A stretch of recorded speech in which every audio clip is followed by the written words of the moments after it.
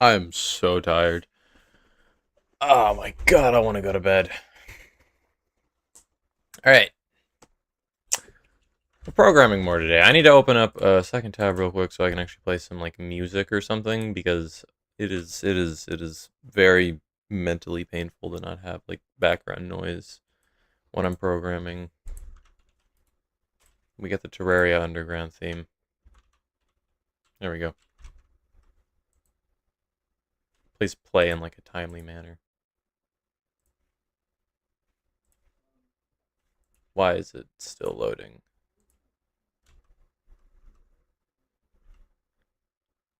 Hello, Hyper. Can you, like, please load Terraria Underground theme? I don't want to sit in silence any longer. We get to program today. You love programming. Programming is the funnest. It's the best. It's amazing. It's great. Too bad I have literally zero clue what I'm doing. Alright. So what I want to do is make a hand. Because currently all the cards kind of go in like the top left. And like all you can do so far is drag cards around a window, right click them to make a big guy appear. The big guy moves out of the way if you try to move the card on top of it. Also, it disappears sometimes because I'm a bad programmer. The card gets bigger when you hover over it. You can draw cards by clicking this button and then just have a bunch of men. Yeah, and that's it. That took me 4 hours. So, I'm hoping today is slightly more productive. I'm gonna try to stay focused, because what I want to do is program a hand smoothing algorithm.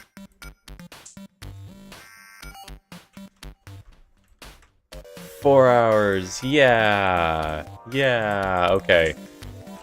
So, in order to program a hand smoothing algorithm, I get the center of the screen, figure out how many cards are in hand. This figures out if it's odd or even. So, half of the cards should be like that, and then the other half should be like this. And then... wait, I need to change... okay, so I changed one position to the center. Oh god, this is complicated. Well, if it's one, I could change it to the center. So, do I want to do... hold up, let me try something first. If hand size... just, I guess, equals 1, then... shouldn't you draw more cards? I mean, I guess I could. But I mean, like, I should probably get the cards I have, like, actually functioning in the game first. Because, I mean, I have a Dwarf Miner. I have his mechanic, like, I guess, kind of working. But, like, the thing is, when I get done programming, I can actually, like, just get cards into the game. I'm trying to do things in, like, a format where I can actually go about making cards easily. So I'm trying to make this, like, kind of a template. So I can just duplicate this, and then swap the art out and the mechanics out, and then just move on. I'm trying not to, like, do things super out of order, because I have 3 cards as of now. I have the Dwarf Miner, I have the gold coin token, and I have the golden ring. That's it. Okay, you can have the coin counter in the top corner. I mean, it's its own token. Do I need it to be its own token?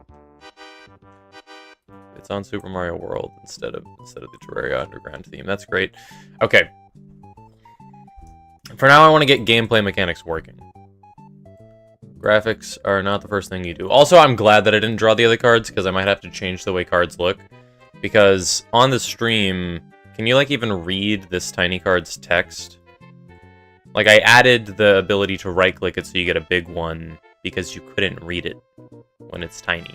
Hello, Paco. This game's the best. You get to teleport a big image around. Okay. Background? Eh. We deal with graphics later, unless I want to deal with graphics now. Because there's a thing in Balatro that I want to do for cards. Like the way that cards like move when you hover over them, I want to do that. That seems fun. But I'm going to try and stay focused. Alright. Where do I even begin? I don't know how you make a hand, though. Because making a hand of cards is surprisingly complicated. Please don't put me into forced labor for the games. If I need free art, I will not hold you at gunpoint. I can't even get it lower than that. Okay, that's fine. Because I need to like sort cards like this so they're like nice, you know, and like rotate them and keep them all nice and orderly in the bottom corner. Please take Nana instead. Hey, there's no reason I can't kidnap both of you to work on my game for me. I'll make sure you both are included. Come on. Okay, lining it up manually even takes a half hour, but I need it so when you have cards in hand, it looks like this, and it looks nice. I can't draw, at least I'm safe. I wouldn't be so optimistic. I need people who know how to program, though, so they can actually, like, teach me. Because I barely know what I'm doing. So if hand size equals 1, I need to change the instance position of the card to... What even is it? It's like... I guess screen middle. And then... okay, I need to do this in like a template kind of way, because the thing is, when you're on a different sized monitor, I need to make sure the screen middle is different. Are there apps for like programming? Yeah. I'm trying to make sure the text is big enough for you guys to read. Whatever, I can figure it out later. Because like, 960 is the amount of pixels that's the center of a screen when you're on a monitor my size. But if somebody's playing on a smaller screen, then it just wouldn't work. What the heck happened? Choose screen middle. What is happening here? This happens after. This is wrong. I need to put this under this script, I think. This is expected to end in block after the... Okay, then we do that. I just have one important question. What is it? What even is the, like, bottom part of the screen?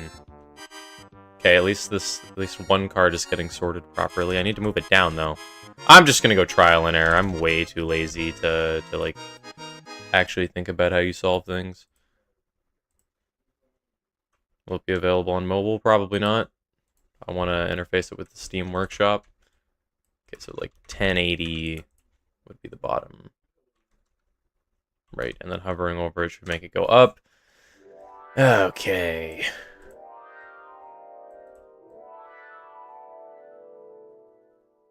This is tricky. Just gonna move it up a bit. Okay, yeah, this is fine. The card can be here. So now, how do we figure out where to put the other cards?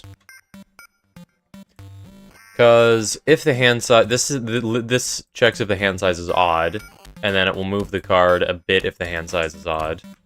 I'm asking for a kaiju card. You sent a highlighted message. Because channel points are enabled. I got channel points enabled. And people can gift subs. It's great. I'll add a kaiju card eventually. It'll be free on PC, this game. But, I don't know if you can interface stuff with the Steam Workshop on mobile. That seems like a lot. Okay, so this checks if the hand is odd. If it's odd, it will offset the card by a little bit. So even though this seems like one pile, it's actually two piles. These are the odd cards. These are the even cards. The reason why is you need to figure out where they are for the hand center. And now I just need to find out where I go about putting cards. Because if the hand size is odd, I need to check... Wait, no. Because if the hand's... how do you sort the hand, though? Because I need to do it to every card and, like, update it once stuff happens. Because this runs hand sort with the instance. Makes it a child. And then it checks its children. It checks how big this array is. Gives me the middle of the screen. Okay, Mr. Yapnerdactyl. Yapnerdactyl? I don't know, man. We gotta... I don't know how to program. This is gonna take a while. Panda said he would watch a programming stream, and I meant to put a poll in the Discord to see how many people wanted to watch a programming stream, because programming streams, quite frankly, seem like they're gonna take 12 years for me to accomplish absolutely nothing. Hey, Borsodi. How's it going? Okay. Programming a hand smoothing algorithm. That's what we're trying to do. Oh. That is not right. I need to update this. I need to zoom out. Okay, this has a minor flaw. For some reason, when you right-click on the card when it's in your hand, it doesn't appear until I left-click on it, and then it updates. I need to make it so if you right-click on the card art position is changed to that. It's going okay. What about you? It's going great. I had a burger that was delicious. Card health equals true. Is this what I need to do?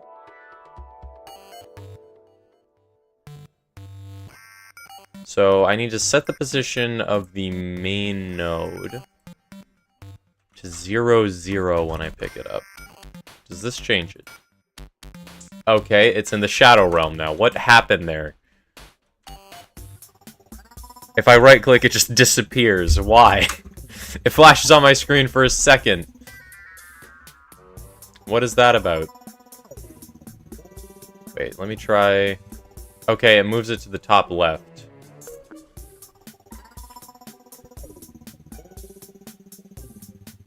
Okay, I need to change... Wait, it changes the card art big position to what it's supposed to be. What? Card art position. Wait, I'm confused. If card health equals true, it changes the position. Card art position equals get global mouse position. What is it doing? Maybe it changes the position? I'm confused why right-clicking now doesn't show the image, though. Because I have to left-click it before the image appears. Every new step destroys the rest of the game. Welcome to programming. Yeah, it's great. So... what is happening? Because it's changing the position of the main parent node. Huh.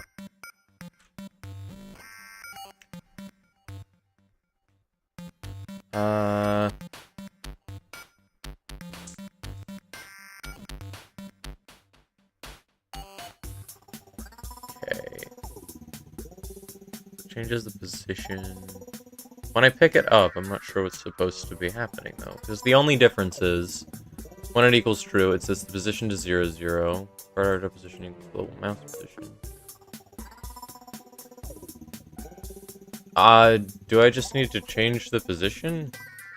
You made this in 13 minutes? No, this is the second stream. I've put 4 hours of work into this game before. Actually, I think 6 now, because I did like 2 off stream.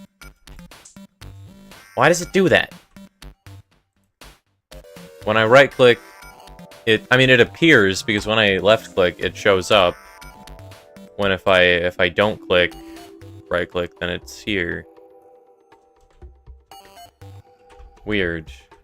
Carter, it's changing the position. The problem is it changes the position in relation to this, and I can't change that position back.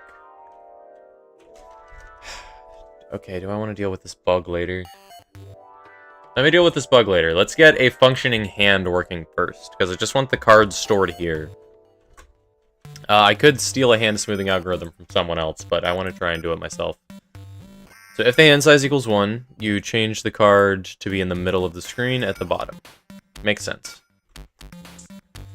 Now, if the hand size equals 2... So I need to... Actually, I think this would be else... Let me just put pass here so it doesn't give me the red line, which bugs me.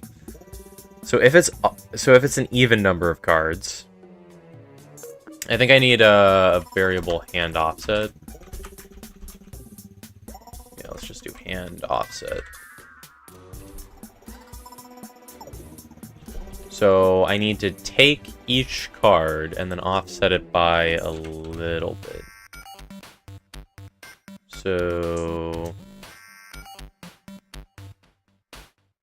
if it's odd, it's going to put one card in the middle. Then if it's even, I need to take the instance. I need to take the position of the instance and change it to screen middle. Can I do a calculation here? Because if I do a screen middle plus... That's not right. I need to do the... Is it hand offset? Comma. 1000. Then go over there. Okay, there's a card in there. Hand offset is not big enough. I need to change it to like 30. Bam.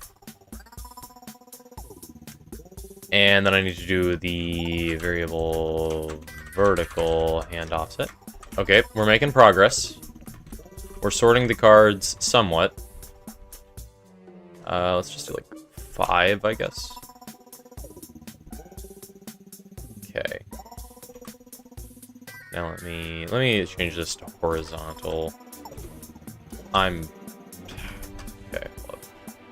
hold up.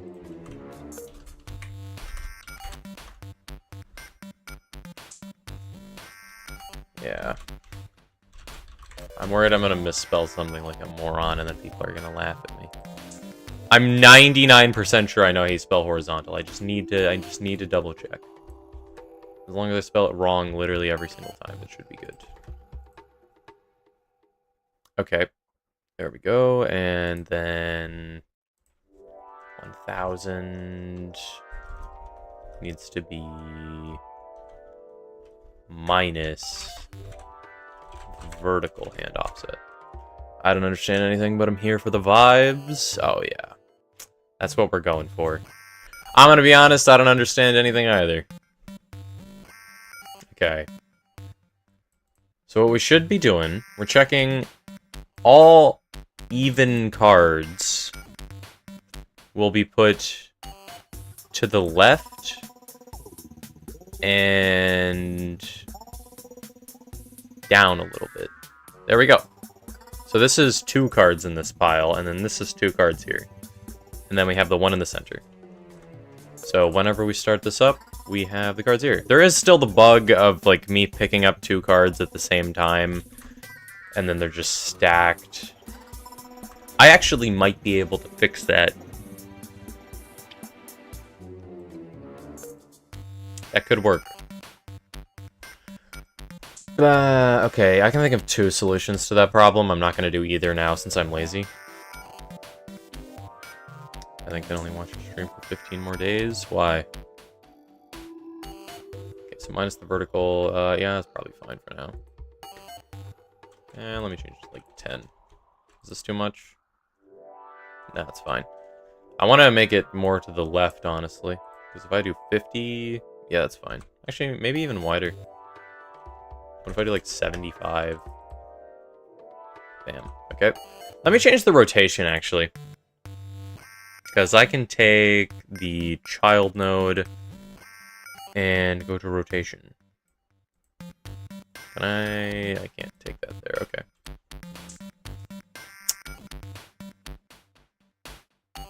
Okay, I'm going to go in the dwarf minor script, so when I pick it up, the rotation gets set to 0. Card held equal true. No, I think I'll make it when I pick it up first. Held equals true. I want to make... I have an excuse to be awake for sport, which means I can be awake all night in Ramadan. I see.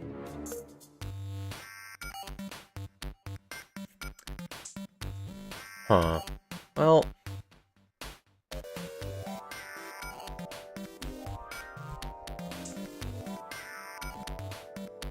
do I change the rotation? Well, I think I need the path first. So that dot is it rotation? It's just rotation. Can I do like equal 90? Does that... Oh, what the heck is that? What? Why is he up there? Oh, okay, they're gone. It's 3:30 a.m. for me right now. Damn. The rotation is strange.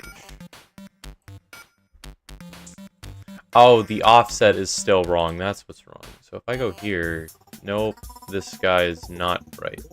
Why does moving it down move that one to the... Wait. What?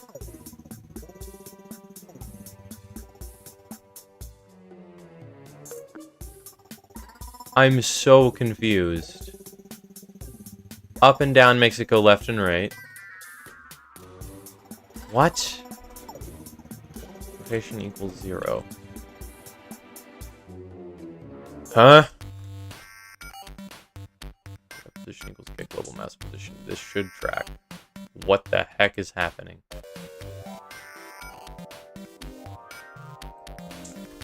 Okay.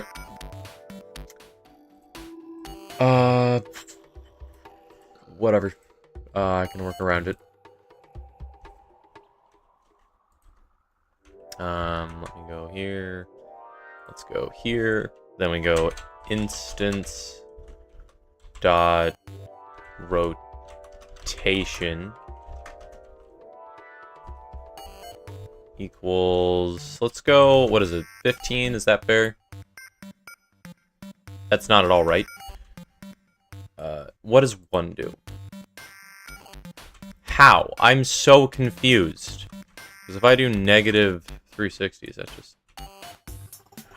What does the rotation do? Why is it wrong?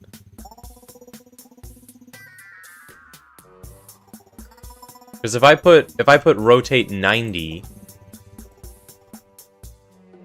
it's not going to tilt it sideways, is it? It's angled. Why is it angled? What?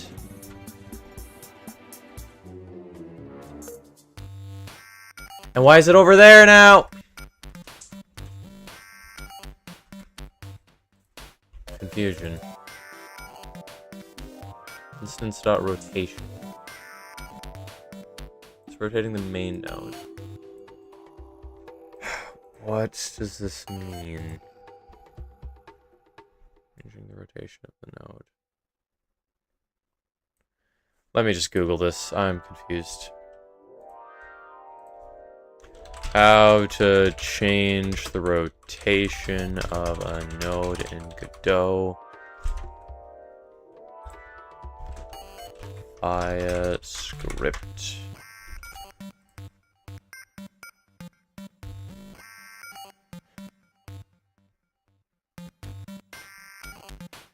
So I think setting the rotation, I closed the tab. I think setting the rotation is not what I want to do, and what I would rather do is rotate it instead. I think setting the rotation is fine for, like, I don't know.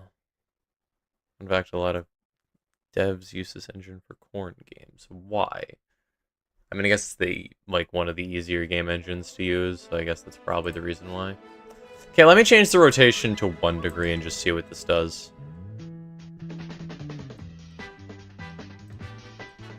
Let's change it to 2.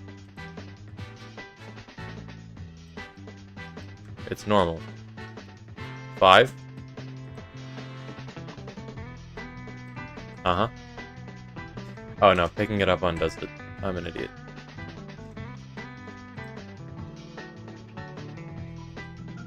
Wait, is it a decimal? Is it like 0.9? That's also wrong. I'm so confused.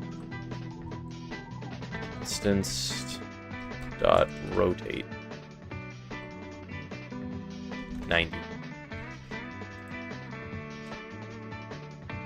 How do you rotate? I swear to God.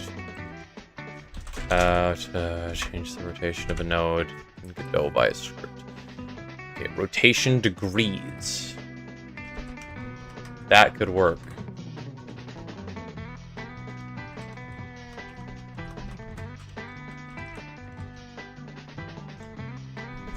Rotation degrees equal 90. There we go. Okay. Now, I want to set this to like 45 max.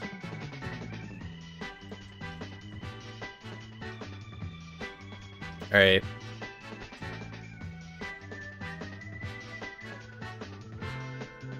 So, I think I wanted to have its own variable. Variable max rotation, I think. Then we'll just set it to 45. Max rotation. Okay. So we take the rotation. Max rotation. Okay. It says it's 2. We check if it's 1. And if it's not 1, and it's odd, we make the instance's position the screen middle plus a negative horizontal and offset.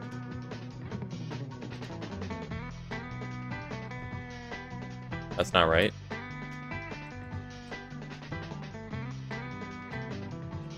Oh, I need to make this an else, I think.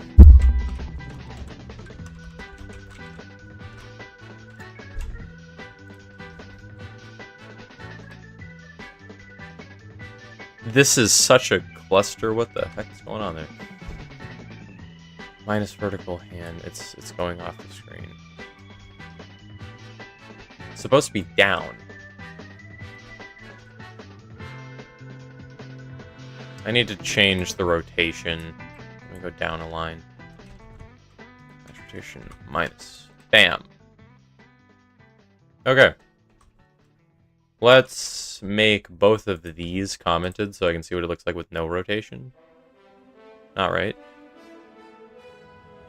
In fact, if you can understand Godzilla Ultima, you might be a genius. Is that true?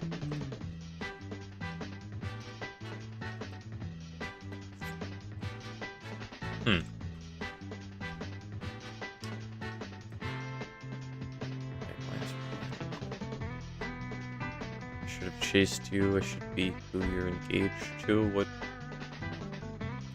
No. What's up, man? How's it going? Minus vertical hand offset.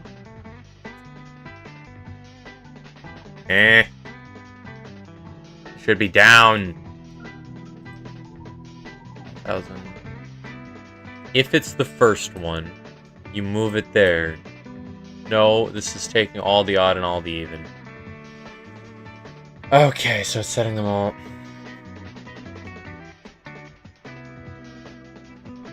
I need to go through this for every card in the array. Okay, how to check what item something is in an array. How to check what item something is in an array in Godot. I think that's what I need.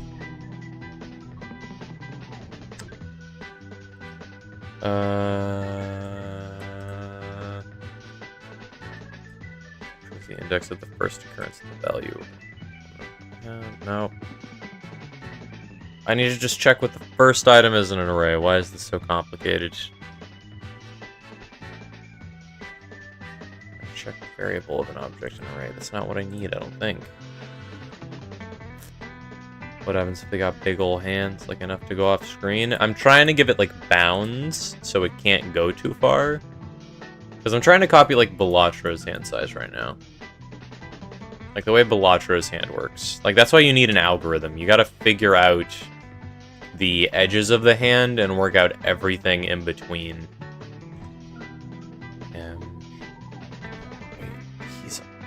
Yeah, I'm making my own gambling game, sure.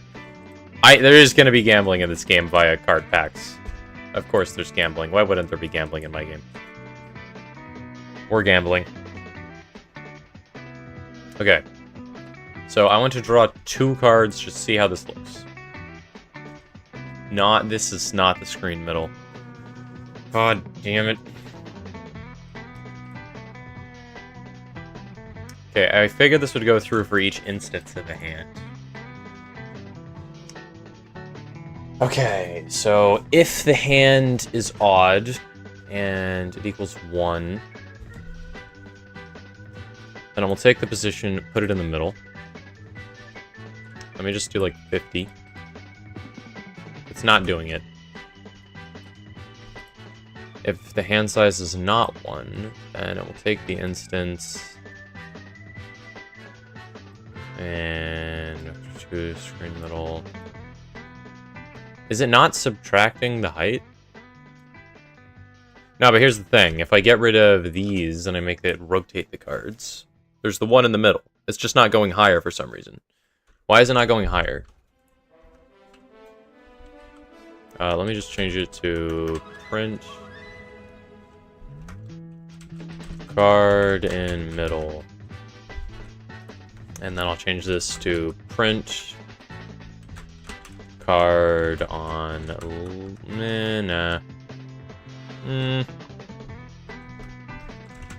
cards in odd hand. And then I'll just copy this, go over here. Cards in even hand. That is not how you spell even, that is Evan. Bam. Okay, now let's check what we printed. Card in middle, card in even, card in odd, card in even, card in odd. So why is it not putting this one higher? That's my question. Middle minus vertical hand offset. It's not subtracting with the vertical hand offset, is it? Let me make it print the instance position. Print instance dot position. It is offset.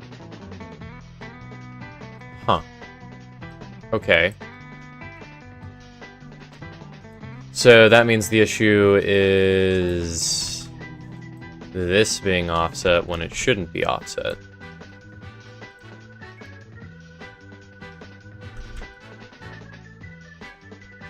Wait, no, it's 1000. That's right. So if I change this to 50, it's re-offsetting it. That's the problem. It keeps taking the same instance and moving it. It shouldn't be doing that. Let me change the hand size to 1 and just see what happens. Hunter, can I please have a role in the Discord? I'll make a channel point reward for it at some point.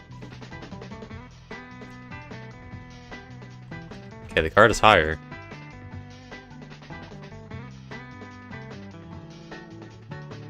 It's not supposed to be down 10 like the others. If I do 2 cards,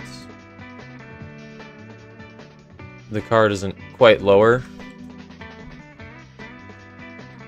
Hand size equals 1. It takes the instance.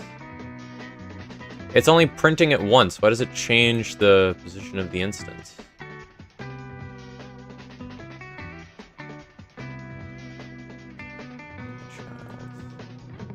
It shouldn't be changing it. Why is it changing it when it shouldn't be?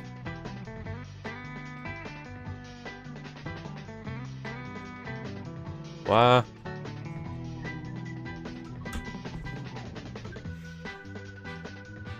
That's weird. That is very weird.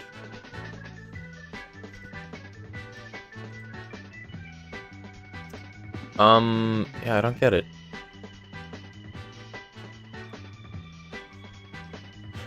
Huh. Let me get rid of this.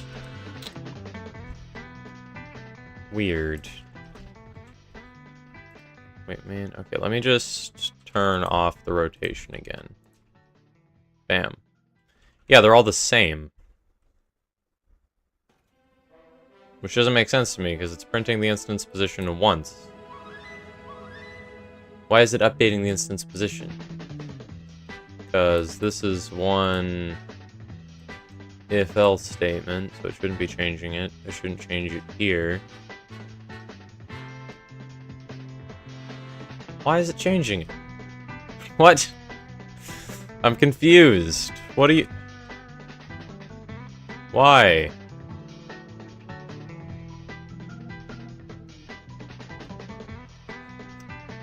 Okay, let me just try this. So it's the screen middle plus horizontal hand offset times... Let me try hand size.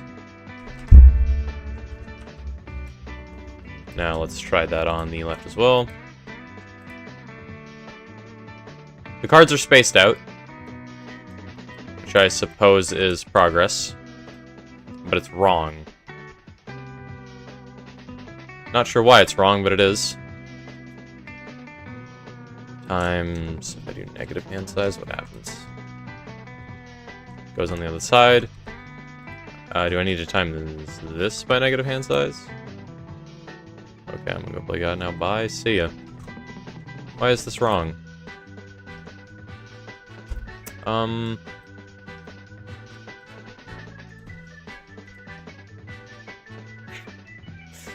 Huh.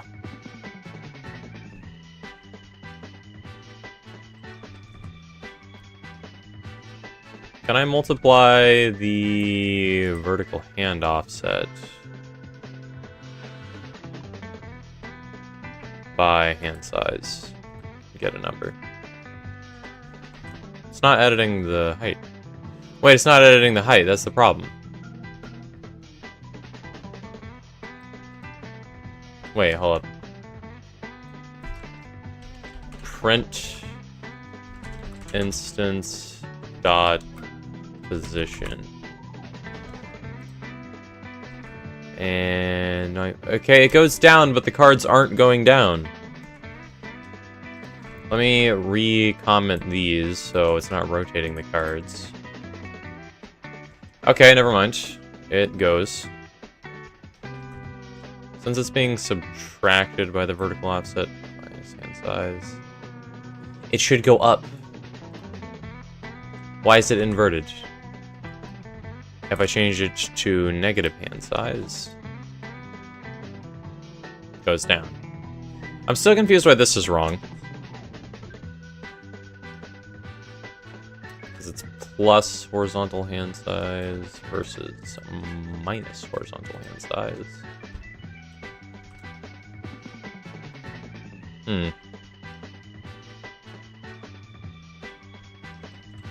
Let me set this up down here as well. So this does repeat infinitely. Hello, love. We're making progress on the hand smoothing. It does go down infinitely. It goes off the screen though. So we do need to find a way to figure out the hand better. Did we get gambling? Gambling will be added to this game at some point in the future.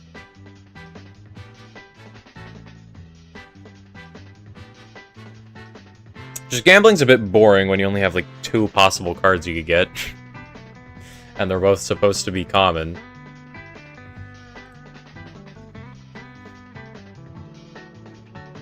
Or do you mean channel points? Because yeah, we got channel points set up. You can gamble. Okay. Progress. I'm still unsure why he's down there. Okay, so we need to take the screen middle, which is... Where did I define the screen middle? 960. And it's 960... plus the horizontal hand offset, which is 75.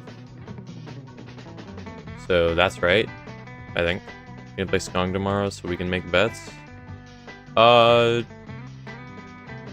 Maybe. I don't know if I'll have the time to grind files back, but I'll try. if I remember. I do want to get some editing done tonight, actually, so I have less time to run Skong files back. But I might. We'll see. So, why is this so low? It's only supposed to be... Oh, right, it's multiplied by hand size. So it's horizontal hand offset times hand size. No, but that's just additive since it's only ever going up by 1. So it's just wrong in the first place. Because it's supposed to be 960 minus 150.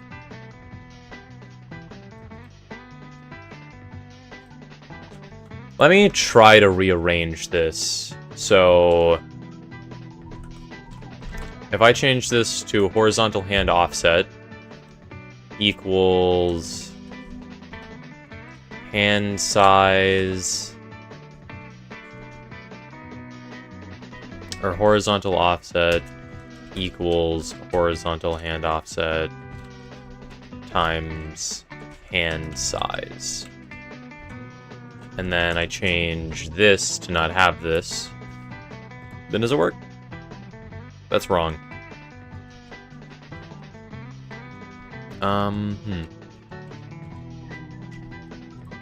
Why is it wrong?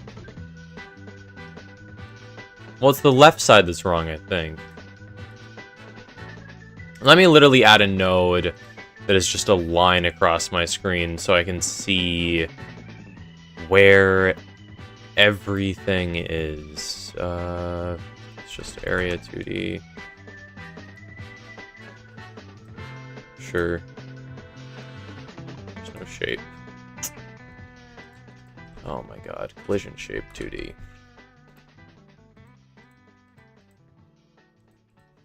Now the collision shape is going to be a line. Segment shape.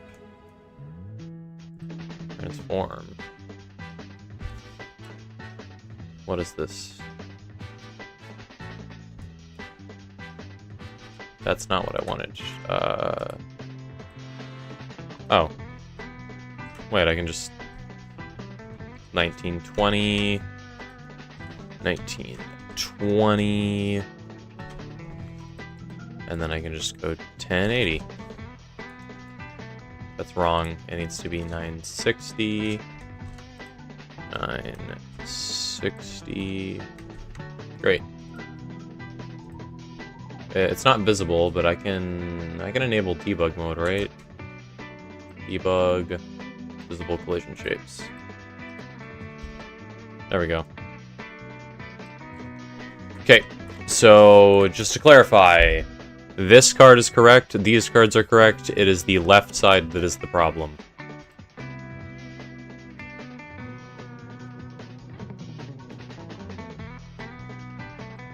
So if the hand side... Wait, it needs to be reassigning cards. That's the problem. It needs to go through and redo every card every time. So this needs to happen for I in the array of how many nodes it has. So I need to make it a for loop.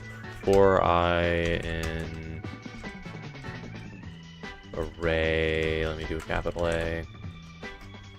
It needs to be brackets.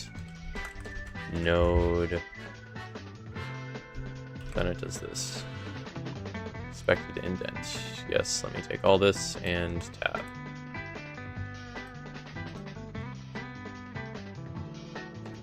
Identifier not found in array.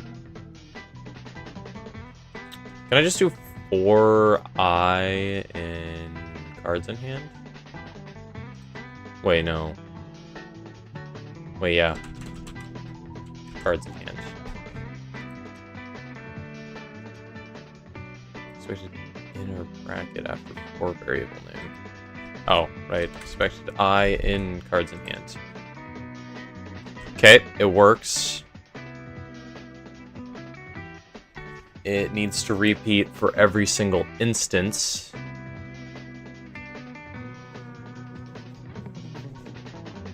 It keeps repeating the position, though. Huh. Because this function will run every single time that a new card gets created. I need to make the instance a child of the hand. Then I need to get how many cards are children of the hand.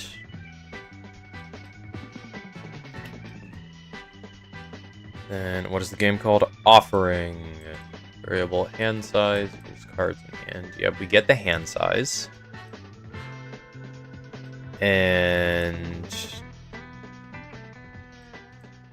I think it makes sense to actually check if the hand size is odd versus even. Let me pass. Okay. Then for this cards in hand, we take here. Is Panda here? I don't think so.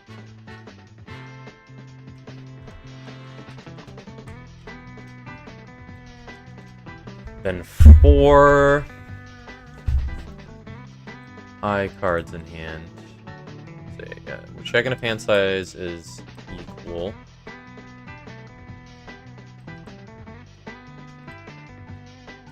And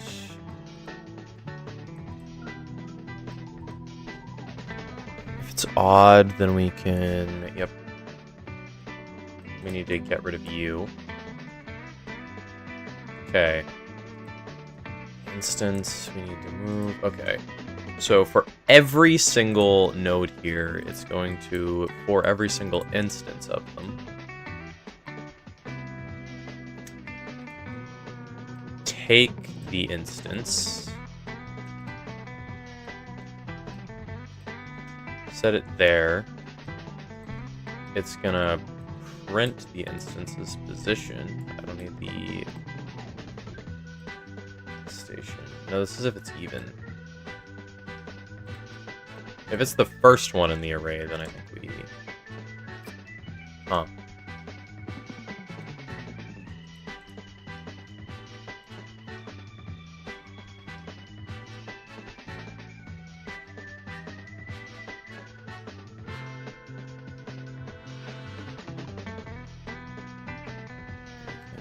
Wait, I'm confused.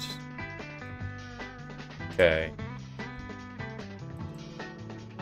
So I have an array of gun attachments. I want to know if the new attachments I'm adding to my gun is the same type of an already existing attachment. No, this is...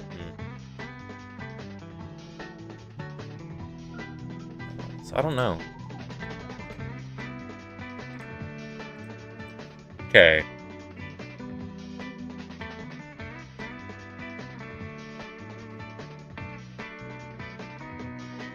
So if it's odd, we put the first card in the middle.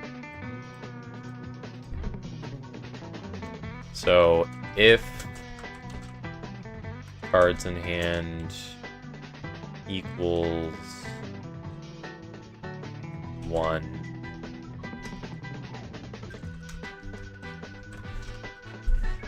we do this. Then if it doesn't, we do this. And if it does... Okay, if it's odd... No, I mean if it's even, then we do this.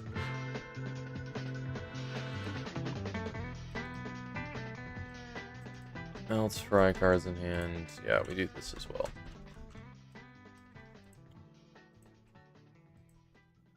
Valid operands, array node for wait, what?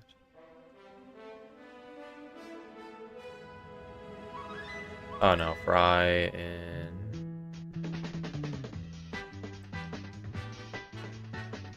if hand size is 1. Does this work? Okay, it's functioning the same as it was before. Gotcha. Don't know why it's reprinting all these values. That's weird. It should only be printing them once. it is printing a copy of the positions for each one. Because it's repeating for each instance in the array when I need it to update per instance in the array. Because if I have... This is too many cards, so it doesn't make sense. If I have 5 cards in hand, I want it kind of like this. This is still wrong. I'll fix this. I should fix this immediately. But, like, if there's 6 cards in hand, it doesn't make sense to have 1 in the middle, 2 to the left, and 3 to the right. It makes sense to have 3 to the left, 3 to the right, and have none in the middle, and it's, like, split.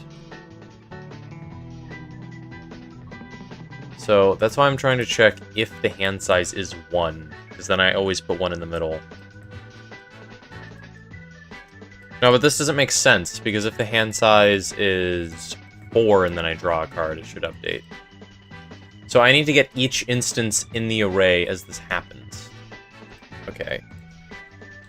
How to refer to each instance, or how to refer to items in an array as you get past them in a for loop.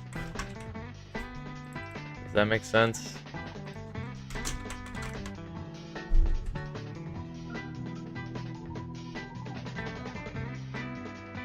The array using the index and the range function, and the next is previous elements using the current index -1. Are we watching a tutorial? I don't want to watch a tutorial, bro.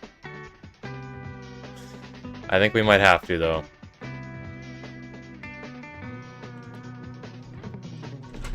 How do arrays work in Godot?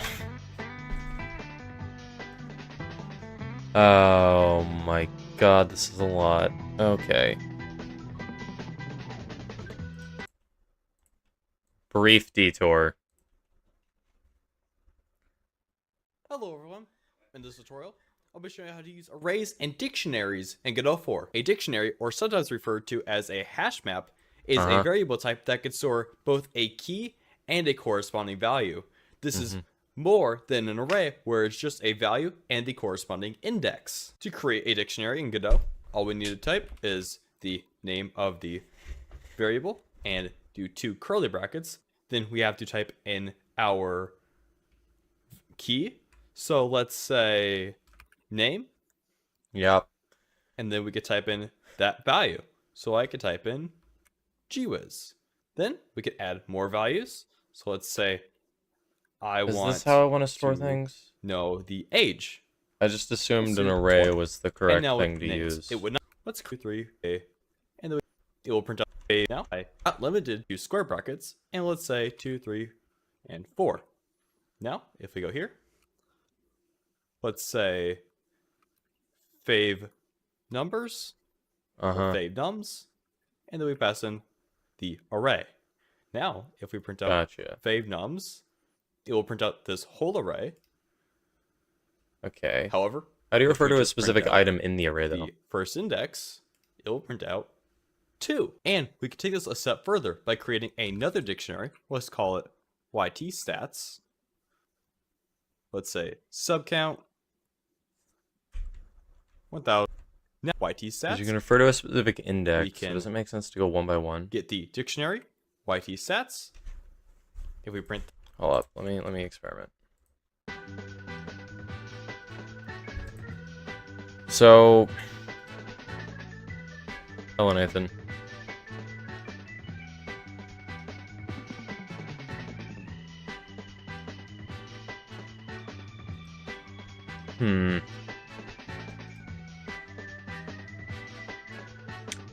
Drawing cards in hand. So it needs to do each array, or no.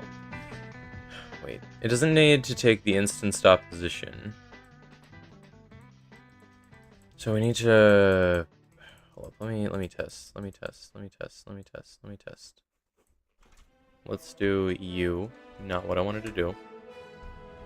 There's some way to comment everything so I can just like not have to deal with this as of now. But I don't know how to do it. Because this whole thing is going to run, and it's going to mess everything up. Whatever, I'm going to ignore it for now. Okay, so I want to make it print. I'm going to actually get rid of printing the instance's position, because it keeps doing all of them instead of just one.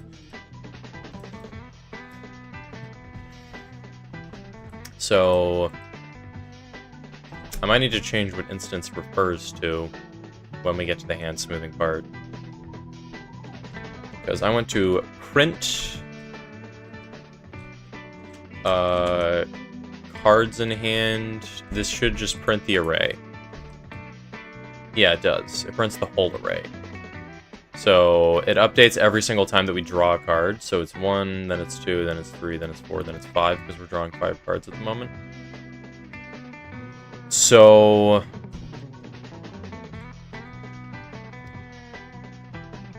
if I add square brackets next to it, and then I do 0, it should print only the first one 4 times. And then if I do a 4, it crashes immediately.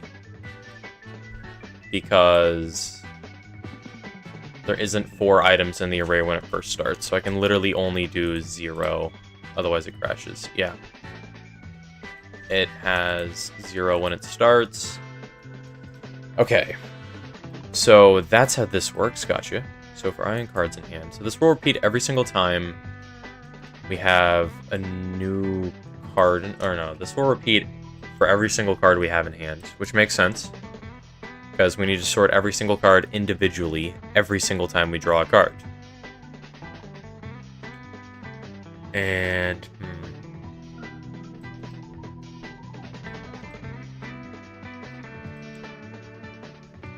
interesting.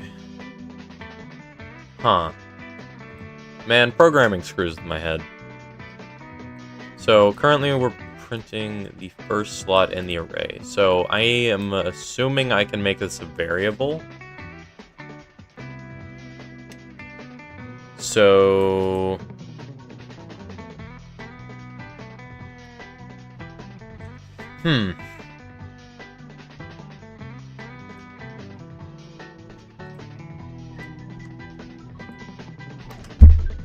Interesting.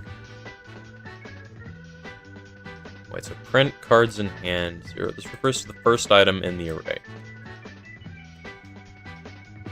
So what I need to do, every time this runs, this is running for the exact number of times there's something in the array. So what I need to do is make instance, or like, I guess card equals cards in hand.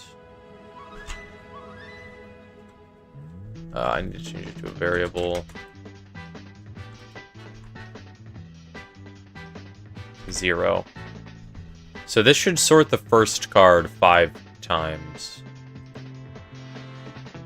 Doesn't. Okay, it's wrong. If I get rid of this, what happens?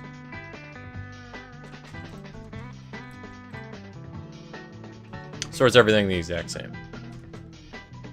If I do 2, it crashes. So it has to be 0. So I could make it hand size. Does this work? And I'm not doing anything with the card, actually. Hold up, because it needs to be card.position. Card.position. And card.position. And then I need to repeat this down here. Bam. Invalid axis of index 1 on a base object type array node. Okay, so it needs to be hand size and -1. Good to know. Because it is trying to do 1 when there's 0 items in the array. Well, that's misleading. Okay, so it's sorting it somewhat properly. Horizontal hand offset times hand size. If I do 50, does this fix it? It's bugging me that the cards are off-center. Is this the Krusty Krab? No, it's the offering. It's the offering, Deb. Bam. Okay, let me just pile all these up. Why is it off-center?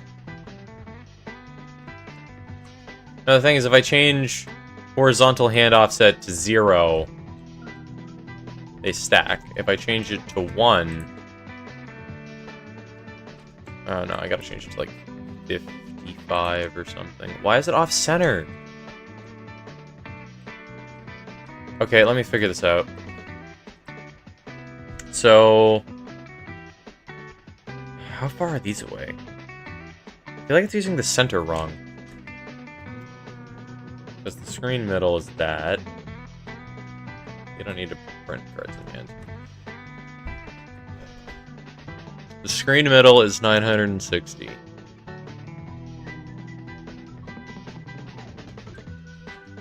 I'm getting rid of you there and moving you here.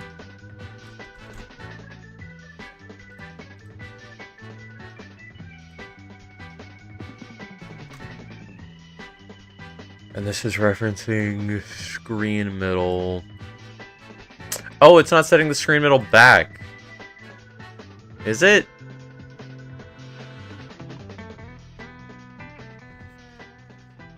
Okay, hold up. Okay. I'm gonna try and fix this real quick. Okay, so if I just do print screen middle, what happens? Is the number gonna change? 960. Nope, the number stays the same. It's not an issue with the variable changing.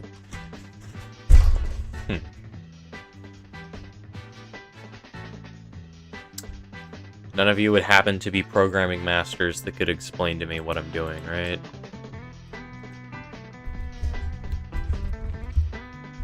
So,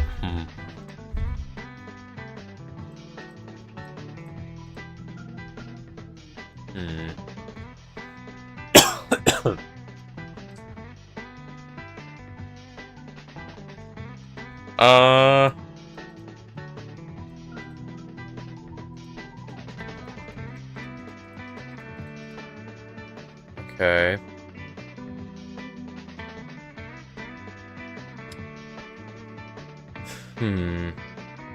Minus hand size. The verticality is fine. It's the horizontal hand size that's wrong. Let me just copy this and then delete it. This could be what's wrong. Well, it's the same, isn't it? It needs to be plus hand size. Hand offset times hand size. Wait, what? Times 2. Times 2. It's the same. Oh wait, no, it's off by 1. Wait, I just realized because it's doing this one when it's times 2 and it's doing this one when it's times 3. So I need to do like times horizontal hand offset divided by 2 rounded up or something.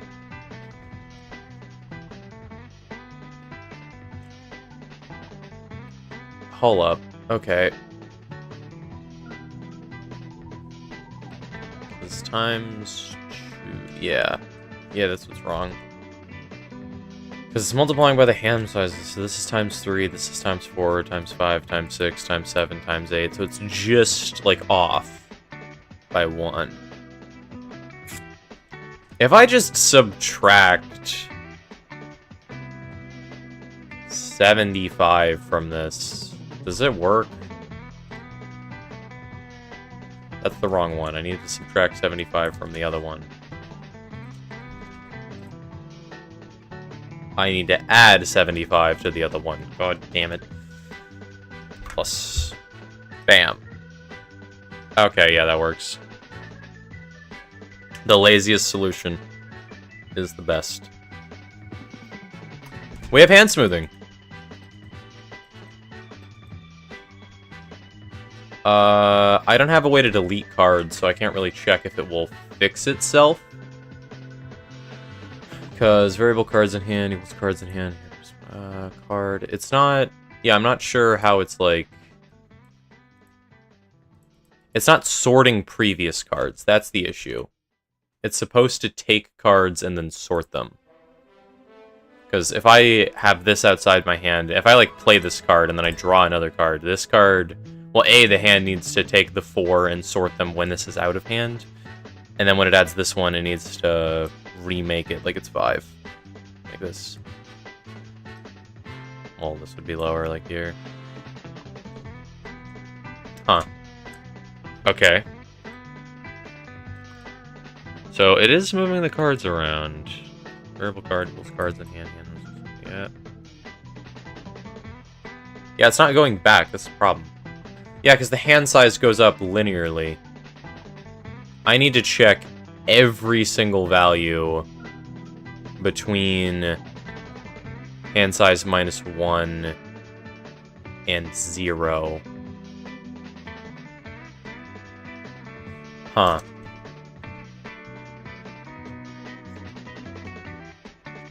Let me try this.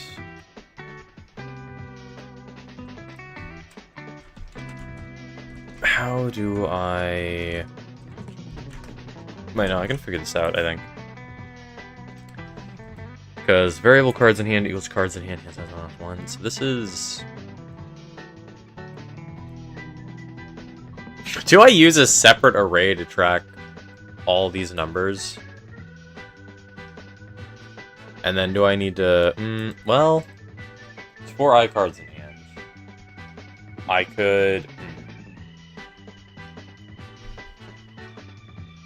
hand size minus... How do I do this? Oh my god, why can't I know any professional programmers? It's such an abomination of a script. It sorts cards the first time it has them. It goes off the edge of the screen, which is annoying. I'm gonna need to sort that out at some point. Unless I just want to be lazy and make that max hand size 7. Would you guys be cool with that? Max hand size is 7. If you try to draw a card when there's 7 cards in your hand, you just can't. I honestly kind of want to just do that.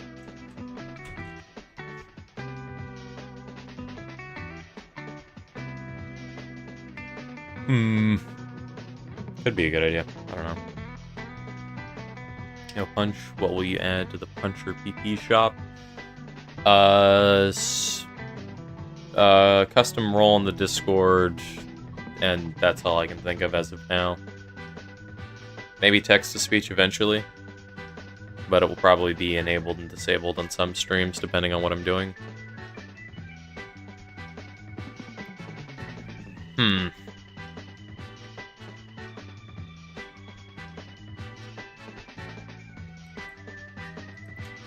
Variable card equals cards in hand. Size -1. Okay, so it's... Yeah, this is referring to the right card. I just need to go through and do every card before it. So... This is repeating for every card in hand. Max hand size of magic is 9. Also, if your hand is maxed out, you have to still draw one, but you have to discard a card. It's 7 in magic, and you have to discard at the end of turn. But the reason I'm thinking 7 is in this game it'll hardly ever come up that you have more than 7 cards in hand. Because cards, like, their cost is nothing, discarding cards, or using a resource. So it would be pretty rare that you had nothing you could do. And because cards are casted by discarding other cards, or they're free, I need to be careful to not have it so you can just cast 9 million cards instantly on the same turn, and draw cards which let you do that again.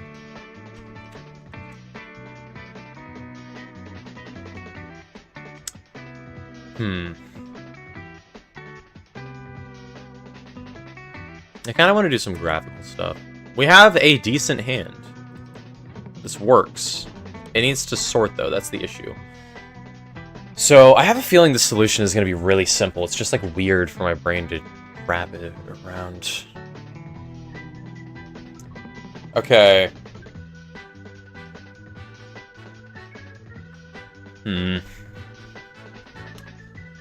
Iron cards in hand.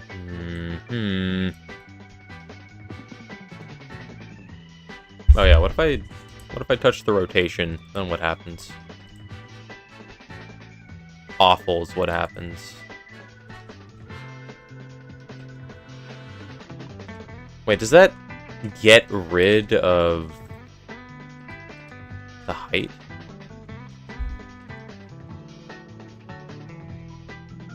Hand offset minus hand size. Oh wait, that also varies. Wait, why is the vertical height not different?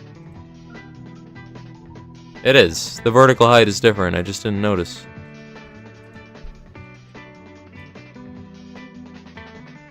Times minus hand size plus 1.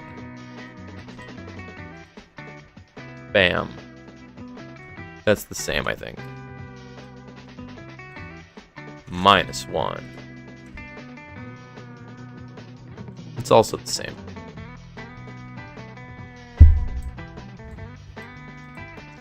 Minus vertical offset, minus hand size. Or times. Wait, times minus hand size? Wait, what? Needs to be the vertical hand offset minus... Eh? Oh, it goes up. That's the issue. Which is why I did negative. Oh, this just needs to be a plus. Because it's inverted the y coordinates. Yeah. Lower y coordinate equal higher. Because for some reason it starts you negative. I don't know why.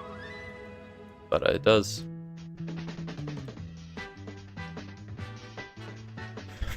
It's off. Why is it off? I need to figure out these bugs before they like add up and annoy me.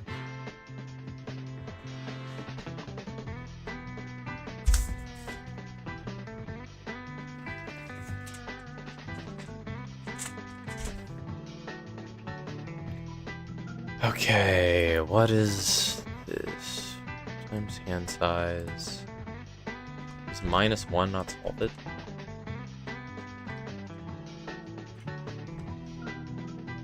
Okay.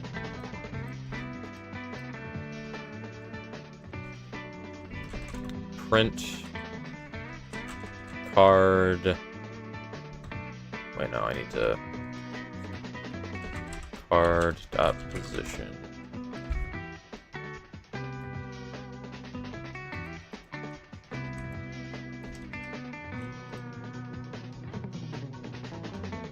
Bam.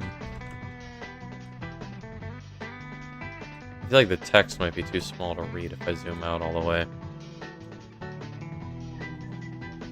Even now, it's kind of tough to read on the screen.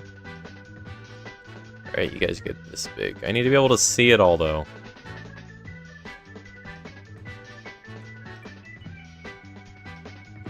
That's wrong. Okay, it's 120, 130, 140, 150. No, that's wrong. Because if it's even, it needs to be plus 1. It needs to be plus 10. Gotcha.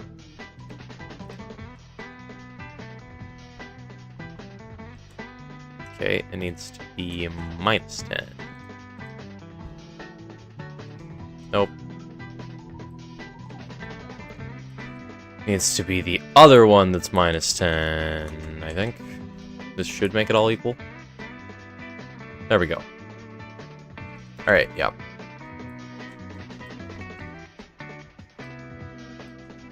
Oops. Bam. Okay. Now, like, it's adjusting the same card's position however many times it's in the hand. It adjusts the first card position once. It doesn't print it because it's here. Wait, why doesn't it print it? Wait, what? Where am I printing the position?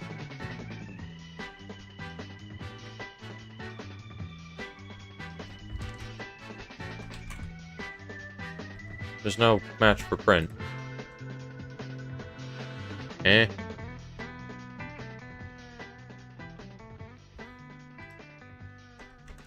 Oh, I'm a moron. I got rid of the print. Anyway, it wasn't in here, so it wasn't printing the first one. So, hand size...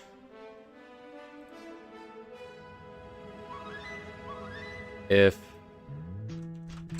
cards in hand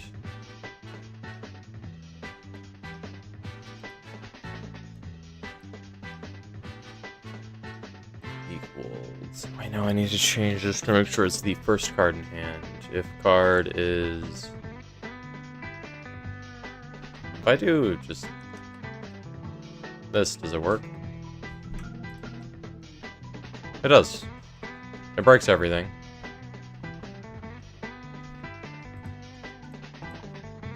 For some reason. Why does that break everything?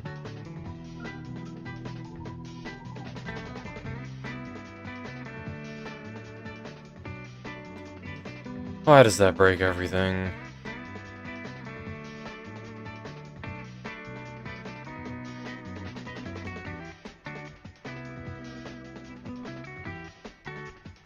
If card equal 1.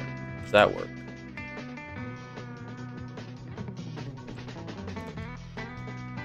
I mean, it's an array. So this refers to the node. So what I need to do is before this node, variable cards in hand. So I need to check if variable card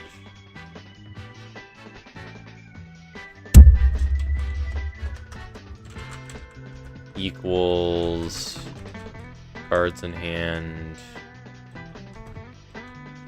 0. There we go. That changed literally nothing to the naked eye, but I think that's an improvement, because it's checking the first slot in an array for the card, rather than checking how many cards are in hand, which means this should work regardless of how many cards are in hand.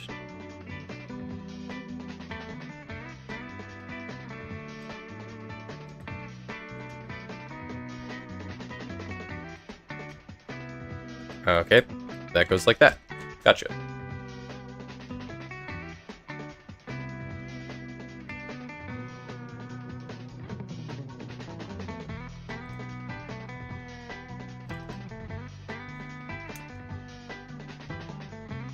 Oh my god, I'm gonna get an aneurysm. I'm gonna get a brain aneurysm. Okay. Interesting. So how do I make it check every single item in the array? Because it's repeating this for how many items are in the array, which means I need to make variable card equal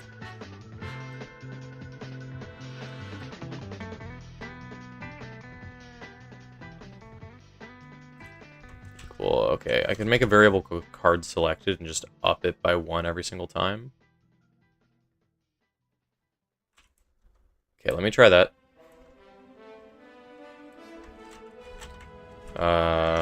Variable card selected equals 0. So instead of touching the hand size,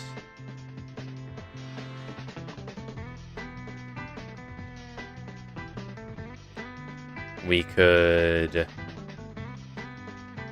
make this the card selected.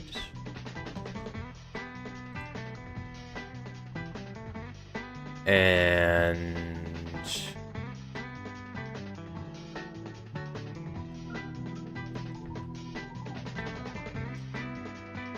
card selected plus equals 1.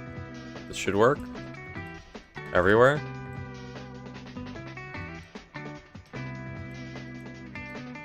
Progress.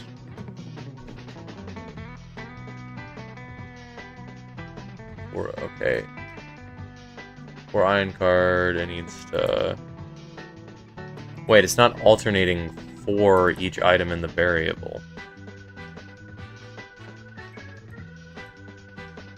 Yeah, this is wrong. This is handling all the even cards. This is handling all the odd cards. I need to make it handle the entire hand in each one of these functions. So I need to comment all of you. What does 2 hashtags do compared to 1? Whatever. Okay. So I need to make this hand size -1. And yep, we just go there. Okay, so it's not doing the right. So I needed to handle... Wait, if it's even, it should handle this. Cards in hand equals 0.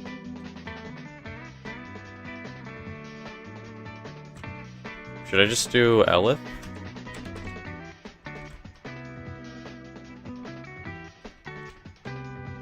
Elif.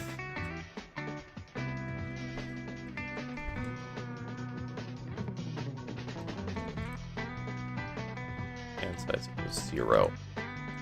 Bam. Times. Wait. Meh. Pass. If I do this, does it work?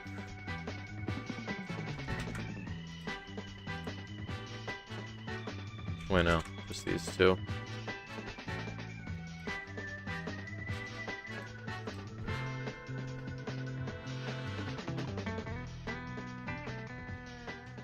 Variable card.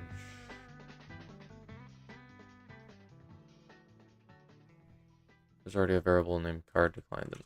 Okay, so we can actually just go there, and then there. Doesn't alter it. Card position. Is this right? Okay, we're not brute forcing it properly. Let me go to Google real quick.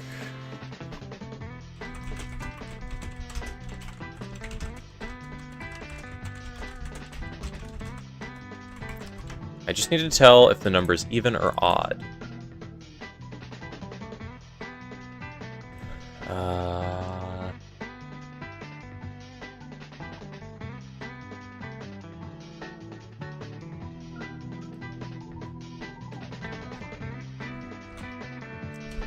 If it equals this. Wait, I need to switch these two, don't I? Hold up.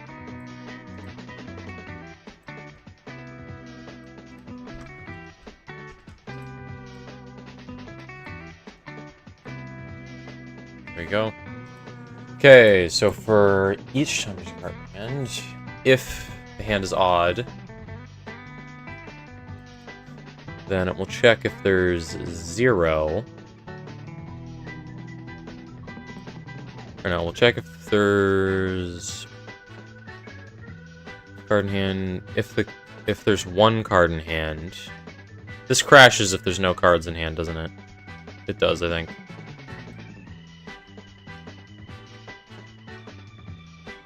Okay. That's annoying.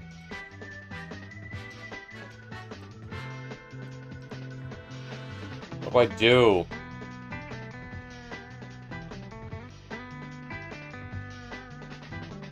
This might crash. Meh. Maybe. Not sure.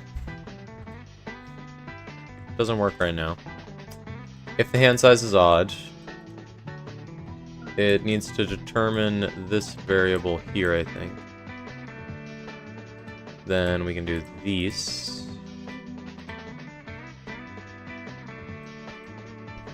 Does this work? It does. Okay. So now I can take card selected. So variable card equals card selected, cards in hand.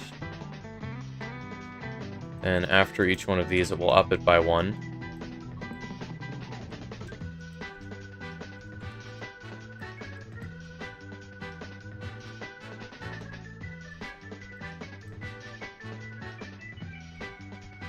Okay. Now let's go.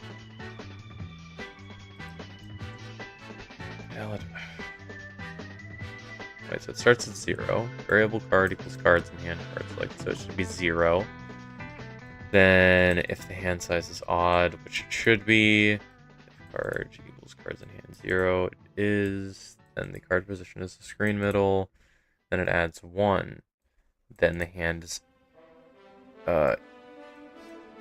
even. So it should take the card position. Then this should work, I think. Why'd I get stuck here? Variable card equals cards in hand, card selected. Invalid access of index 3 on base object of type array node. If I do hand size -1, what happens?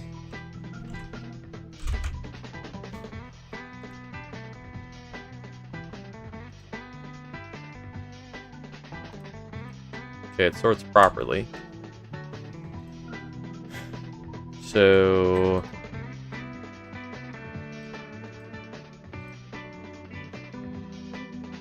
why does card selected not work there? It's variable card. Hand size is just the size of the array plus 1. If I get rid of adding to the variable card selected, what happens? This should work.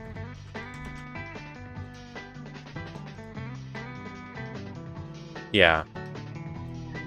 It just updates the card position as if it's the card that we're moving every single time. Why does card selected go up? Oh, because it repeats for the card. Gotcha. So this repeats each time.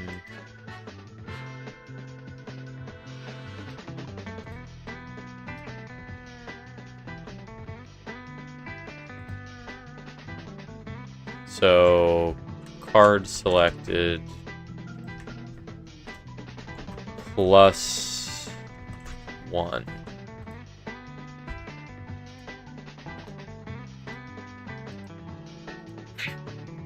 Okay. It's working.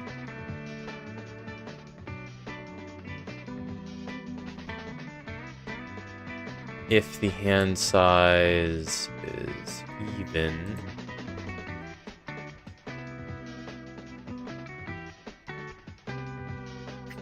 wait, this should be in this. Wait, is this right?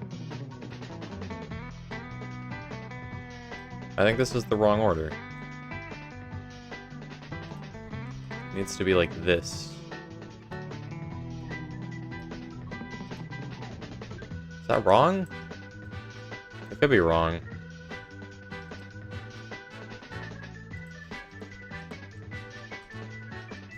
Okay, it's stacking cards on top of each other, which is the problem.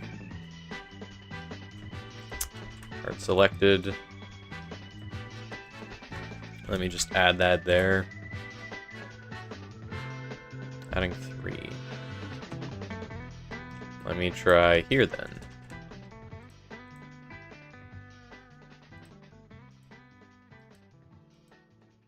Interesting. Not what I want. Okay, let's walk through.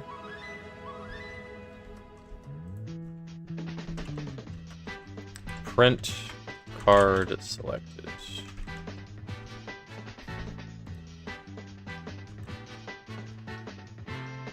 Zero, zero, 1, 0, 1.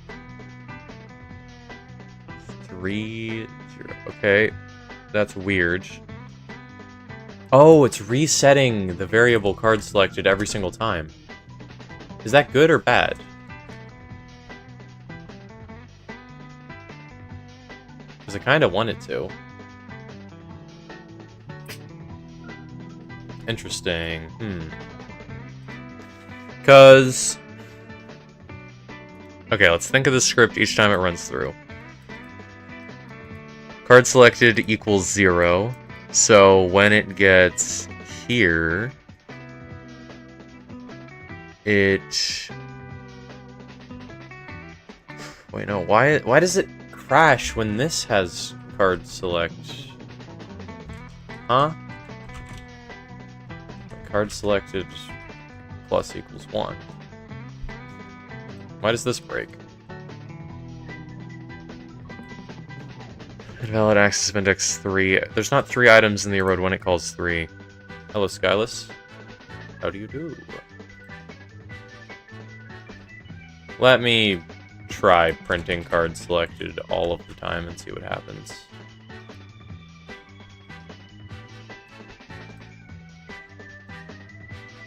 Wait, no, that's gonna be the wrong value.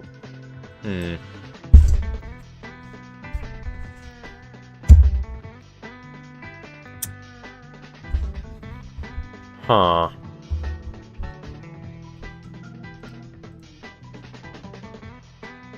Object 3. Why does it go up? Oh, is it repeating this twice? If card greater than equal to cards in hand.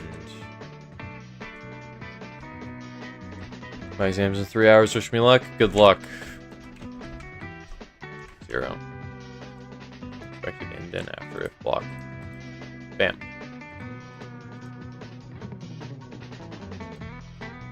Invalid operands, object, non-operator. Yep.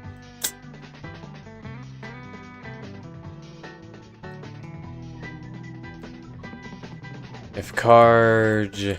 How do I check if it does not equal?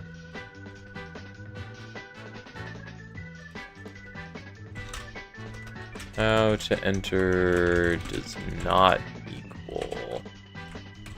And Godot.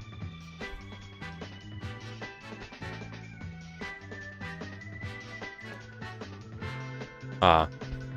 It's just exclamation point equals. Gotcha.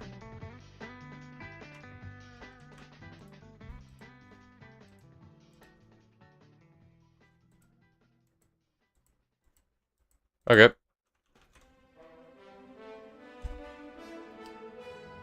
It is functioning, it looks like. Let's try. Print. Okay, let's go one by one. Print. For I and 0, draw. Okay. We don't have anything. We draw. We have a 0. We draw again. We have a 0 and then a 1. It's not upping the card selected, though.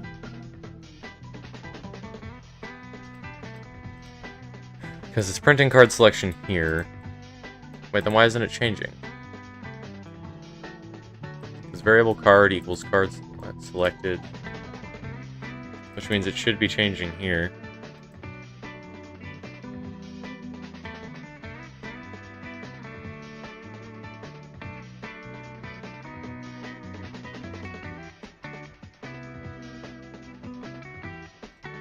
So if it's even... Okay, so one of them's even, one of them's odd.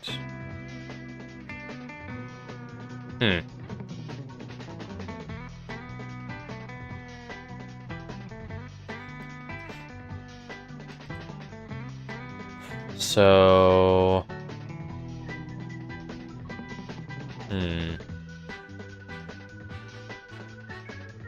Card positions are not right. Yeah, this is weird. So we draw one card, it goes in the middle, that's fine. When we play the second one, I haven't programmed one going to the left and one going to the right. So I need to make it alternate. If the hand is even,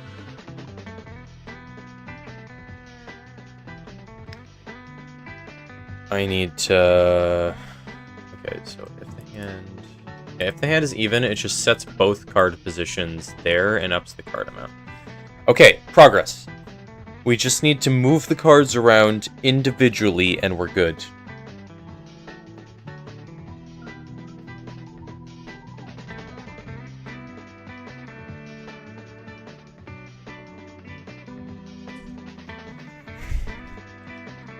Call? Sure. Oh god, wait, no, I can't show this. What did I just show?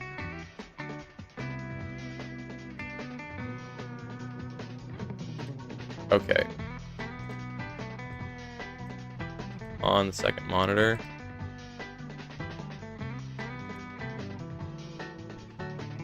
Yep, here we go.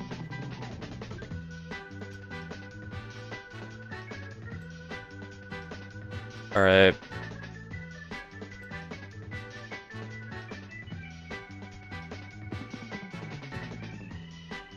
Hello? Hello. Hey, what's good? Not much. I'm just trying to make my card game. Alright.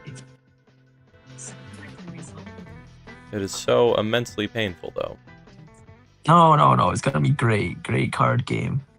It's gonna be a great card game. I don't know how I go about altering this. Because if the hand is even, I need to take one card, put it to the left, then take the second card and put it to the right. So the card dot position equals... I'm not sure.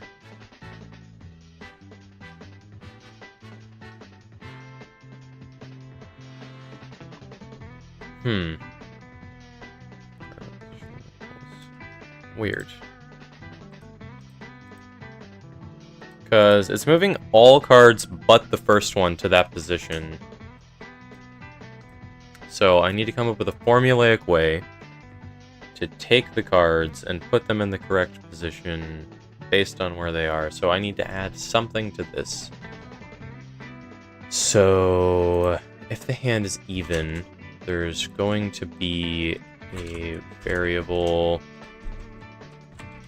We should just name it horizontal offset, right?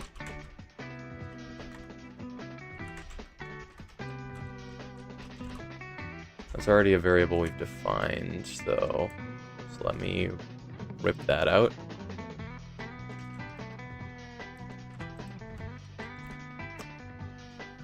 And we need to make it 75, because that's what I decided on.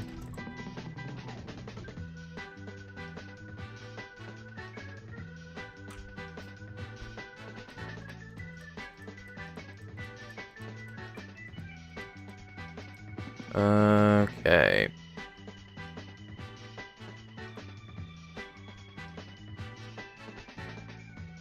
You got any plans about us doing stuff together on like a Steam game or something?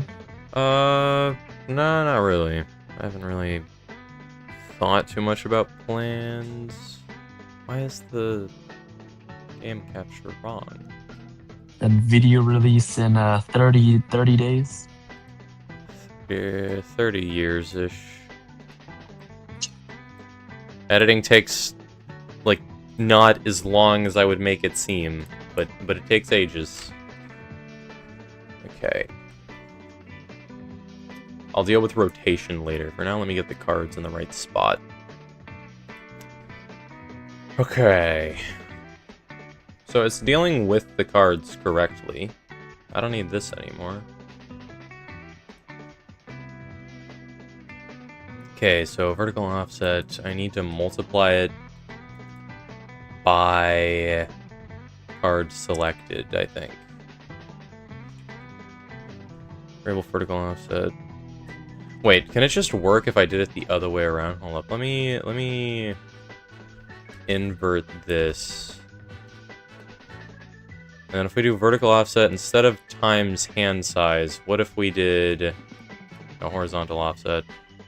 What if we did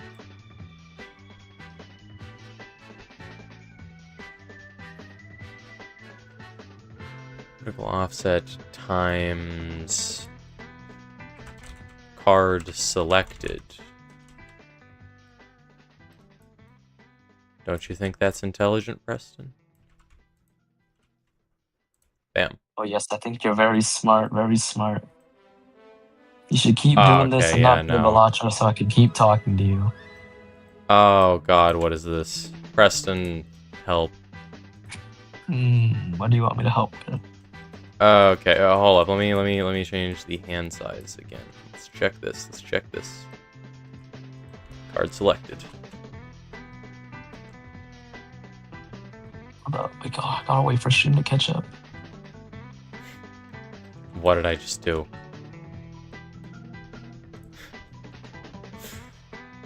Twitch stream has like barely any delay. Okay. Oh, no. No, no, that's not what I want. Every time I add a card, it like goes to the wrong side completely. Oh, I need look it at to that! alternate. Look at that! Oh, look at I that! need It's it going to back alternate. and forth, baby. Look at that thing go! Oh, look at that! Wait, I need to check if cards selected is one of these or not. Hand size doesn't do anything. Looks good to me. Nope, it crashes. Son of a... It does not look good to me, Preston. Fair enough. You're the game maker. I'm not the game maker. Okay, I mean, you also know how to play Balatro better than me. You hit gold stake while I'm over here making you cringe every time I play the game.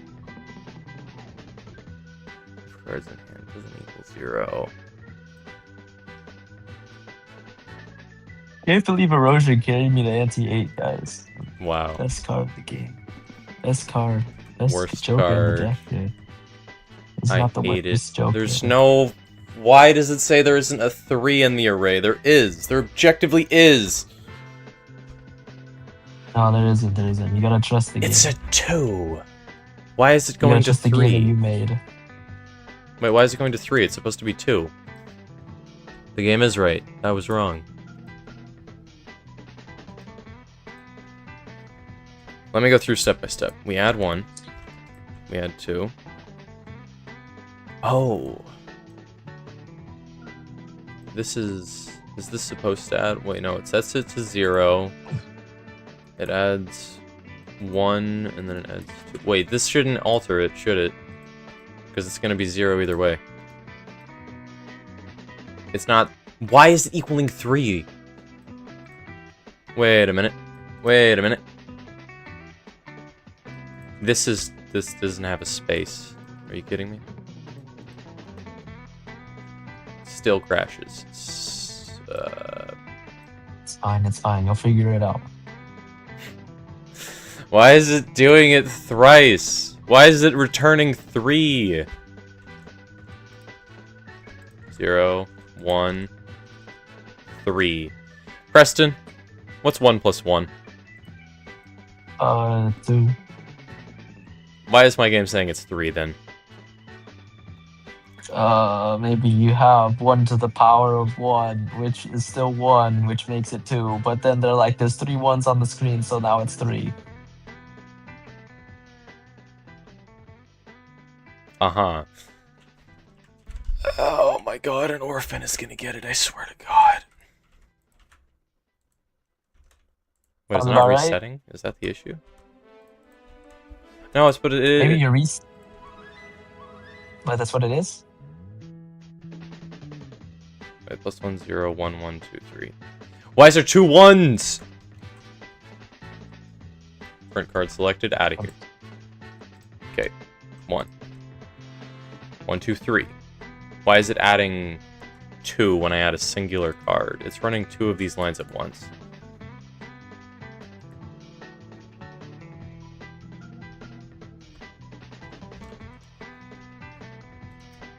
Print card selected all faces. 1, 2, 3. It's 0. This shouldn't have card selected be at 1. When I play my first card, it should be 0. Cards in hand equals 0. Which it does.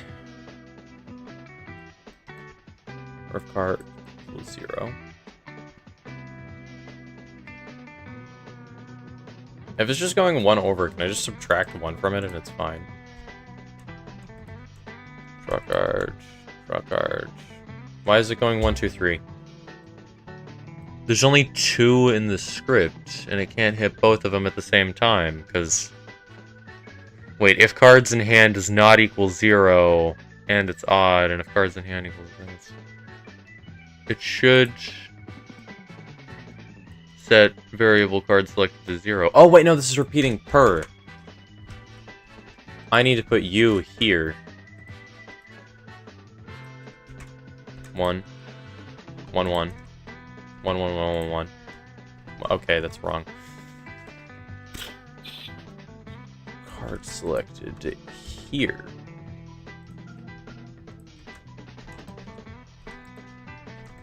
Okay, they all equal 1. Because it's setting it to 0 every time. I need to set it to 0 outside of the array. I had that wrong. No, outside of the function. Bam. 1, 2, 3. When it adds 1, it's only supposed to do 2. It shouldn't be setting it to 3.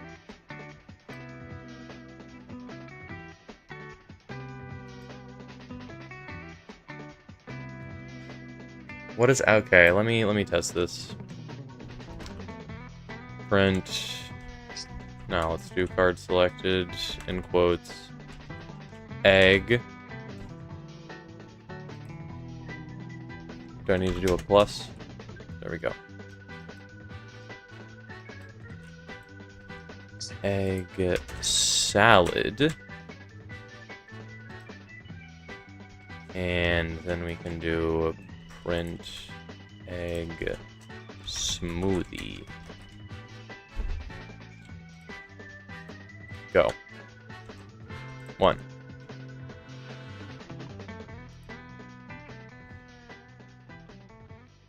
Okay, number 1, it's being set to 1. So y hand size equals. What? What happened? Invalid operands in and string operator in plus.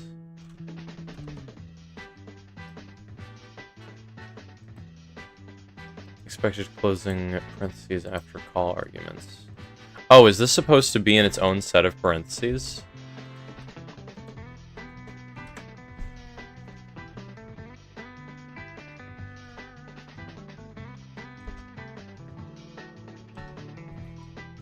Ah, I see. It's not. It's not.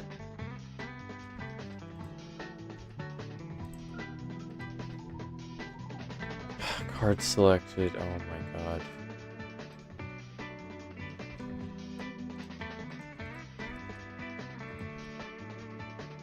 I'm copying egg, deleting this. I guess I'll print another thing. Print egg salad. Egg smoothie. Okay, let's go. Bam. Egg smoothie. It's this one. It's the first card. It should not be this one. It should be this one. Just normal egg. Because 1 is odd. Are these just backwards? This should be returning even, I thought. Or odd, I thought. I could just switch them, I guess. Would that fix things? Bam. Bam. That returned 2 numbers. Oh my god. Okay, first card, egg smoothie. It's doing this for some reason. Wait, screen middle, plus horizontal, times card selected. Oh, wait, no, that works. I don't even need to do this. If card held in the hand equals 0. No, I can just do this.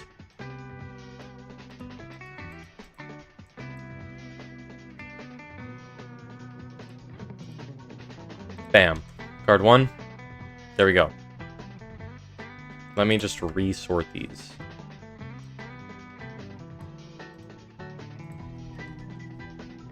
Okay, and then we change it to egg.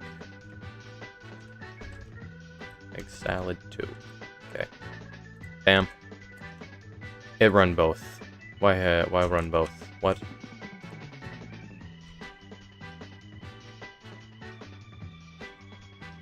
Variable card selected. Wait, what? Ryan cards in hand. It's supposed to run once. Cards in hand only has 1 child when I do this. Why does it run twice? Why is it running both of these?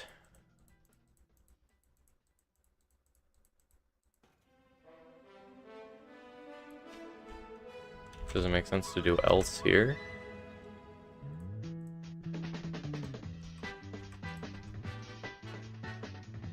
Egg 1, egg salad 2. It's not offset though, which is wrong.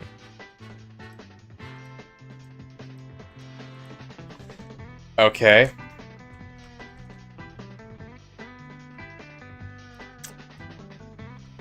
Problem kind of solved. The second card also gets stacked on top of the first one. Card selected. Oh, this doesn't have minus 75. Is that the issue? That's so wrong. I don't even know where to begin with that. Let's get rid of you. Uh-huh.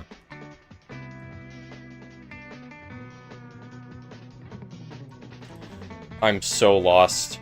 I don't even know what I've done to this script. I've done the most, like, botched surgery possible. What happened?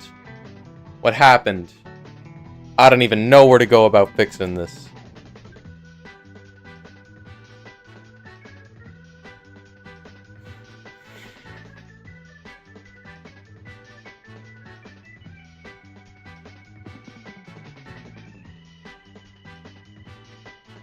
Oh my god, what is happening with this hand?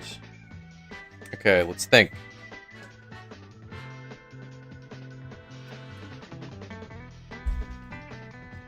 So,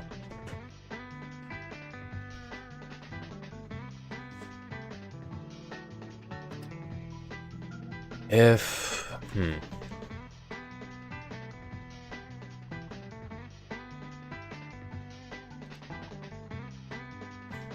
okay, let's just click play.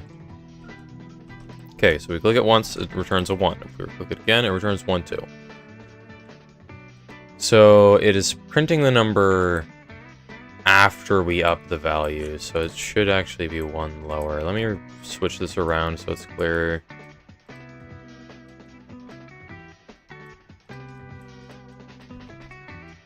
So,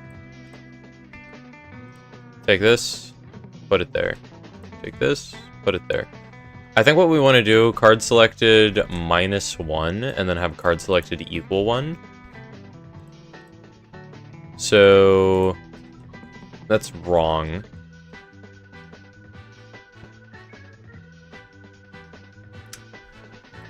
I need this value. I need card selected to be 0 when it's talking to cards in hand because arrays start counting at 0 upward. So this should work. It's referring to the right card. Then with the card,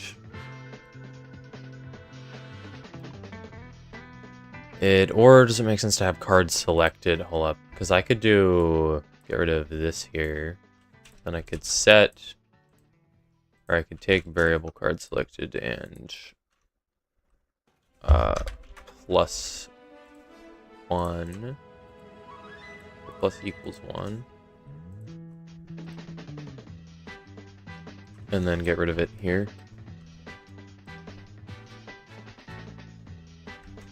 So now we go there and invalid index of 1 based on object type array node. Alright, you gotta be 0 here. Bam. It's the wrong position. It's referring to the right one though. Because the card needs to not have an offset. So this is card 1, so it's going into L, its card position equals vector to screen middle minus horizontal hand offset, which it shouldn't be doing. This should be a 1.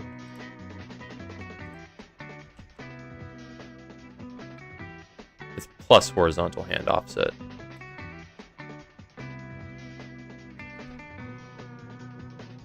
This is why I had a unique case for the first card in hand. Because now it's trying to add a horizontal hand offset, so I need to do times card selected. Now then we can do this. Because it's the first card selected, its hand offset is times 0. Then the second one goes there, third one there. Oh my god. It's off center, but we're drawing cards. And hold up, let me just double check. If we move this. No. What are you doing? Why? If I move this here and then sort, it drags it there. Right, because using cards selected in hand and I don't reset the value. Wait, what? No. Eh? Card selected plus equals 1. No, this should work. I feel like it should work. Take this, draw, put that one there. Move you, go there, and then it puts it to the left. Okay, number 1, the offset is wrong. Because it's times card selected, which is not an even number. So because this is odd, I need to subtract 1 from there. I need to add 1 from here. Not what I needed to do.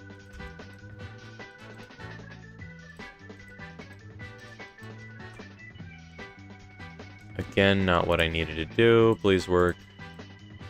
You're not fixing. It's time selected card. Okay.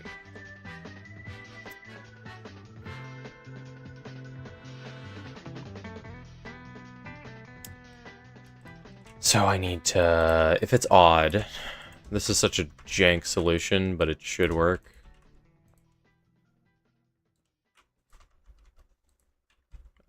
We're gonna subtract 1 and then add 2.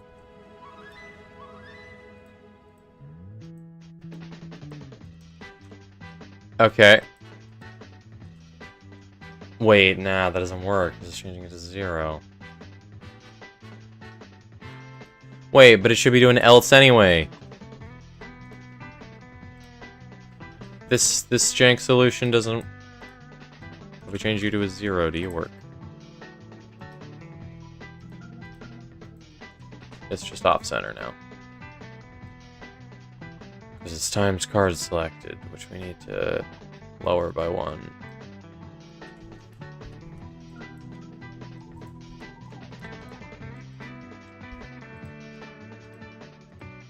Why is it off?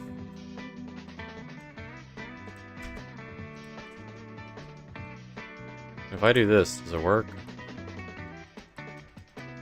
Doesn't. Because subtracting... I need to subtract one from card selected solely in this equation. It goes left to right. I don't think it cares about PEMDAS. Oh my god, curse elementary school math.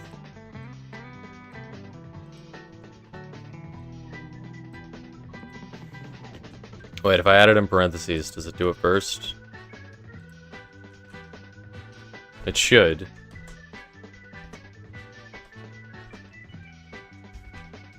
Times card selected -1. Ah, the values are equal. I need to do +1, not you. I need to do +1. There we go. Ah!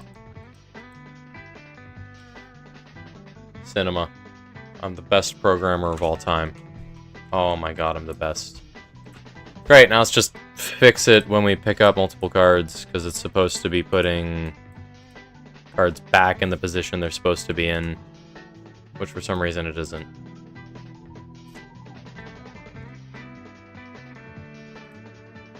And then I want to print card dot position.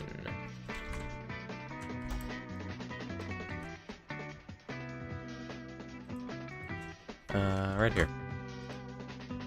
Bam. 969.90. There we go. 969.90. So when I move 0, it should put it back, but instead, it doesn't. Wait a minute.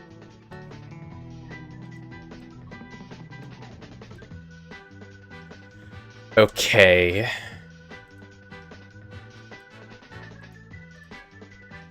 This is an issue with Dwarf Miner's pickup script, not with my hand smoothing script. Because when I pick up a card, I move the card art.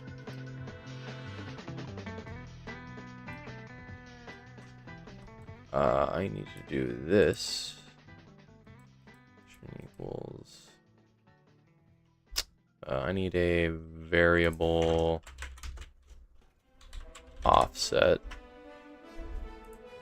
which equals... I need to have the variable update, though.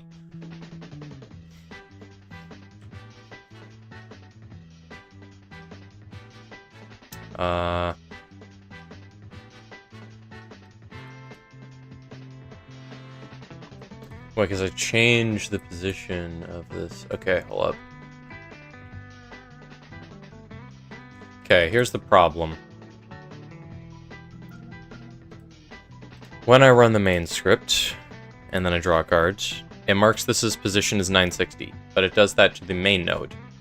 And when I pick it up, it sets the main node's position in the Dwarf Miner script to 00, and then it sets the card art's position to get global mouse position.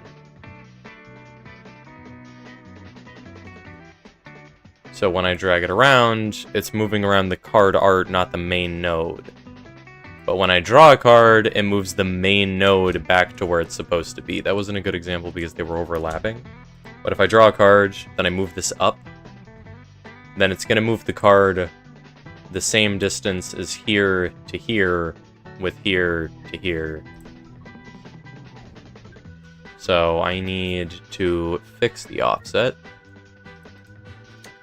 So I could either take the node 2D's position and then do a calculation every single time I need to touch the big art position or the card art position and just offset it by the exact position that it should be in. Or I could try to move the card art in the main script instead of the original node. That seems harder, so I'm probably just going to add an offset. Or I could move the node 2D. Yep. Okay, so I need to check if the node 2D position is over there. And then the big position needs to equal this vector 2 minus $sign dot position. This is a vector 2, so this should work.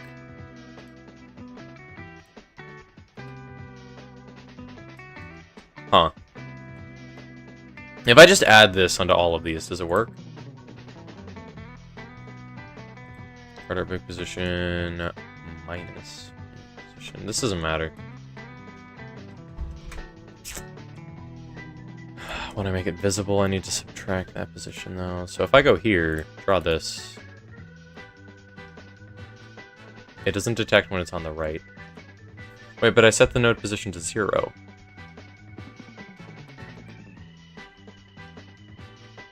Oh, I'm only moving the card art position. Hold up. So I need to change the card held script to make this position the get global mouse position. Okay, it wobbles. Why does it wobble like that? Dude, wait, what? Wait, what? Huh.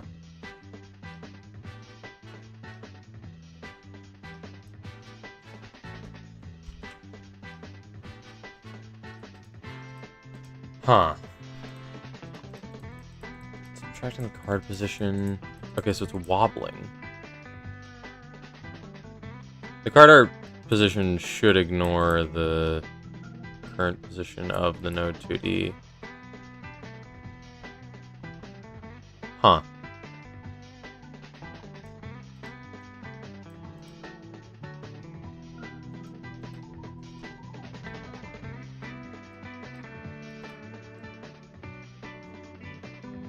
Rotate degrees. That's not relevant at all right now, but I saw it and I feel like I need to fix it. Okay, so the position will always be the subtracted position. So the process is constantly updating the position, but it shouldn't move this around in the first place.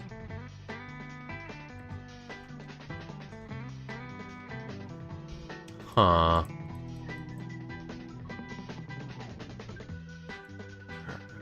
Okay.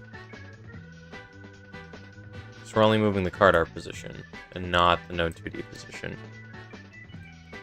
I could just edit the card held script to put it back. That could be a simpler fix. Let me try that, actually. So what we're gonna do is take...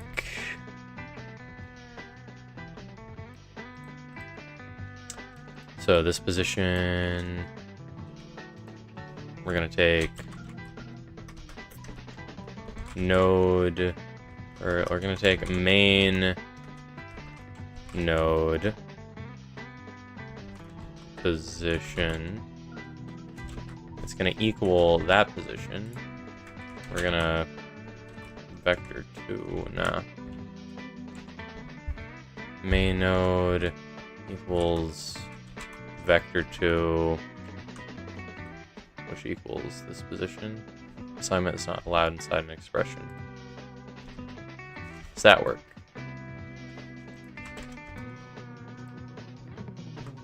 Does that work? And then after this is over, we need to change card art position to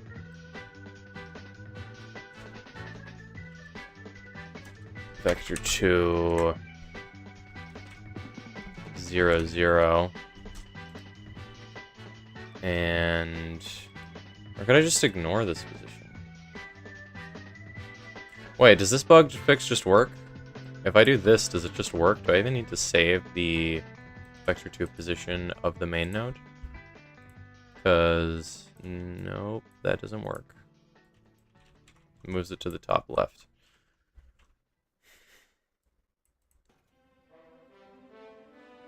Oh, wait, no, this is, here. I need to make it so when it's not true.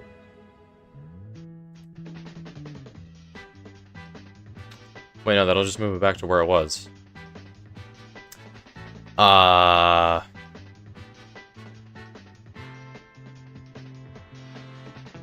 could make a signal here that fixes it. That's an option.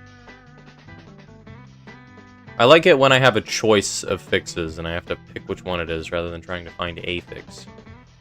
Because when it's released, card art position should equal that. Okay, so now I can drag it around, but when I let go, it goes there, and then when I draw a card, it goes back. So now if I draw cards and then I move them all around, they're going to get put in the top left. But if I draw a card, they all get put back. Okay. Progress. So...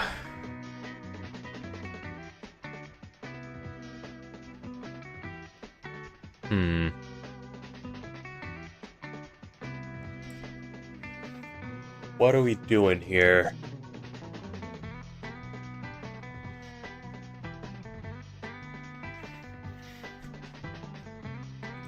Okay. Yeah, when I let go, it goes to the top left, because the card art position goes there. So what I need is the node 2D position to equal card art dot position. Only identifier attribute access. Subscription access can be used as assignment target. Yeah, so I need to switch the positions like this. Does this work? Let go. Problem is, that goes there. When I'm holding it, it's there. Okay, wait, no, so that means when I right-click, I should change it to minus card art dot position. Or no, minus the node 2D.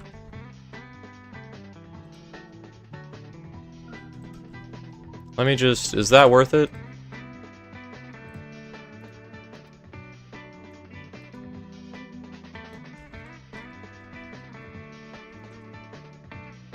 I feel like the process should be changing the position back. Because when I right-click it, card position equals 480 minus the main node position. It's not doing it. When I click it now, it's supposed to be here.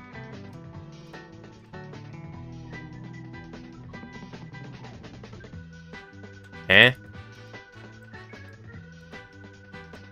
Yeah, it's like it's there. And wait, what?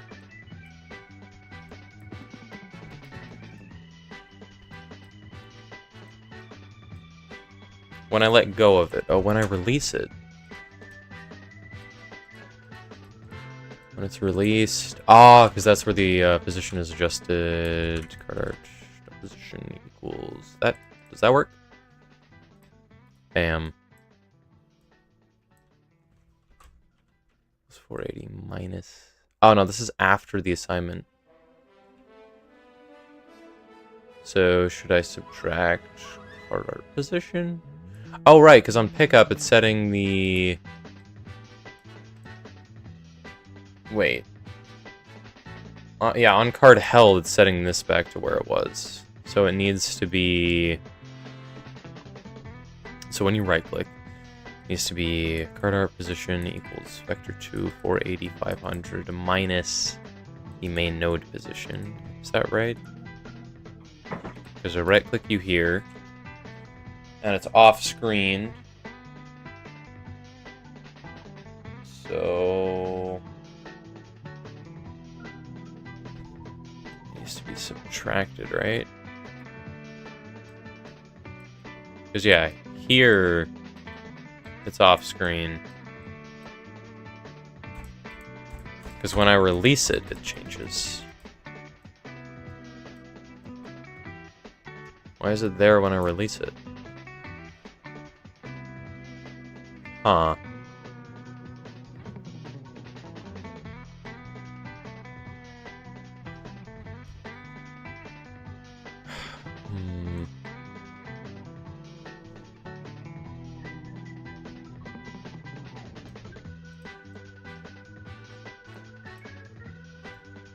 Wait, what? No, because when I right-click in the first place, it should be switching it back. Because if it's pressed, and it's not visible, it... Okay, number one, these should be inverted. And number two, it's not doing it right.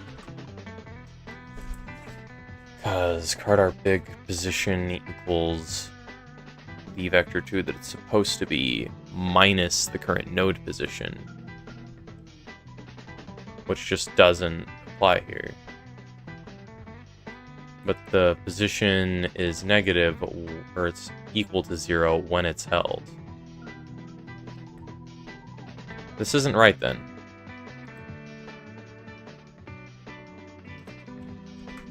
Can I just do this?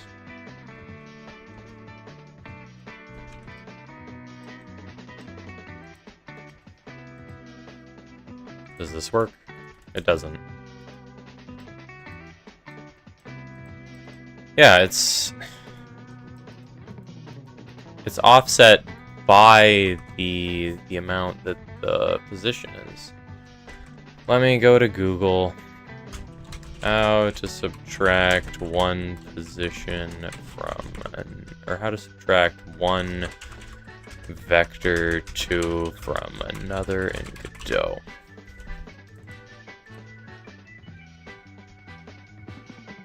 Use a standard subtraction operator directs the GD script. Vector subtractions performed component-wise. Gotcha.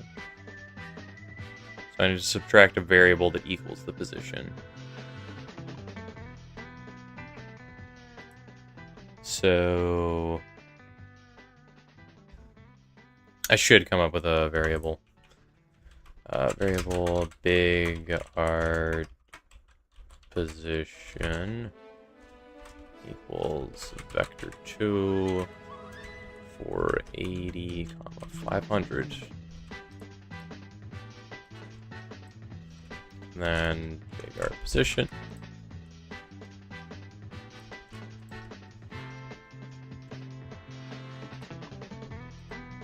Okay. Then this here. Big art position, big art position.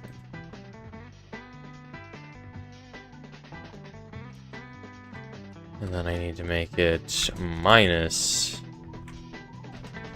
main node position.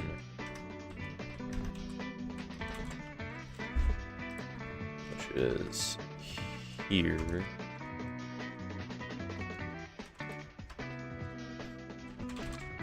Main node position equals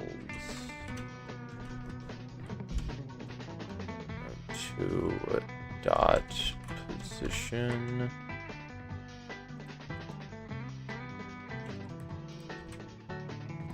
variable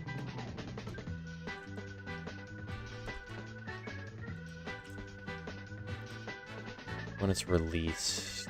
This does not need to be here. Bam. Nope. It's not showing the... Wait, is the art being subtracted from that? Do I need to add to it? Is that the issue? No, it's just like not doing things. Plus main node position. That equals this.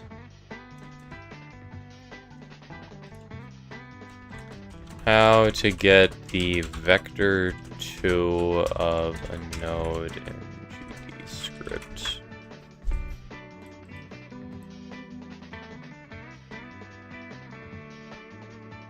Using position.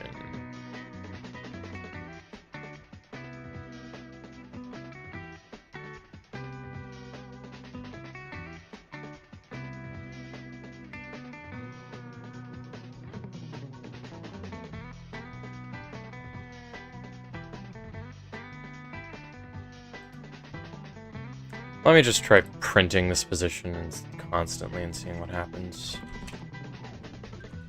print. Let's get node 2D dot position.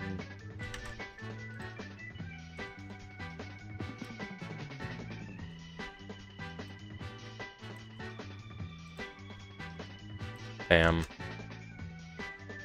It's just printing 960, 990 all the time. Okay. That's what I wanted. That position is... Okay, so it's 400 plus 960 plus 990, which is why it's going off the screen. So big R position needs to be subtracted from this position.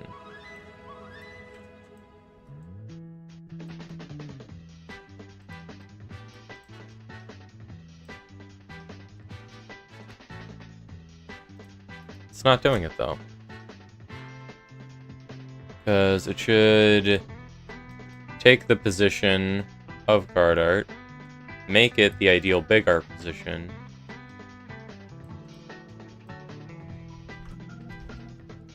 or do I need to do like parentheses here?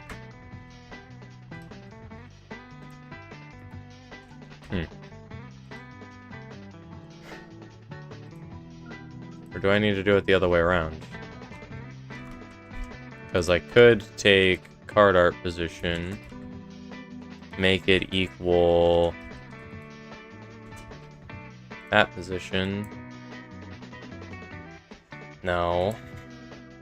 Your position needs to equal that position, and then it needs to plus equal the position of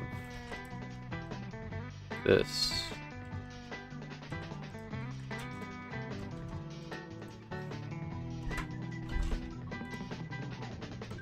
Bam. Doesn't work. Once again, doesn't work. Not sure why, though. When I let go of it, it goes back to its main position. So let me check card release. What happens when I release the card? The position of the main node equals the card art position.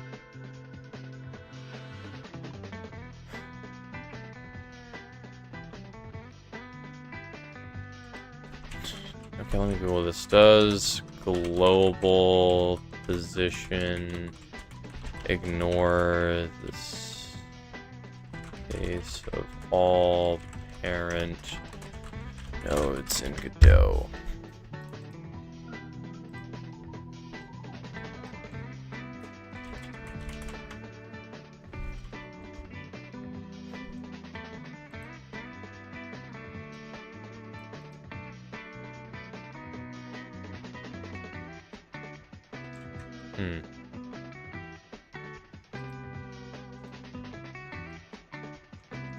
I'm confused.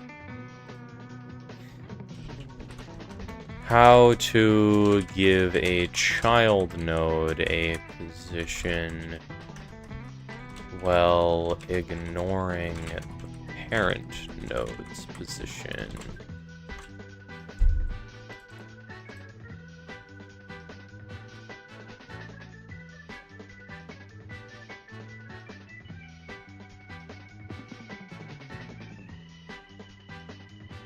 Enable top level priority.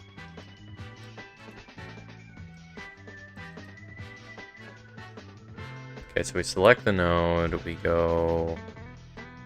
Where is it?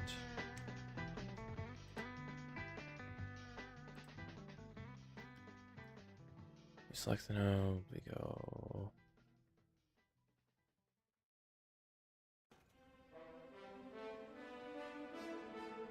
Inspector, and then expand ordering.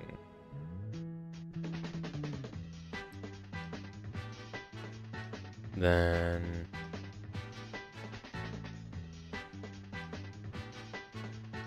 Toggle top level on.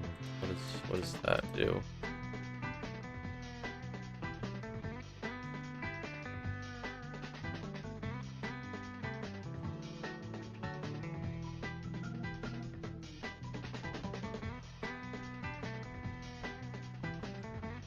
Yeah, I don't need to make this apparent, actually. Hold up. Why can I not make this a sibling node of the parent?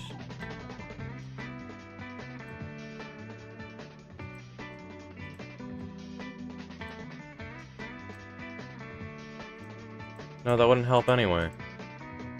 Because I need to refer to the default node. And it would mess with the file paths.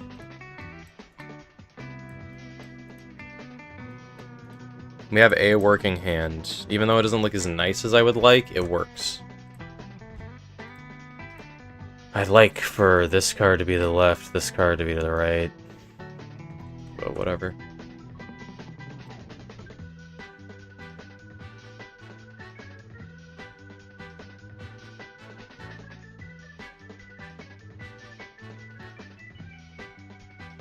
The child does not need to be a node 2D parenting. It's the plain node will prevent it from inheriting transformations. No.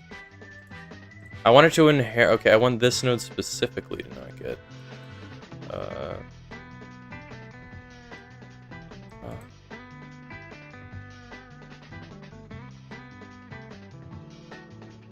Okay, let me see what happens if I change the global position.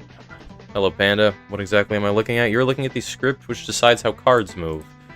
So currently, when I have a card, I pick it up, and if I right-click the card, you can see the big version on the right, so you can actually like read the text and stuff. I'm gonna fix the small ones so they don't have text that looks like super tiny and unreadable.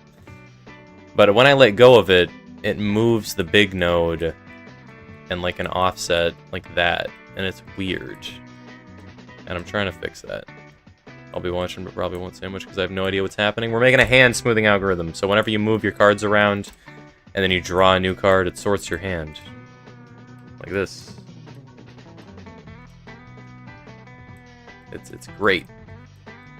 This is what I did for the past 2 hours. And it looks mediocre at best. You're doing a great job. I don't know what you're talking about. Yep. Yep.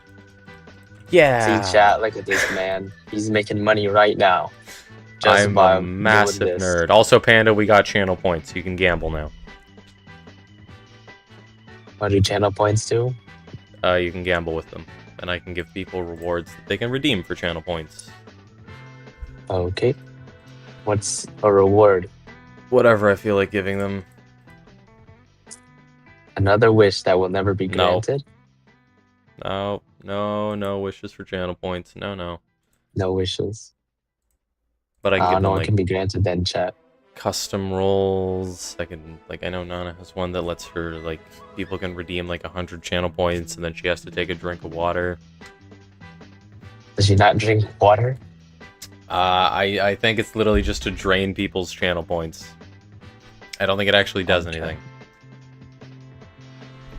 No, but, like, you can set up... She's like, oh, thank you for the channel points, and then she doesn't drink water. I think she's actually done that before. She just forgets water. No, but she has like a channel point reward to remind her to stretch. That must be so much water. Barely anyone does it, and she drinks water anyway, so it doesn't really matter. No, it matters. It matters. You gotta ask her to drink more water. No, but it's 100,000 channel points, and then Nana eats a tomato, and she hates tomatoes. So, you know, you gotta get 100,000 channel points to make her eat a tomato. Or you make her drink water, and then she'll drink enough water to grow a tomato. What? You know, if you get enough water over time, and you use that water to drink the tomato will grow into a gorgeous red tomato. Sure, champ. She's gotta get some dirt and some seeds. Unfortunately, the seed Sure, I use champ. always tends to die after the second ante, so I don't really know how her tomato is gonna grow. That's why I always pick up Splash and Pareidolia. I do not understand. Understand what? Why are we talking about tomatoes? A Splash.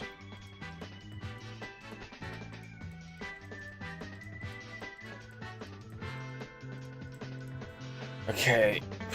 Nana's channel points, 100,000 channel points. You said you did channel points for gambling because you got channel points now. Yeah, you can gamble channel points too. You can like set up like polls and stuff, and then mods pay it out. But, like, the main thing is the rewards. Like, I'm gonna make channel point rewards that people can redeem for, like, text-to-speech, so they can, like, type something and then it reads it out, so it's not, like, jarring because there's so much garbage.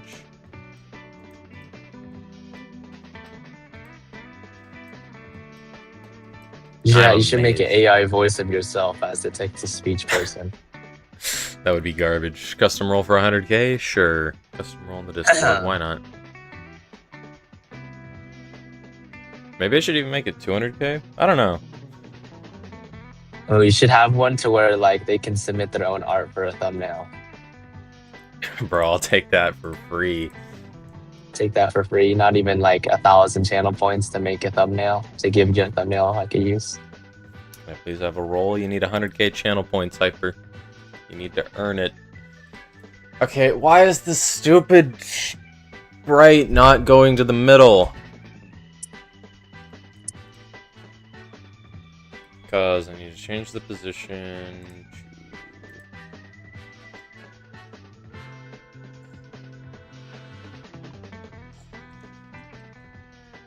Why?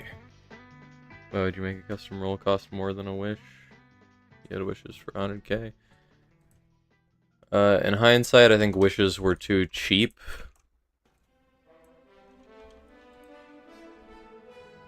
Because, I mean, like, it doesn't really take that long to get 100k channel points, and I feel like forcing just you to create roles for every single person, or making me do it, that redeems the reward would just be annoying. No, no, no. It's all worth it. Ooh, points? Yes, sugar. Yes. Just a channel member role. Oh, spent 10,000 channel points. There should be a leaderboard on the Discord. How many channel points this guy's used? Is there a leaderboard on Twitch already? I don't know. I don't know. Who's in VC? I don't know, man. I don't Preston? know either. I don't know who this guy is. I thought you were talking about the No, I'm not Discord in VC for a VC. second. No, we got Preston. No. We got Preston. I'm not in VC. No. I'm in VC. I'm in the VC, guys. I'm in the Discord server VC. My 300 points. Blue text. Don't buy blue text in order to get 100k channel points. I just looked it up. It says it takes about 300 hours to get 100k channel points. Hey, That's that's not a too reasonable bad. amount of stream to watch. Hey, that's not bad. That's not bad. That's like, what is that? 75 streams, and assuming he streams all 4 hours. Yeah, that's each time. literally watching like That's two literally streams. 2.5 months. That's literally that's Come on, 2.5 months worth of watching me across however long, and then you get a roll forever. That's like 250 hours of Balatro. Yeah, that's like literally 2.5 months of Balatro. You guys would love to watch that. 2.5 months of him doing gold stake Balatro on every single deck, and then once he's done with that, he's gonna watch me try and beat purple stake on plasma deck every single day. I'd rather not, to be honest. Look at that. It's gonna be a Discord, through OBS, through Twitch, through YouTube on your screens, guys, for 2.5 months. It's just me playing purple stake Balatro plasma deck. Like Isn't that 300 just hours sound- for a doesn't roll that that sound doesn't even so do good? anything fair. Yeah. What if the role gave you access to admin on your favorite Roblox game? Start your stream at 3 a.m. in my place, 3 in the damn morning.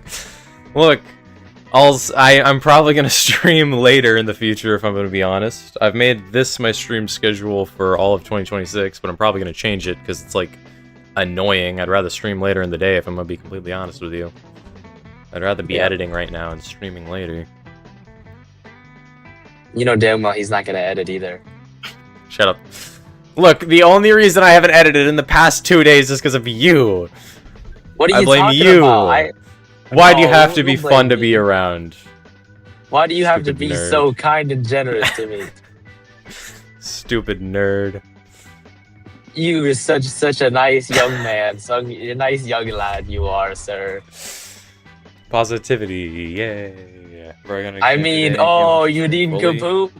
I can't believe you didn't leave call for no reason whatsoever just to go edit and not talk to me.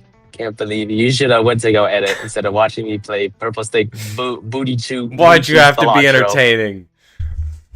I'm not entertaining. You literally watched me. You watched me sell Blue Joker, pull Blue Joker twice. One has a holographic, and not be able to sell the one card I needed to sell to win the game. I can't believe I beat Blue Stake yesterday. I can't believe you used erosion. Hello, love 1v1s. I can't believe I Programming. didn't notice that until Yay. like Ante 7. I didn't notice that until Ante 7 when you pointed it out. How? You sounded so shocked when I bought it, and then I was like, oh, I wonder what is he so shocked about? I'll just keep How? It's erosion. And It was garbage, even if it wasn't eternal. I didn't point. No, it's not. You're that it on was eternal. It's that, like, plasma deck. it's that like it's that it was like I was on. Anti-synergy. It was Blue Joker as well. So no matter what I did, it would hamper one or the other. It was so bad. Yeah, and Panda, wouldn't it be cool if you had 2 roles in the Discord? You had one that was black and was like duh, and then you had Pan, which was white. So when you looked at your roles, you would have Pan, duh, one is black, one is white, and it would be sick. I thought you meant does and the dumb. I was like, huh? You're so right. Oh yeah, I know. It would be so cool. It would be so cool. You gotta like gatekeep. Or you could just be. Like you have You your could also just special be role, baby so it's like punchers. 300 hours. You could also just be gatekeep. Bunch's closest friend and get a role for free. Preston, you gotta work for your own custom role. You get royalty. That's what peasants get. That's what friends get. All right. That's fair enough. I am a peasant. I do have $0 in my bank account. Because I don't have a bank account, but that's not the point. So, right, trust me, I'll get in half the time as everyone else. Actually, I think people who are subbed get more channel points, so... Let me just Google it real quick. Guys, if I open How 2 long separate tabs of the same Twitch take stream, do I get get double the hours? Guys, I'm gonna be watching 100K. Twitch on my iPad on split screen, and then opening my computer split screen, and then opening my TV split screening that. So I'll have 6 times the amount of hours.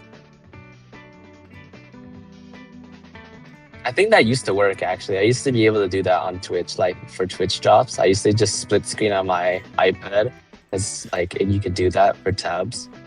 I just put it And in then I was my just watching. back tab. Yeah, it's crazy. I strangely... I'm surprised it worked. Free Twitch drops. It was crazy. You know, I need to incentivize people to watch for as long as possible, though. So for like 20% more or something, so I just have to watch at least 30% more than everyone else, and I'll get it first. You'll probably get it first, to be honest. You should have like a Twitch. You should have like a Twitch sub goal, and then I'll make like a goofy as you'll make like an edit, and then you could send that edit out at that goal, and you can watch it on stream. I gotta bait. So then they'll have like leaps. Yeah, you bait engagement. So at a certain amount of sub goals, you'll have like a video that you've been working on for 15 years. And they'll be like, all right, so this is what we have so far. What do you guys think? And they're like, oh my God, post it right now. Like, yeah, I'll post it soon. And then, you know, it's the one time you leak it. And then there will be like, next sub goal, I'll leak the rest of it. And then, you know, the more engagement you get, the more people will come back to your streams. Specifically YouTube. YouTube will give you a bunch. I don't know. I'm just giving you an idea that you'll probably never use. We gotta commit fraud. That seems fun. Fraud. Okay. What kind of fraud are you talking about here? I don't know, man. Voter fraud. I've just been... Yeah, I'm gonna be playing Elatro, white steak. Can I have my steak before it was born? Yeah, that would be real nice. I'd like my And, steaks still moving. you know, I like my steak on, like when the grill's not even on. I like my steak. when it's I like my steak still- on a cold grill. Oh, I give like me... I like my steak when it's still getting breastfed. That's so wrong. Okay. I'm way too lazy to fix this card position shenanigans. I don't get it. Hot Look, dog, I yeah, like my channel steak when it's points. still swimming. All right, I like my steak when it's still swimming. All right. Do you know how to get multicolor roles in Discord? I've seen them on other servers, but I don't know how they do it. Roles? Panda, you're the admin. You figure it out. You can add bots if you feel like it now. You can add all sorts of stuff. Yeah, just add a bunch of roles, Panda, and then give them all to like a random person, and then see if it works. Nope. Easy, I'm already ahead. Oh, yeah. Love 1v1s. You can give it to me. I can't really do anything. Love 1v1s. You've gotten rid of your channel points. You need to save them. They don't actually have, like, any purpose yet. I guess a name is like, it's like a promising thing for the future. Why does this line blank? Pick our position. I'll be right back, Joe. I gotta go take a shit. This isn't doing anything. Do I gotta encapsulate this in a vector too? Does this do something? Wait, you're right, I don't need channel points. I can just give myself all the rolls I want. Nope.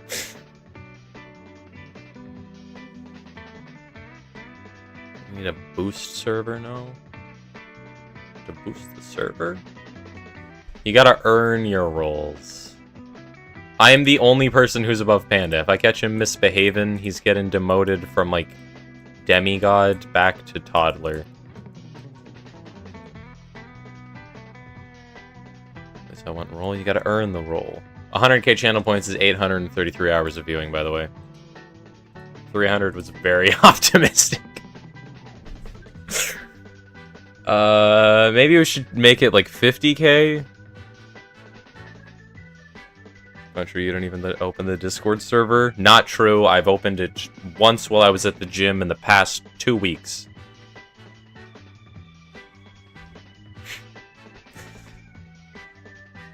Alright. So, I don't get how this works. I need to subtract this position by the main node's position. How do I get the main node's position? Wait. Node 2D, yeah. I need to get the position of this node 2D.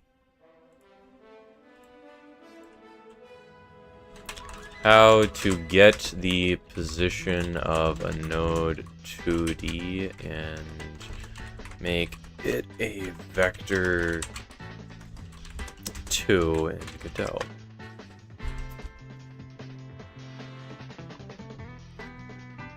In Godot, the position of a node 2D is already stored as a vector 2 data type, so no explicit conversion is necessary. You simply access the position property for local coordinates or the global position property for world coordinates. Use the dot notation in GD script.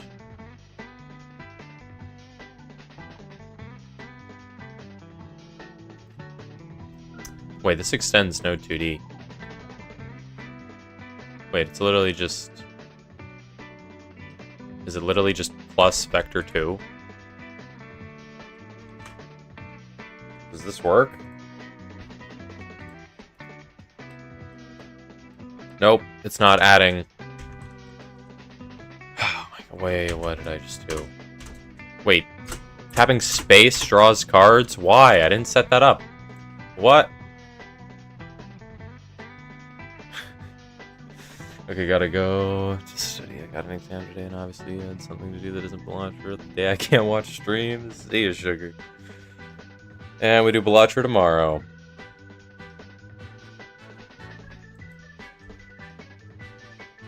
If you're wrong, because if you're actively chatting, sometimes you get a pop-up that gives 50 extra. You get up to 500 or something every time you're having a streak for showing up to streams. You're right. I think you're right. I don't know the exact math.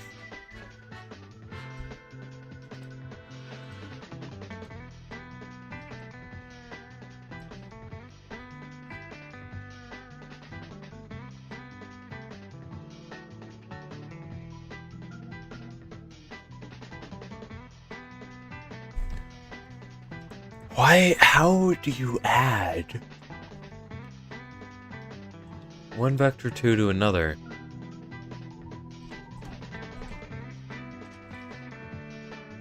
Let me just try to do this in the jankiest way possible.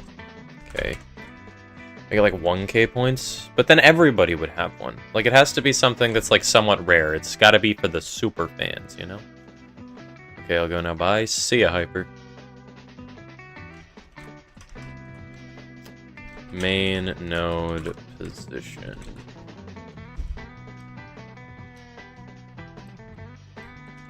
Variable main node position equals vector 2. Wait, no. I can just do this dot position, and that's a vector 2.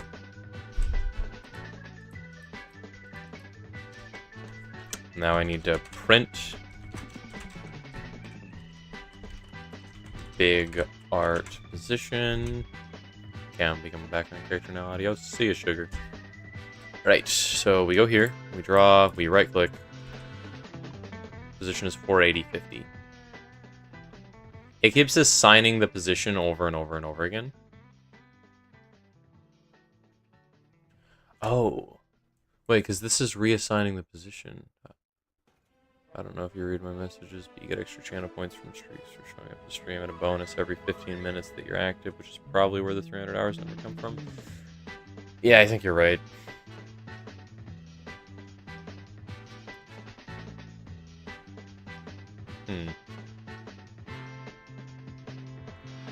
Big art position.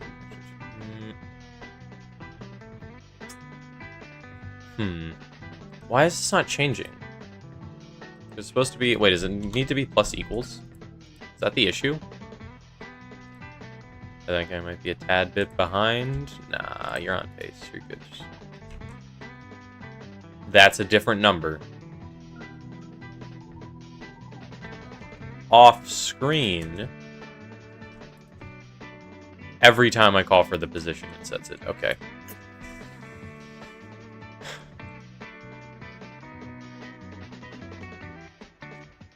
It's up to you, but I think 100k is fair because it's something they'll only ever need to buy once. Yep. I don't know, some people in like Nana's chat have like 300k channel points or 200k channel points. Because I mean, like, I'm just going to be streaming. Like, it's going to be passively built up for most people. Like, even like 10k channel points, I feel like a lot of people are just going to hit it, even if they're not even like deliberately going for it. Well, Nana has been streaming for a long time. Yeah, I suppose. Then again, I have a lot of channel points, and I haven't been watching her too long.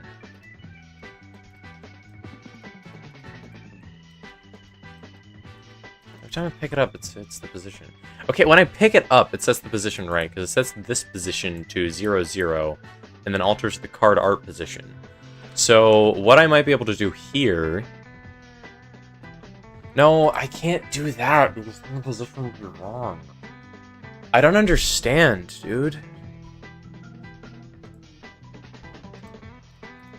Like, I need to right-click the card here, and have the card appear here. What the heck? When I go over to the right, it does not work properly. Better. Position is less than that. Our big position equals that vector. This big card art position. Huh? I wish I could help, but I don't know much about coding. It's fine. If I do this, does it fix it? It does. Is the issue literally that it's of this variable that I'm using? Because big art position was not working here. Wait, does it need to be a vector 2 that it's intaking? Is that the issue?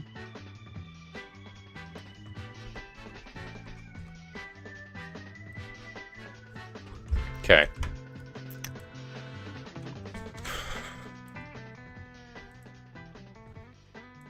This equals here.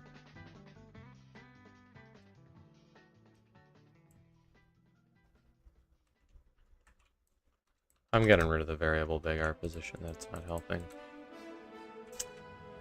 So it needs to equal 480.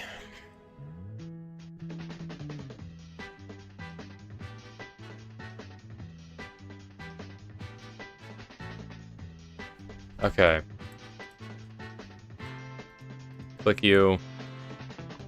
You're still offset by the position of the main node. So this vector 2 needs to be handled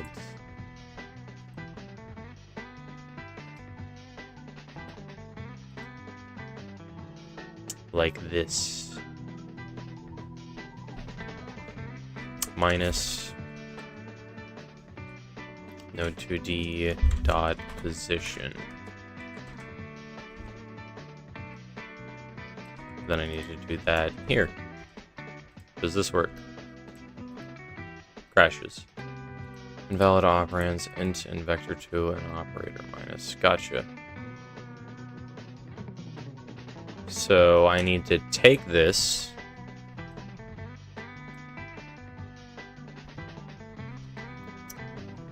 And does this work? This doesn't work. I've tried this 19 times and it doesn't work. If this works, I'm jumping. Genuinely.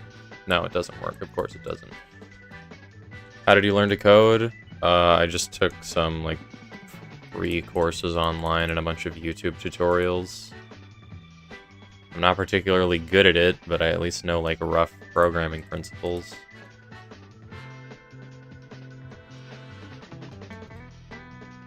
I don't get why this isn't working. It's supposed to equal this position minus this position, but it's just not subtracting it. Why isn't it subtracting it?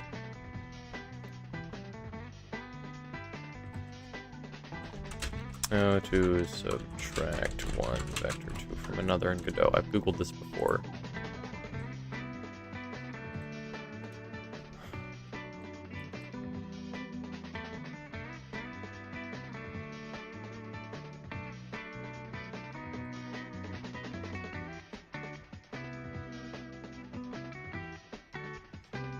Huh.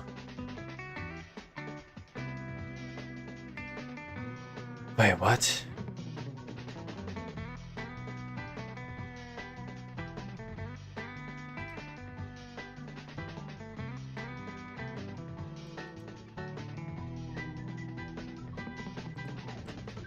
I swear. Why is everything black? Is everything black, pickle juice? That might be a you problem. That could be a me problem. Wait, does the entire screen turn black when I'm tabbed out? It better not.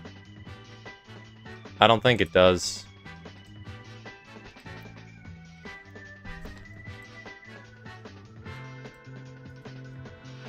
I don't get why that's appearing in the bottom left.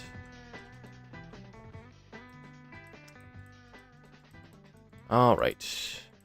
So, I want to subtract the position. If I do this, does this work? If this works, assignment is not allowed with an expression. But that's what I want to do.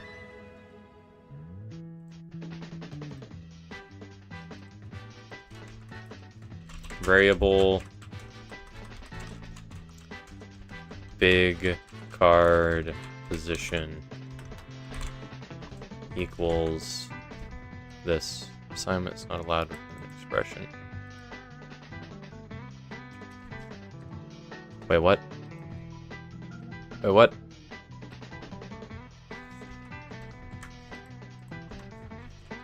Print big card position.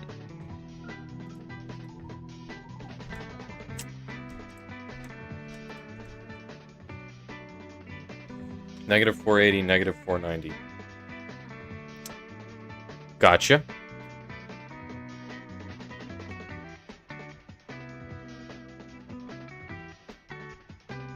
What? Am I even doing the math right? 'Cause if I'm doing the math wrong, it's just gonna end up off screen.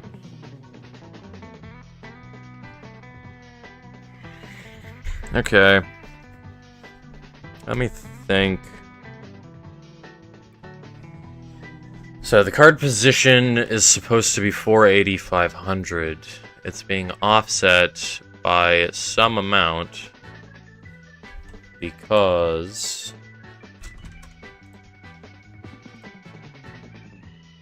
it is in the hand and that position is 960, 990.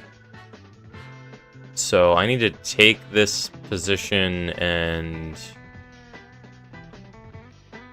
Wait, what do I even do with this position, actually? Position relative to the node's parent. See also global position. What does global position do? Global position. See also position. Okay, global position. So I want to do global position on the script.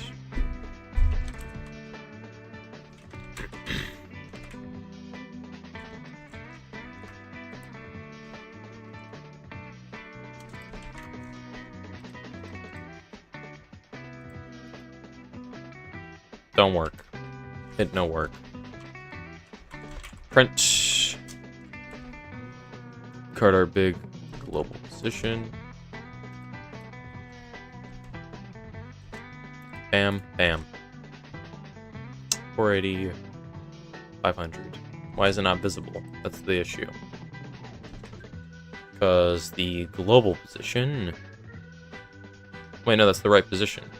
It's almost in the right spot. Wait.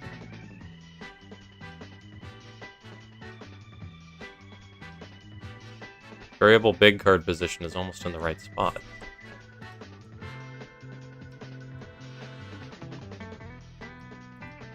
That's the closest you can get. And it's 475, 498. It's almost there.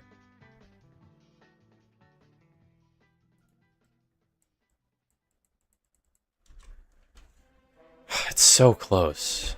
This calculation will work if I do it correctly. Just what do I subtract to get it there? Because it's currently this node to D that's the issue. Wait, in order to get it right, I need to draw a card so it's back in the home position. Because what formula can I use to take whatever position the node is in and then make it equal 480, 500. I'm so dumb. That card reminds me of Gravedigger. Description. That's it. I've played Inscription, I don't remember Gravedigger. I'm Googling him.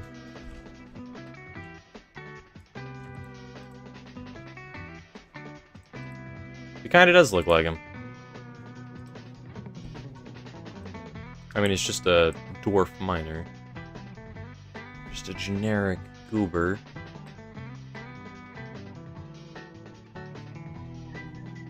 Wait, it's not subtracting it.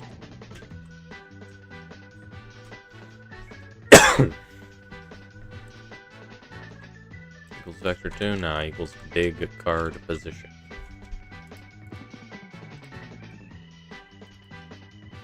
That's the exact same. It's not subtracting the position. Does this even do anything? Wait a minute. Wait a minute. If I do U, negative 480, negative 490, then if I do U, 480, 500. It's printing the global position. I need to print the relative position. Let's test.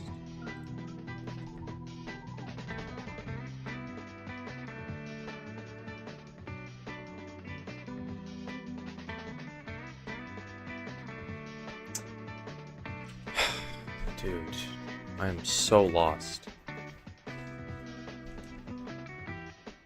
I've been programming hand smoothing for the past 3 hours. I knew it was going to take a while, and I did 2 hours of work on this off stream as well.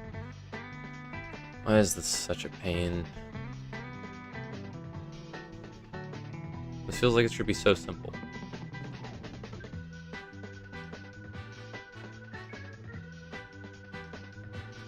I don't get it, man.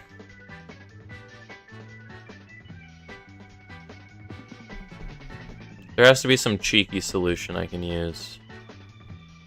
I don't want to do math.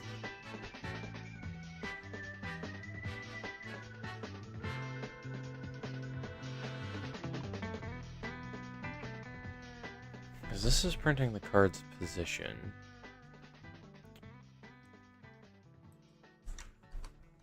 If I do this, what happens? Now it's that.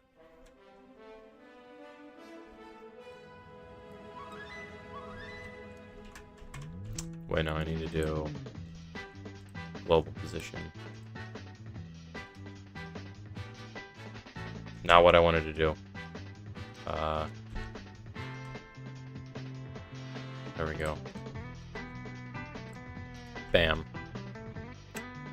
Negative 480, negative 490.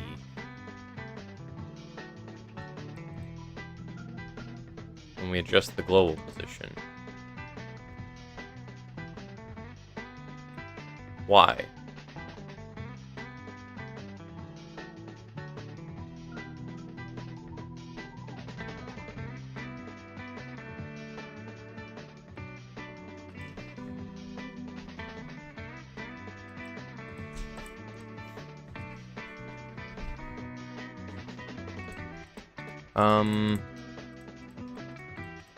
This is not tracking in my head.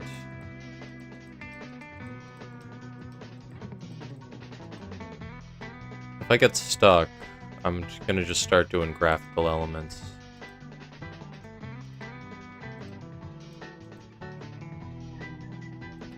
Okay, card art becomes visible. Print card art position. Do I need to do both? Is that the solution?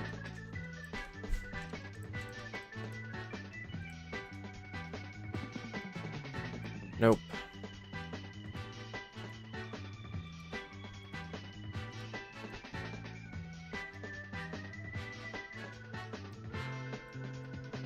Because when I'm not holding on to it, it's just not in the right spot. And when I am holding on to it, it's only because this position is 0, 0.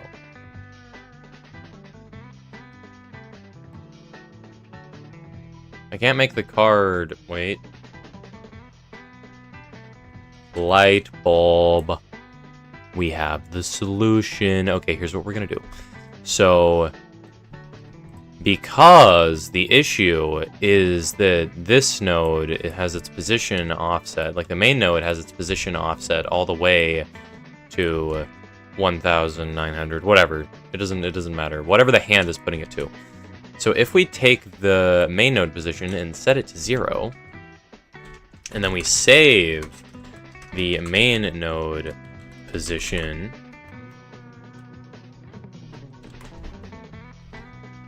let me go variable position, and then we make it equal the main node position.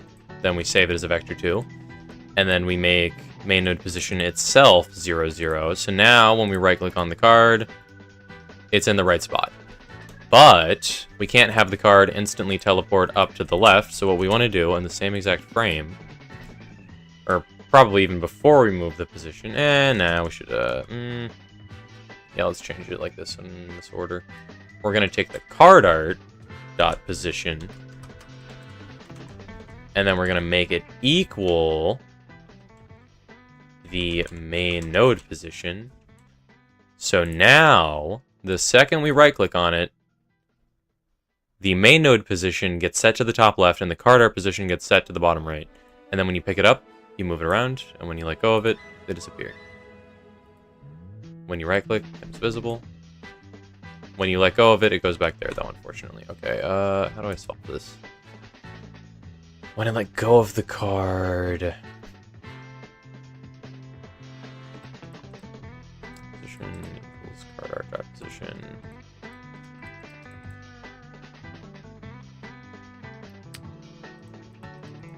New bug. A new bug means you're making progress.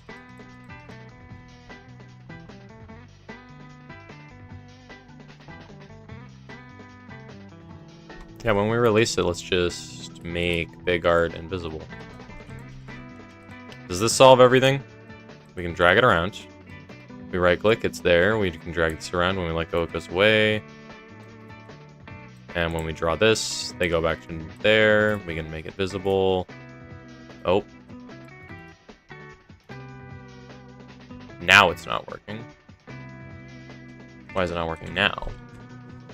Variable main node equals... Variable main node position equals the main node's position. Then the card art equals the main node's position. And then the main node's position equals 0, 0.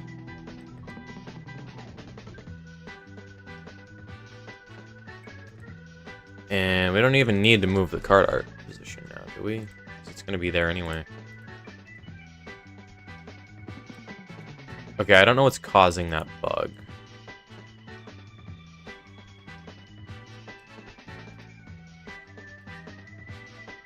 That right click made it appear and then the card disappeared.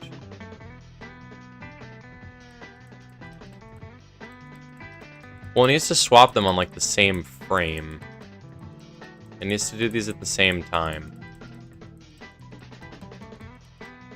Because if it moves the card to the top left and fails to move it back, then we're screwed.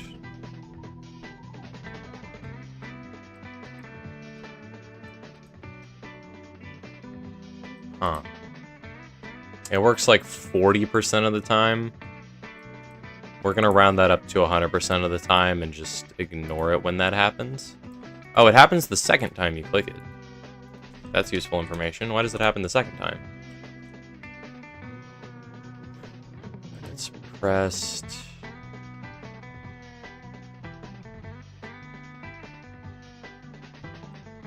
Because we need to swap them. Because it's never changing it back now. So the... Okay, so the main node needs to go back to its main coordinates, which should be 0, 0 when the card is held.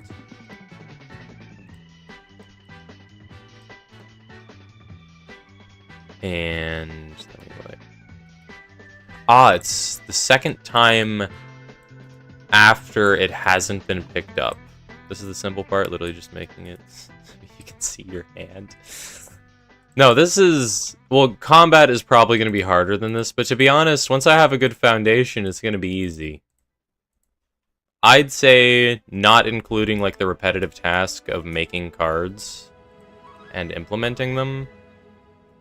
We're, like,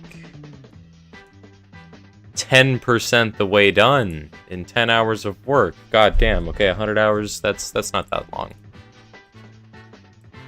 No, but the second time I click it, when I haven't picked it up, is when the bug happens.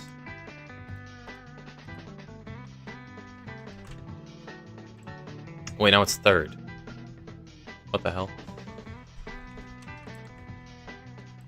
Wait, it's an issue with... Nope. So, if you right-click on it... Oh, right. Because it's setting... card art position to the main node position, so if the main node position is already 0, 0, then it's screwing you over. So this position equals 0, 0, card art position equals get global mouse position. When does that happen, though? Let me Control F and search for... Not you. I care about you.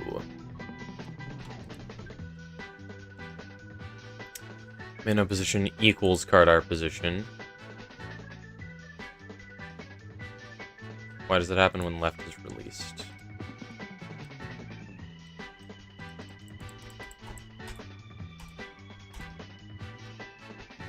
Why? Oh, it's the second time when the function runs, because this is handling the assignment. So variable main node position is turning to 0, 0, then the card art position equals 0, 0, so it's getting sent to 0, 0. It's the second time this function runs that it becomes problematic. I get it now. I'd say that's a little too optimistic. Yeah, this is probably going to take like, I don't know, 300 hours on the pessimistic end. Nah, we can get it done before that. We can get it done before that.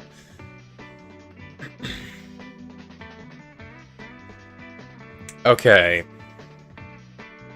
Let me think.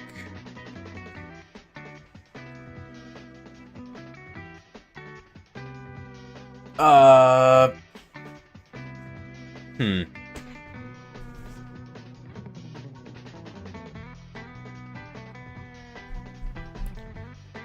don't know how to mentally go about this.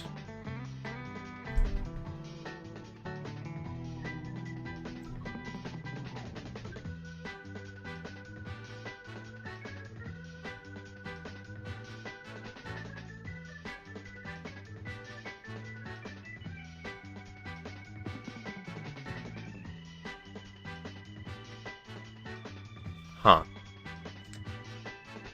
I wonder if I'm going to associate this music with programming in the future.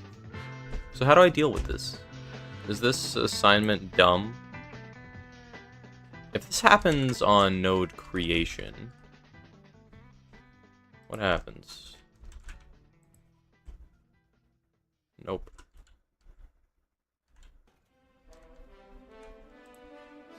Equals, okay. Equals main node position. Or equals main node position equals 2. So I need to make this inverted every time. Okay, I think I got it. So I need to take this. I need to get rid of you. I need to go to the top. We're gonna take. What did I just do? We're gonna take variable main node position. Then we're gonna make it equal the main node position. So from here, we are going to hide the art. That if we right click and the art is visible, then what we're gonna do is take the main node position, or no, we're gonna take the or we're gonna take the main node position, and then we're gonna make it equal the main node position. Then we're gonna make the card art position equal the main node position.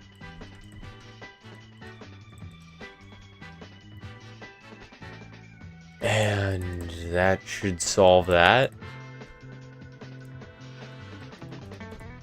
That's wrong. Huh? Okay. What is happening here? So, let me think. How many clicks does it take for the bug to happen? It's on the second one. It's when you get rid of the art. So the main node position is saved there. So that saves the main node position. The card art position equals... oh wait, no, it needs to equal vector 2 0 0.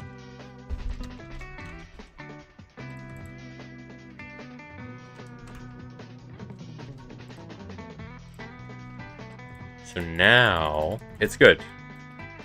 You should be able to stop hovering over it. You can make the card art visible. It disappeared when I... Okay, no, we're good. That was just the speed bug. It hovers over there. You let go, you open your hand, you can drag both of these around, you can open both of their images. If you drag the card around too fast, the image disappears still, but I know how to fix that bug. When you draw cards, it goes there. Great. Now we want to go... Okay. Wait, we actually have it solved. We have hand organization. You can drag all of these around. You can mix them up. You can open all the big menus. And when you draw cards... What the hell did I just do?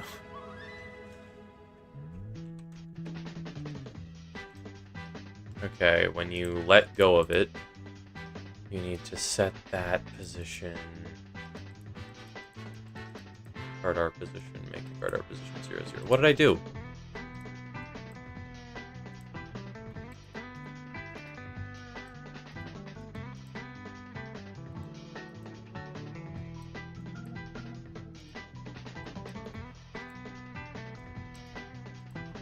Okay, when you open the art and then you make a new one, it's gone.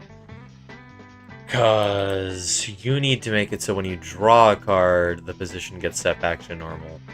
So I need to make it so when the mouse exits it, it just doesn't... Okay, yeah, it's the same thing here. Same thing here. Bam. Draw card. Okay.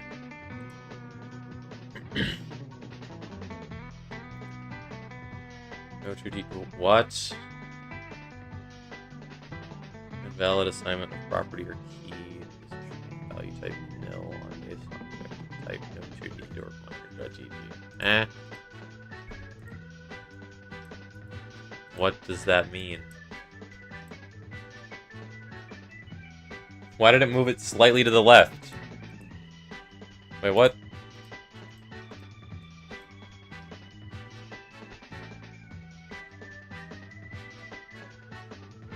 The position needs to equal main node position. Oh, there's no assignment if you don't, because the first assignment is, where is it? Right, I need to do this.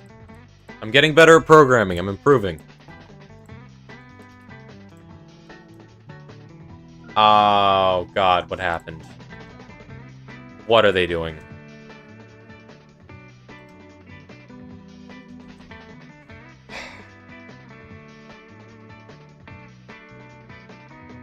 This should be setting it to the same. All of this should be equal. It's setting its position to its position, and then it's setting the card art position to 0, 0, which is what it should be.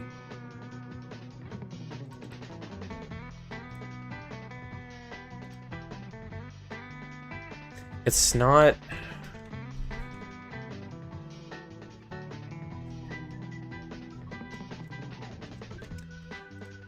Is that the problem?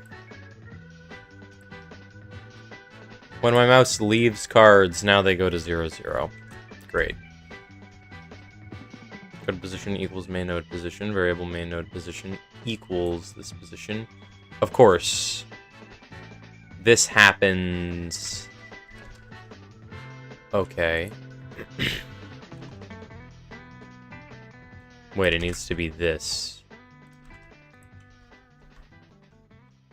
Main node position. I need to put the variable back. I needed to get rid of this. And then I needed to take... I needed to take U and put U there. And then I need to take U and put U there. Okay. Check it out, check it out. You like that? You like that? We're moving our mouse over cards and the entire game isn't breaking.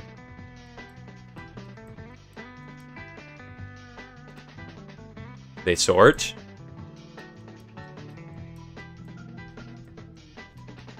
And it went to the top. God damn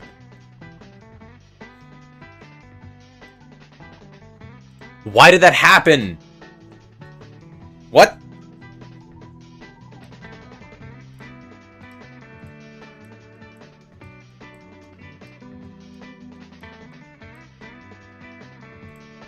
Whatever. That's a problem for future me. Present me is gonna work on graphics. Yeah, graphics. They look so cool and we love them. So, Balatro has this thing. Let me literally just pull it up. Balatro Joker.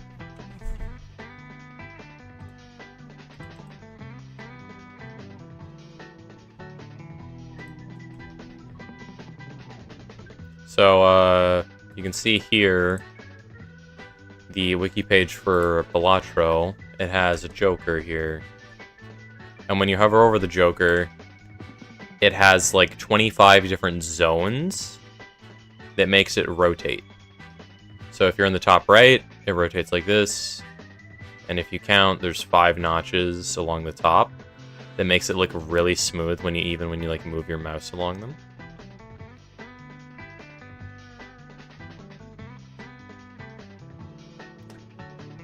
And I want to do that because it's just like 25 squares, which seems easy enough. Maybe I'm going to drive myself insane trying to figure this out. So, let's be optimistic. Because the thing is, we have to figure out one card, maybe, before we do any other cards. Okay, area 2D.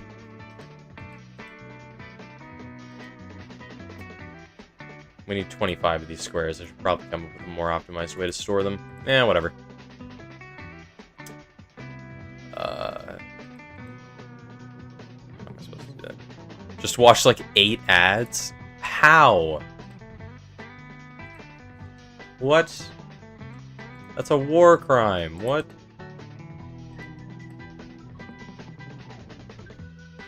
Oh, I need a collision.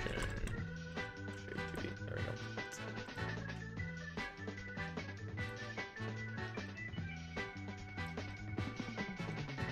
Okay. Me too, but like 5 ads? Oh my god, you guys got curb stomped. What was that? I think it was like 6. What happened? Transform, scale 13. I need to check the measurements. So this is from like -94. Oh god, it's giving me a million errors. I was here and then Balatro Jimbo. Yeah, I'm making the Balatro like card move effect when you hover around, you know? Because the switch arms are like 3 minutes usually. And the ads are like 30 seconds. Bruh. Bruh.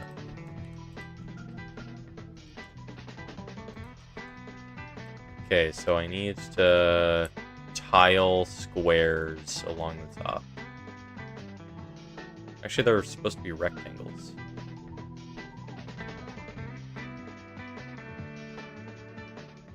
Just how big am I supposed to make them?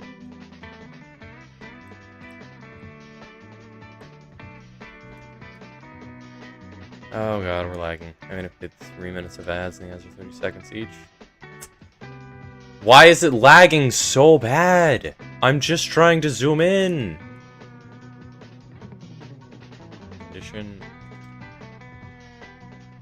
Turning font glyph.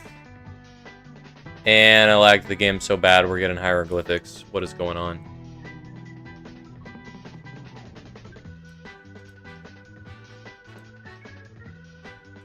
Oh my god, it's lagging. It takes a half hour. Dude.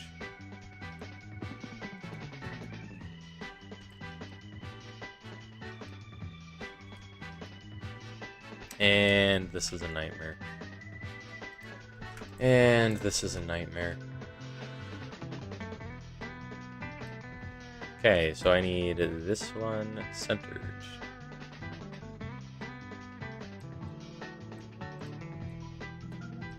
This one on the edge, and this one in between the two.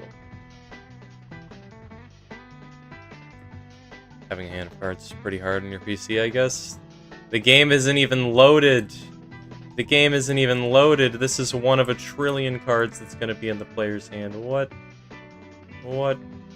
Why is it not centered? What? I don't understand.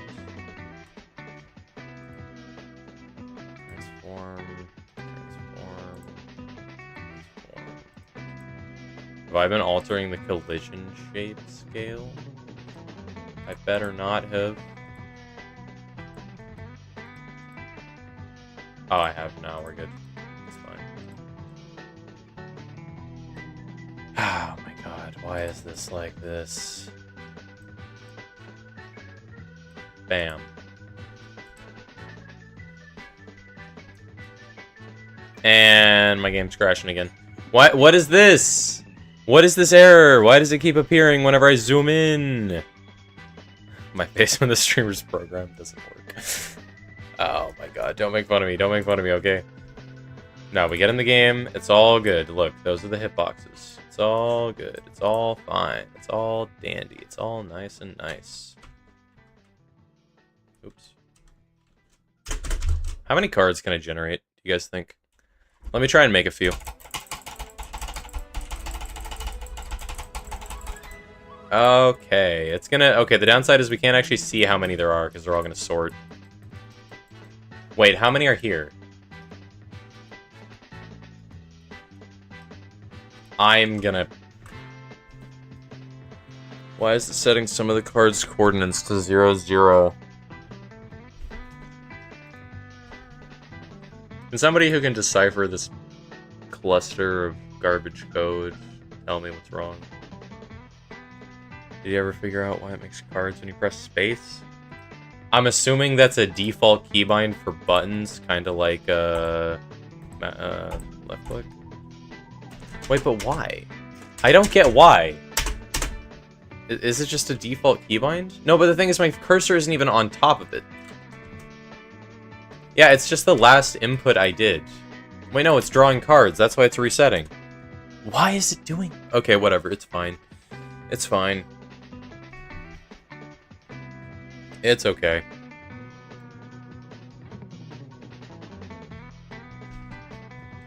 I don't know what's going on, to be honest. Spacebar that summons dwarves. Oh, it's amazing. It doesn't... Okay, it's not doing it now. It's not doing it now. It's not the spacebar that summons dwarves. It's something else. I have to summon one dwarf before it goes infinite.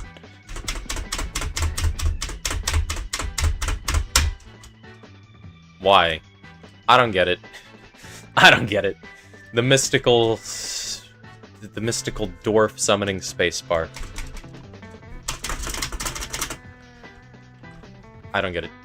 Truly a mystery. Since literally no person, living or dead, can decipher my code, I'm gonna just ignore it. Okay, this is centered.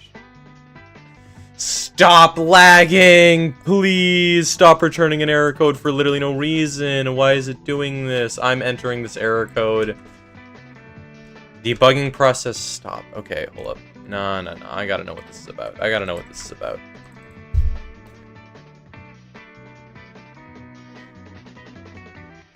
This error message in Godot 4 indicates that a font glyph, a single character, is too large, specifically exceeding 4K pixels in height, and cannot be rendered within the text server's allocated atlas texture.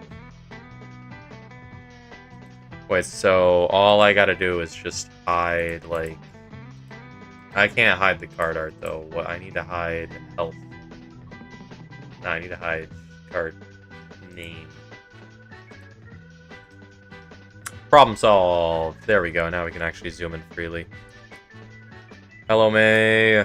Welcome back. Is it? Okay, it better not. I'm gonna hide all these. Can we zoom around freely now? We can! Look at my beautiful goober. I moved something. Go back to where you were. Okay, we're gonna take you. We're gonna duplicate you. Not there. Dupe there. And dupe there. There we go. Okay. You do not need to be tracked there. You need to be here. And you need to be here. Is it wrong? It's really wrong. If it's not symmetrical, it's gonna bug me. Can I change it to like 1.1?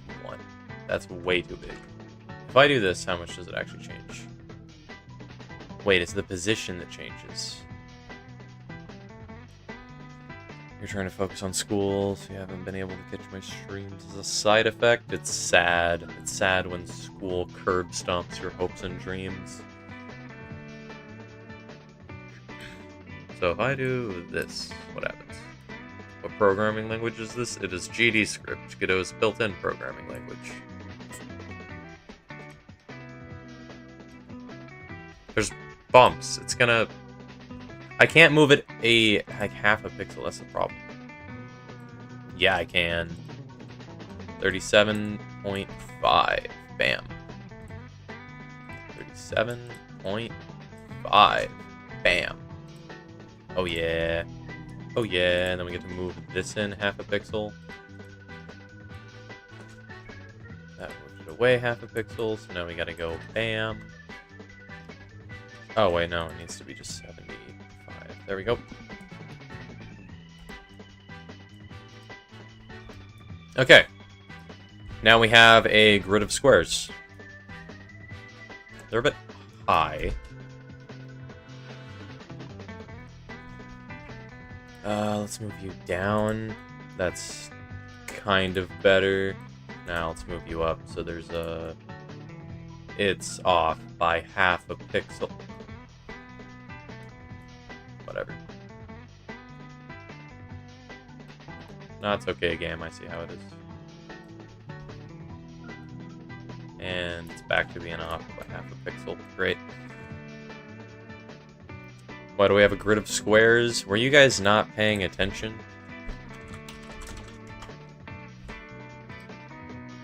So, it all has to do with this man here.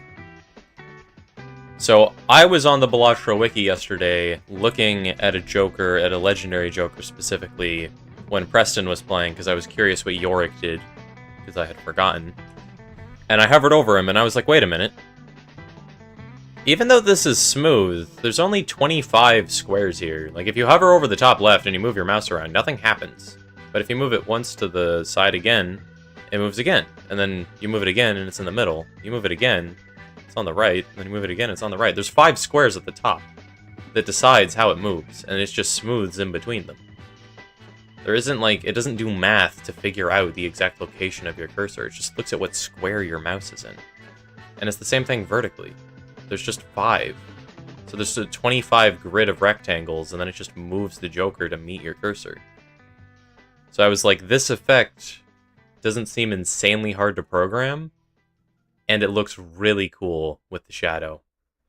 So I figured, hey, I could do it. So anyways, you guys are going to watch me for 40 hours attempt to do this and fail miserably. I don't know how to smooth the animation, but you know what? We'll cross that bridge when we get there. We'll deal with problems when they become apparent. Can you go back to where you came from? 75. Bam. It should look good. Because we just need to divide this by 5. Okay. I think it makes sense to name the squares based on where they are in the grid, so this should be 1, 1. It should be 1, 2, 1, 3, 1, 4, and 1, 5 for the first row, and then the square that they are in the row. We don't need to make them taller, I think. I don't know how big they're able to get. Can I... What is this? We're rotating it. That is not what I wanted to do. Alright, let me select all these and make them taller.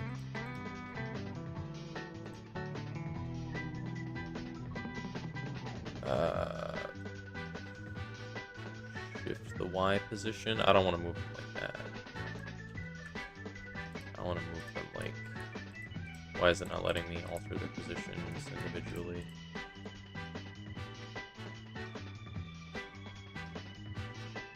Like that. Is that... That might not even be a 5th.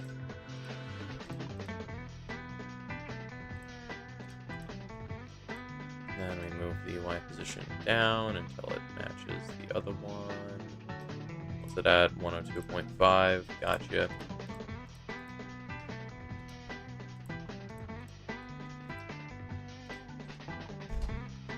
Negative 102.5. Bam. I should probably make them Children of a Node 2D titled 1.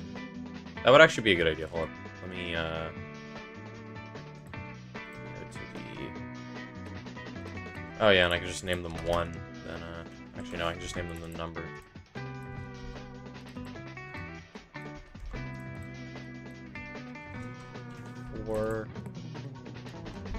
This could be a complete roundabout solution to this.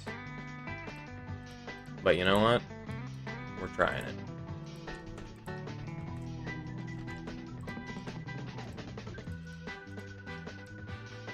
Okay, 2, and then 1. I'll name it row 1. Actually, I'm gonna normalize good formatting when typing names. No capital letters. Actually, no, capital letters are good.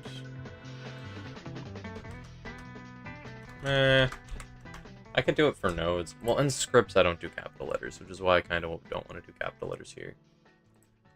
But I'm not going to change all of the, like, card art big and card arts in here to have non-capital letters, just to be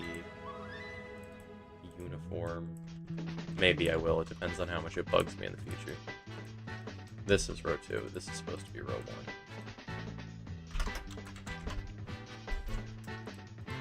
1. Alright, there we go. Now this row, we need to move it down until it's right here.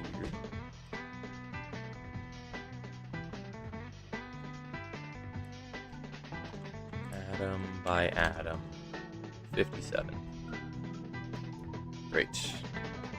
Actually, we need to just have row 3, and then we can figure out the gap between them.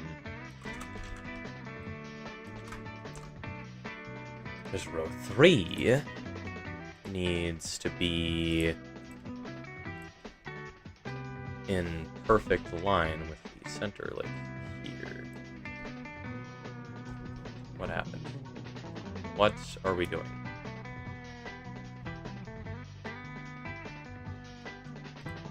Is it 102? Is that the perfect center? It's not. Is it 103? That's below. Wow, it really is just...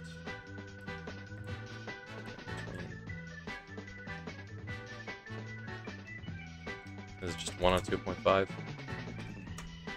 Please be that. Seems that way. Great, so now we need to make all of these smaller.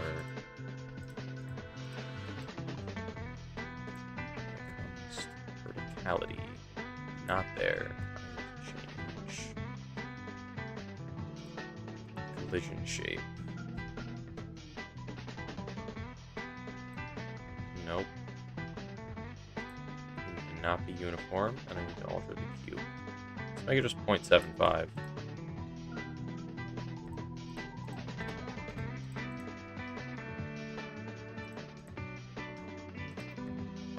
Bam. 0.75. That's too short. There's a gap. Let's make it 0.8. No, we need to bridge the gap. Okay, so we need to go like here. Maybe it is 0.8. Making a grid in the slowest, most inefficient way possible. Ooh, it's like... there's a tiny overlap when it's 0.8. You're like 799 on both. Is that enough? Is 799 on both the play?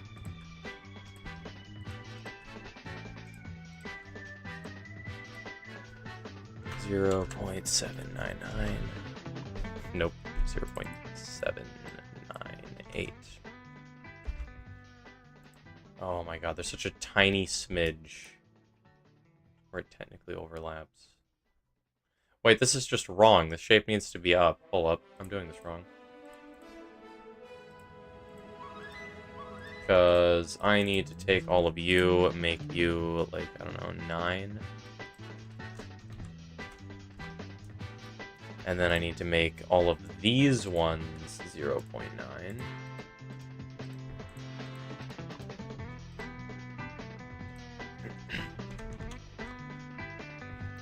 I need to move them to the top.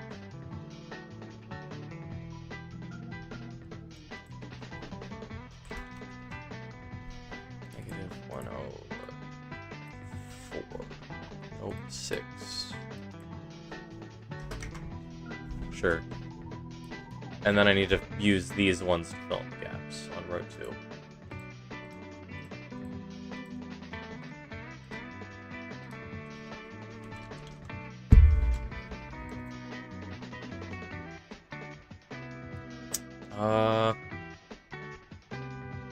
this could work.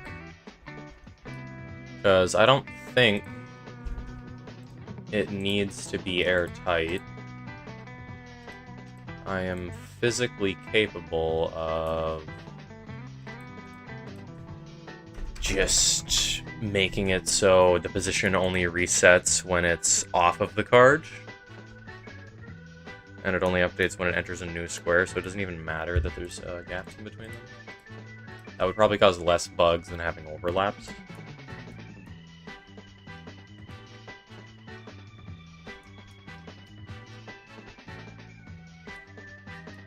Yeah, that could be the play. Could also make it like larger slightly, so it's like this.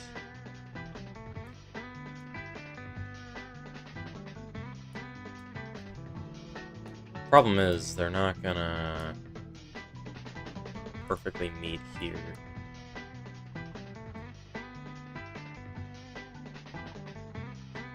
Okay, 9.6, and then at the top. Oh wait, it's literally like 1 pixel off. Hold up. 0.9, is it really, 0.95 really that off? No, 0.95 is fine. I want to move it down still to like, there.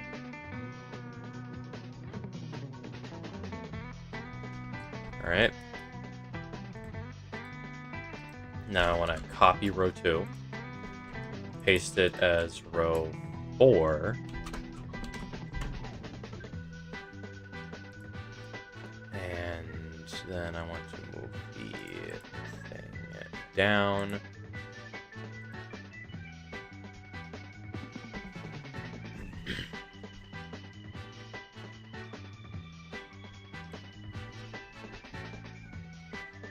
I want the same gap as between here, which is like one little tiny bit. Tiny bit.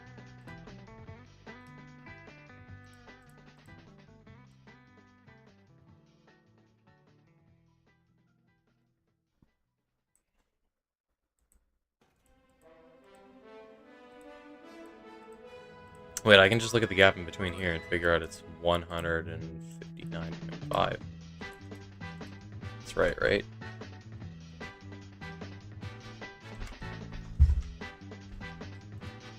No, for some reason it's not. It's because these have individual transforms.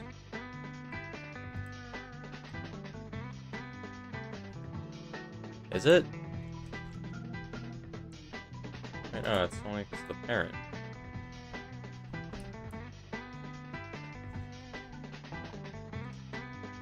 Eh?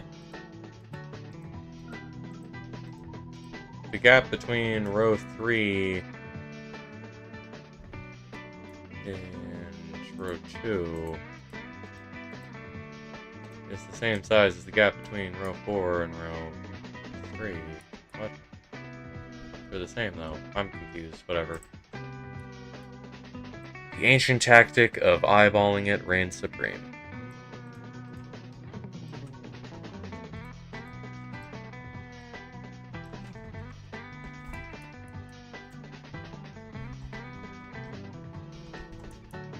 And there we go.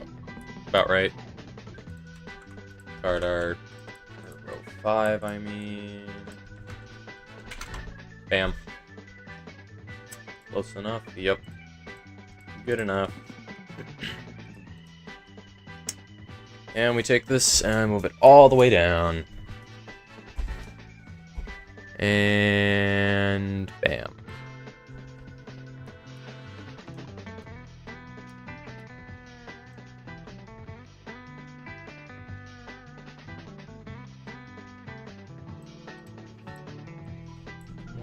Six. Great. And the position goes to the top left. I can fix that later when I hold the card. Especially since it comes back. Alright, it's attached to the Node 2D, not the sprite.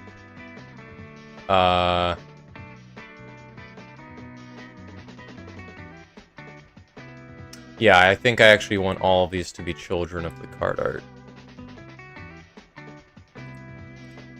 I think that's better, all in all.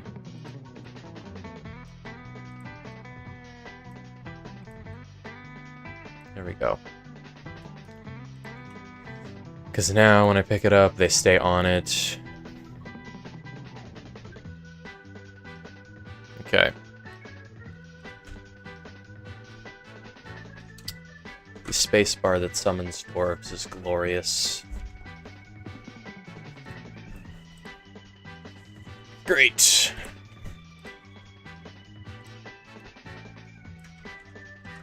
Alright. Simple collision shapes. This is probably going to be repetitive to program. I'll probably do it off stream while I'm bored. Things look good. They do. They do. Now let's give the card art a quick little, you know, tiny little jank thing. Gold coin token card.png. Nah, this isn't a gold coin token. You see, this. Why did it? Oh, it replaced the sprite. Oh, interesting. How do I do this? What? Put that back. Bam. Sprite. Okay. Now we're gonna take this. We're gonna quickly rename it to a shadow. Transform. Oh wait, that's actually really useful to know. That I can just switch out the card art whenever I feel like. Okay, yeah, that's great. And this will go to position 0, 0. Scale will be 1.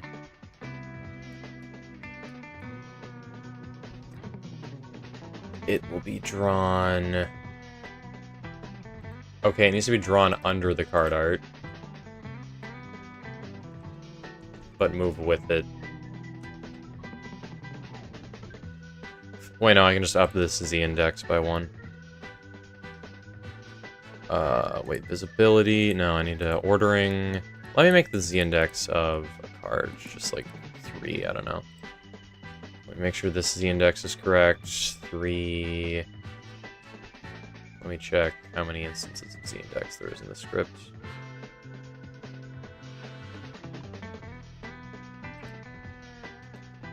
Oh, I need to get rid of this.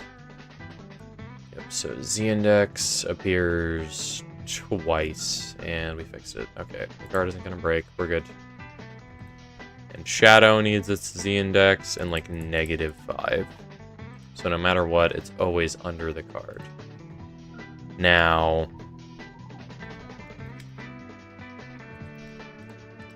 when we have this, we can take modulate. Then we're gonna make it all the colors, so it's completely black. So now the card shadow, even though it's actually the gold ring art, is just completely black. And then we're gonna make it semi-transparent, so it feels like an actual shadow. Fine. Okay, card has shadow now. And then we just gotta move the shadow around whenever we hover over a specific square.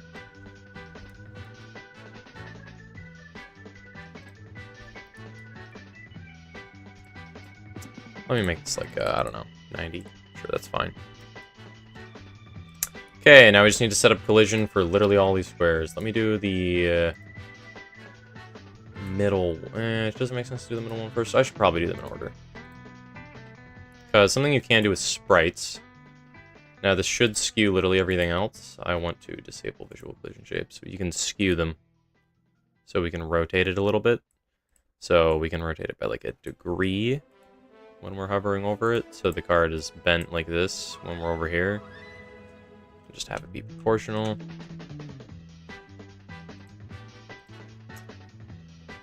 All right. So I want to take the shape in the top left. It copied the ordering, right?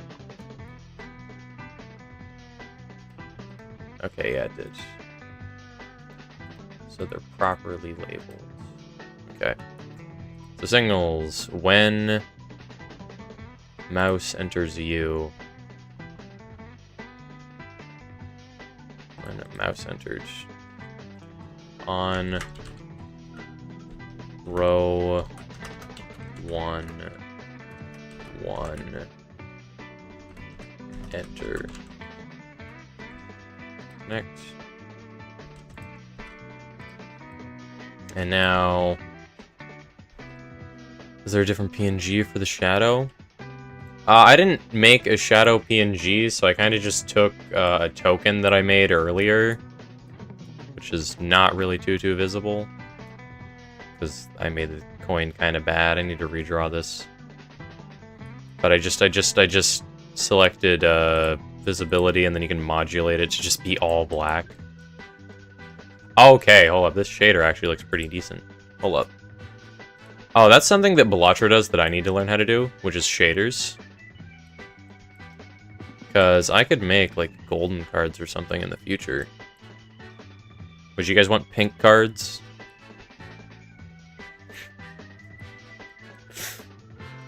But I just made it all black, and then I just made it transparent, so it just looks like a shadow for a card.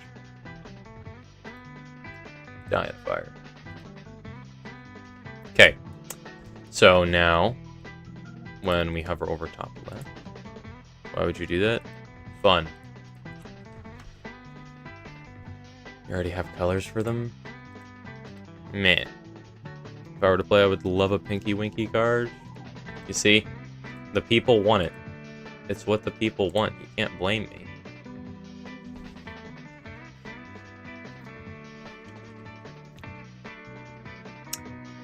Okay. So now, when you enter this first square, let me just pull open the Balatro thing so I can just copy it in my head. Balatro, yeah, Balatro wiki.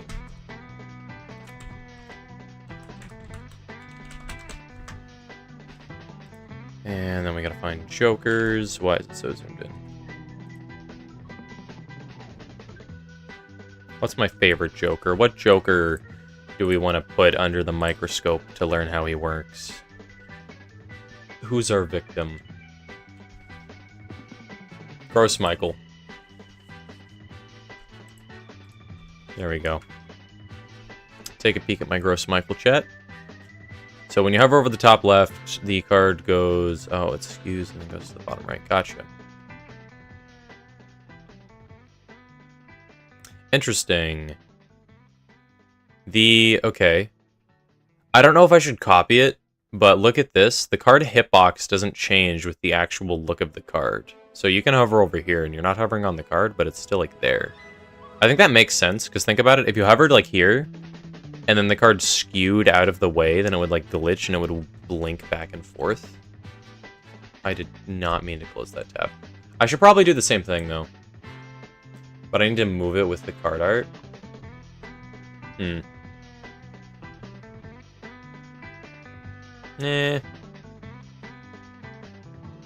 Yeah, I could just move the card hitbox with it, I suppose. I do want to prevent getting curb stomped by an oversight. And I think putting the card art and the square rows on different layers makes sense. Because it can still communicate with this node, I believe. Let me just do the shadow first. So, card art shadow dot position. I want to make it equal. What makes sense? Because on this, it would have to go down, I don't know, like 150. And to the right 150. Maybe even more. Like, is 200 good?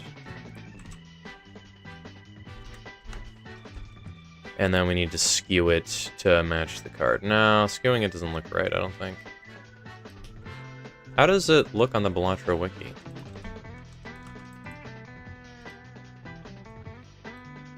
Gross Michael.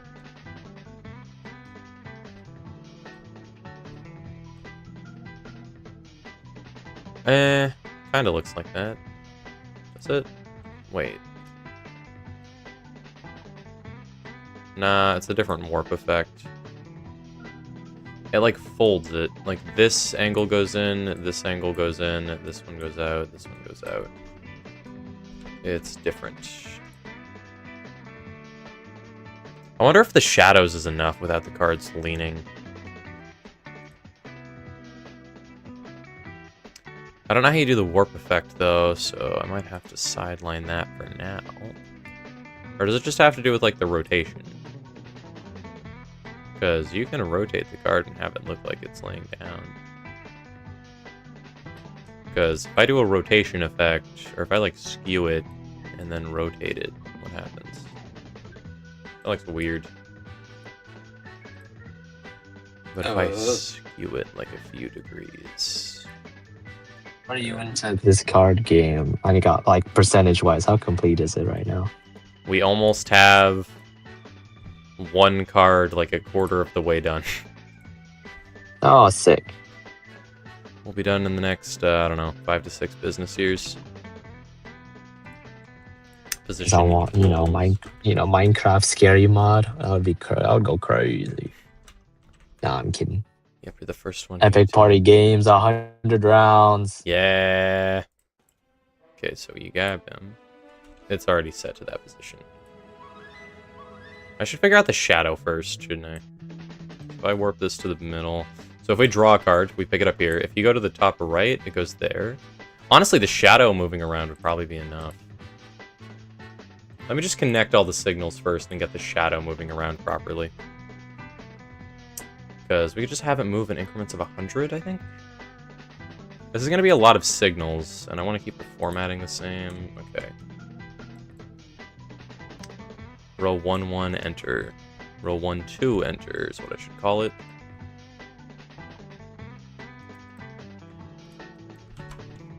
Row 1, 2, enter.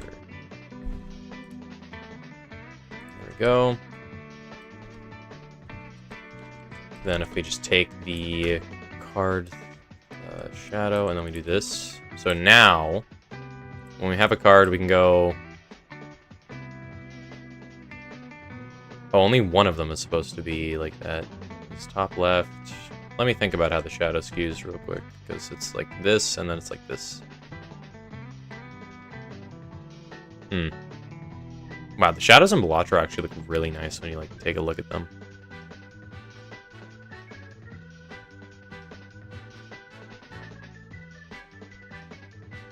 Huh.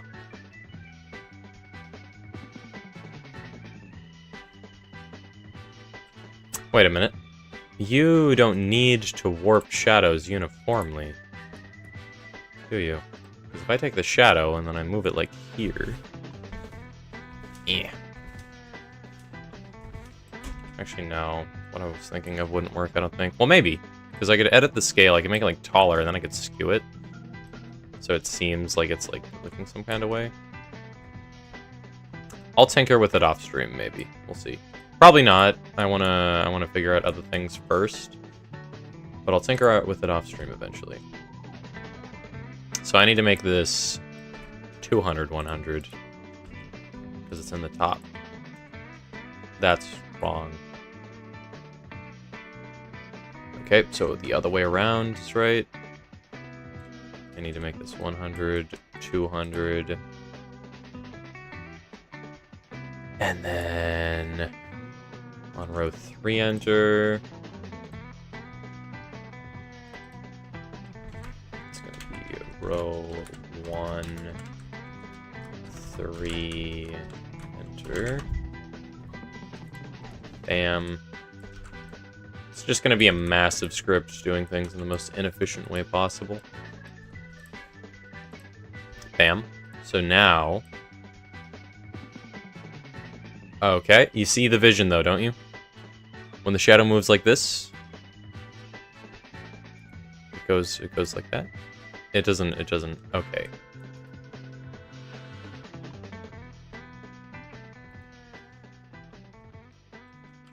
Okay. So that's row 3. Okay, so now we just continue. Okay, this should actually look nice when we get it done. Row 1, 4, enter, there we go. It's gonna take a half hour for me to manually enter all these values because I'm way too lazy to do the math, but... Oh, okay, no, this is supposed to be 200. This needs to be negative 100. And... row 5, enter. That's not right. Row 1, 5, enter, bam. You guys love formatting. Oh my god, this is so good. This is so good. Look at this, look at this. You pick up a card. The shadow moves. The shadow moves. It's so incredible. Okay, there's gonna be like 3,000 lines of code just to make the shadows move. Okay, on to row 2. You ready for me to spend another 30 minutes doing this? Okay, row 2, 1, enter. I should probably do these just all at the same time, because if I do... Hold up, let me get rid of the 1, then I do this, Control C. Then I'm gonna do 1, enter. I'm gonna go here, entered. 2, enter. 3, enter. 4, enter. 5. Enter. There we go. Bam, bam, bam, bam, bam. Okay, then the shadow position I need to figure out. So the one level should change to 100. The one on the left should be, what, 200? I think that's just the formula. And then we just go down. 100. Then we go 0. Then we go negative 100. Then we go negative 200. Okay, let's check if this works. Okay. Okay. Decent. Decent. Okay, row 3. Yeah, let's speedrun this. Mouse entered. Nope, don't want that. You should give the dwarf thumbs. He'll be much happier. He has thumbs. He has thumbs. They're just behind his head. Row 3, underscore, underscore, enter. And no, I'm not. Wow, imagine being disabled. Bam.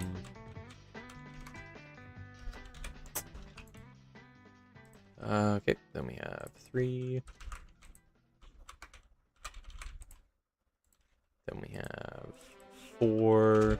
I'm just gonna do all these at once. I'm way too lazy to do them like one by one and check every single time. It sucks playing Nintendo. Yeah, not having thumbs would be very annoying. I don't want to deal with all that, to be honest.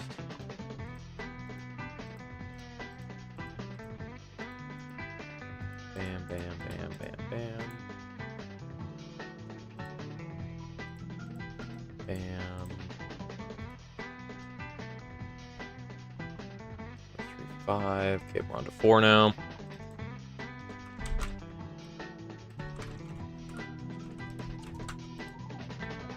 We have 1. Imagine trying to give somebody a thumbs up. You do not need to give somebody a thumbs up ever, really. Honestly, if I was disabled, I would just always make fun of people with it.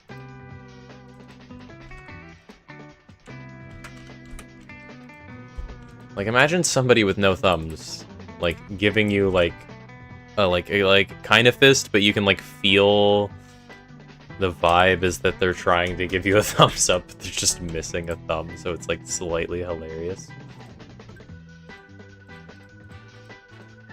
Okay. Row 5. 1. Bam. 2. We're almost done with the just copy and paste signals part.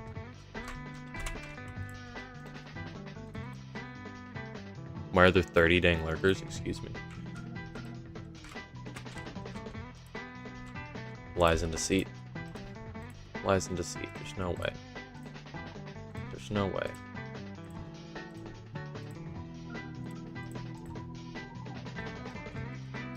Alright, so you're 0, and you're 200. Okay. 1. Yeah, I guess I'll have to check. Nope, I'm good. Then we go 3, 4. This should be right. I'm just gonna hope this is correct. I'm just gonna hope this is correct. Okay. Now 4-1 should be -100. And I can copy this, paste here, 1. Paste here, 0, 0. Paste here, 1.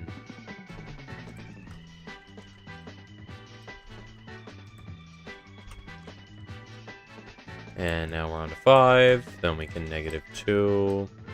And this is correct.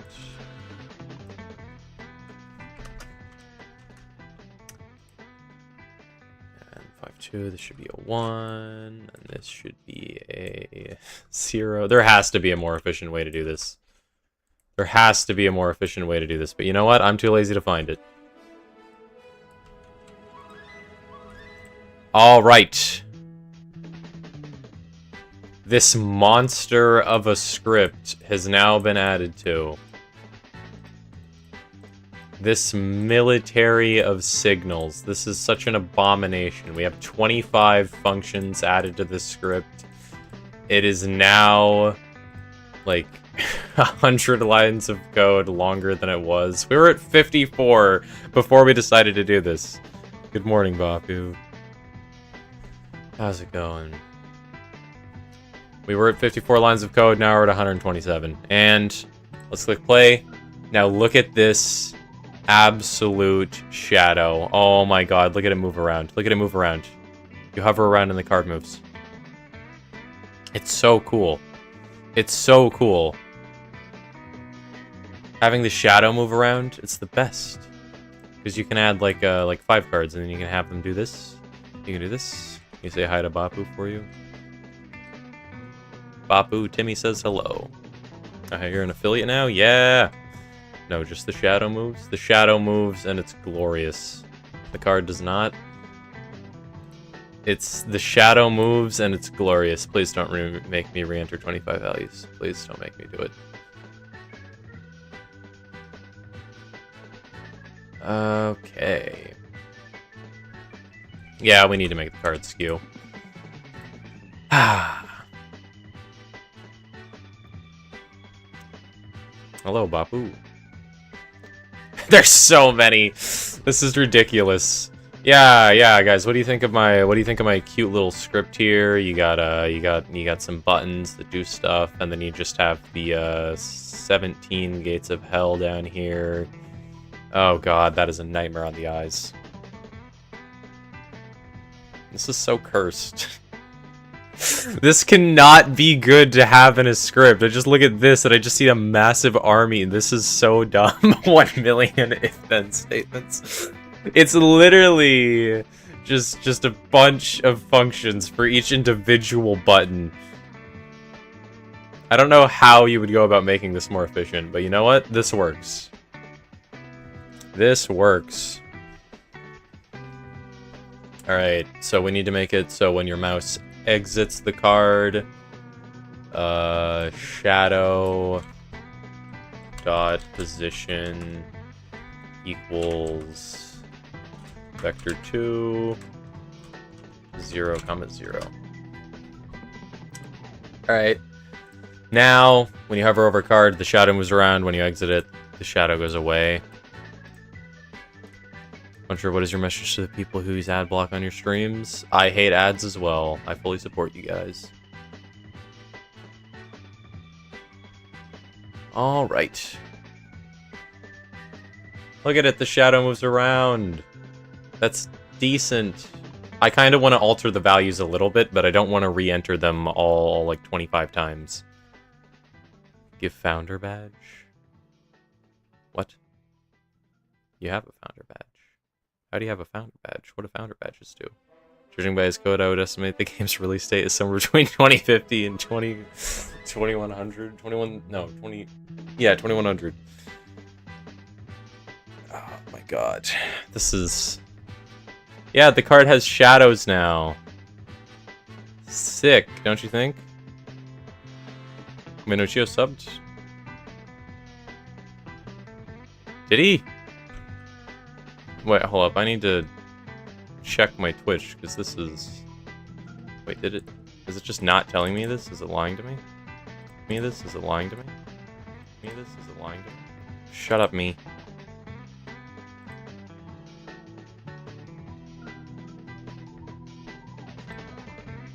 First sub was Panda? Wait, did Panda... Wait, what? Wait, what? What does Founder do? Yoshio is one of the first Prime or paid subscribers for...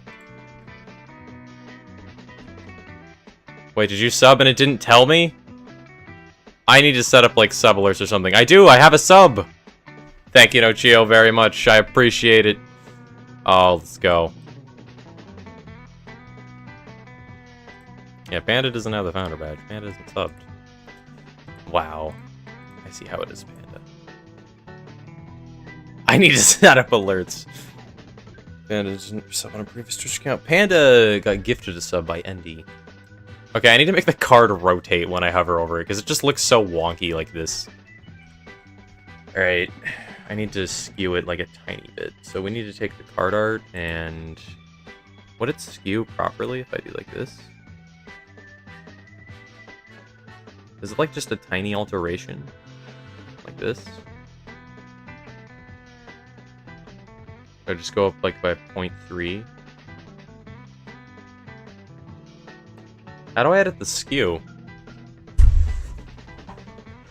1.8 degrees. Is that the normal amount? God damn it, we're gonna have to re-enter to... Okay, let's enter 25 values again. Alright, so I want to take... card art dot... What is it? Skew?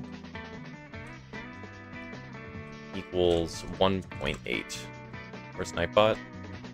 He's not on Twitch.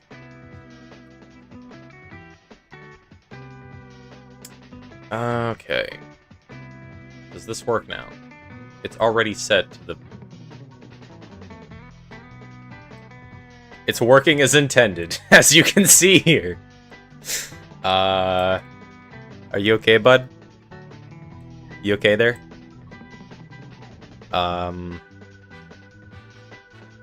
Oh wait, the position for the cubes that let me make the shadows display didn't change. So if I go up here, it just... Okay, this is disgusting.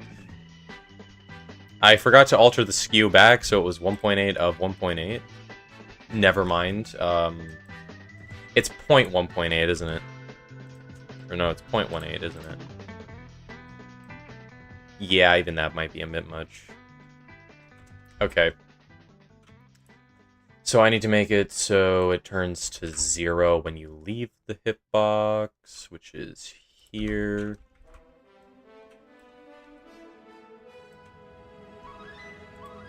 All right.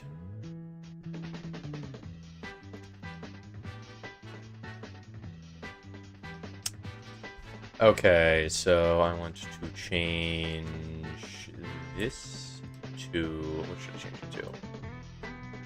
What, 3.6? No, this is supposed to be... Wait. I'll make it 0.9, I guess. Is that good? Then on row 3, it should be 0. Wait, no. Wait, but here's the thing, though. If I open the Gross Michael... Well, let me show you guys my Gross Michael real quick. The thing about Gross Michael is when you're on the top, it has the shadow down. Oh, and the card shrinks. It shrinks and skews. That's what it does. And the middle is just normal. I need to shrink it a bit. Is that what it is?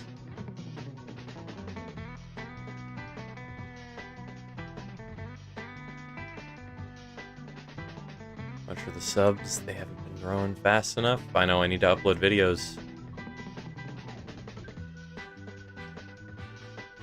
Of course, Timmy was Nightbot. Who else would it be? Who else is that unemployed? Okay. Wait, but this... What the heck is happening there?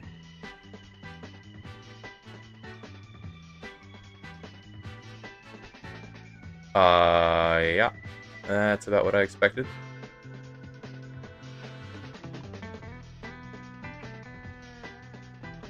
What? What is going on here?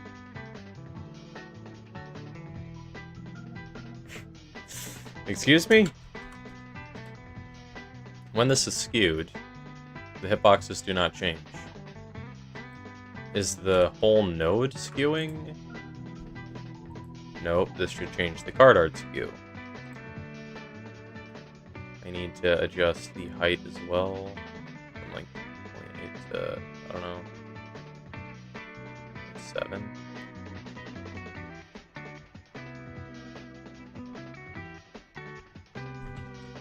Why is it doing that? Buddy.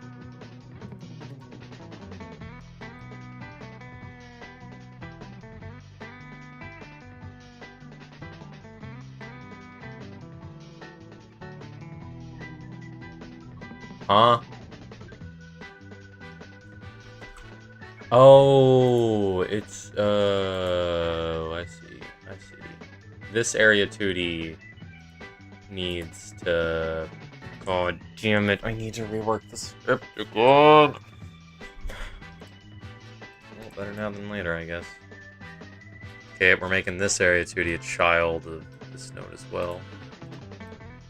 Nope, it needs to be a child of that node. Okay, so now it's no longer a child of card art. Bam. I let go. Why is it not dropping it?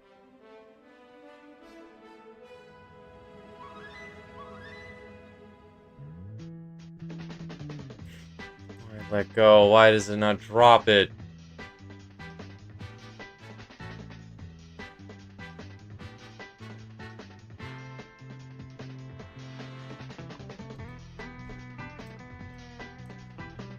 I'm not holding mouse click. Why is it holding on to the card? I'm hitting right click and it's not working. Oh my god. Oh my god, it's broken. Oh no. Oh, it's because we're moving card art around. Not the node 2D.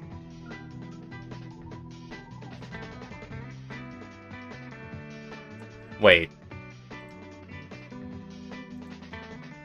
Does that mean... Okay, no. Area 2D dot position equals get global mouse position.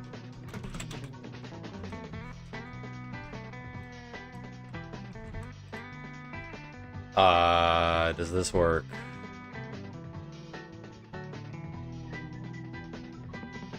I'm sure in situations like this you find a bridge and jump. That is a valid solution to my life's problems. Is it just this? Does this solve all my problems? I think it does.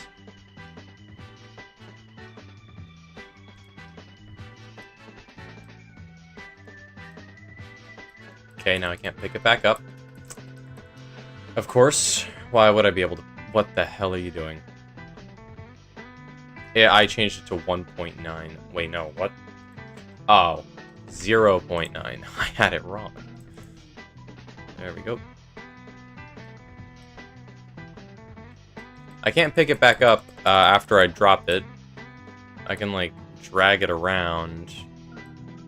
I need to make it so the middle one changes how it's oriented so it doesn't look weird when I'm dragging it around.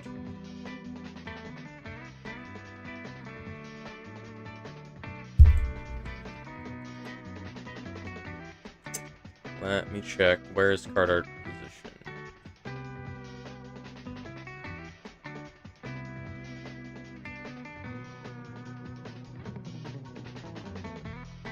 When I release it... Okay. You know what? I'm lazy. Under process, this equals card art position. Bam! Now literally every single frame, the card art is going to be at the exact same position as the area 2D. Yay! Or pray to the foot statue on your mantle on your fireplace. No.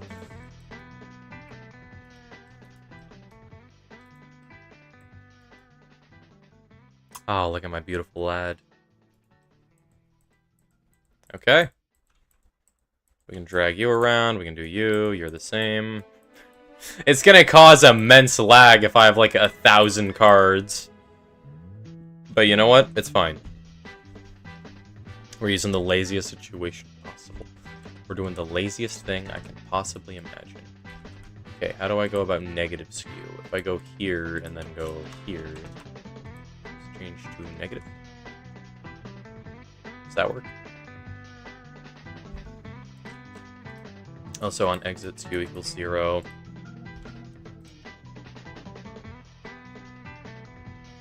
Okay. Wait, what? Oh, it's adjusting it with the skew already. Okay. Wait, is that right for lower ones? I'm so confused how the skew is gonna work for some of these other ones. That's not right. It needs to be like that, and then it needs to be 1/8. Okay. Look at this. It moves around.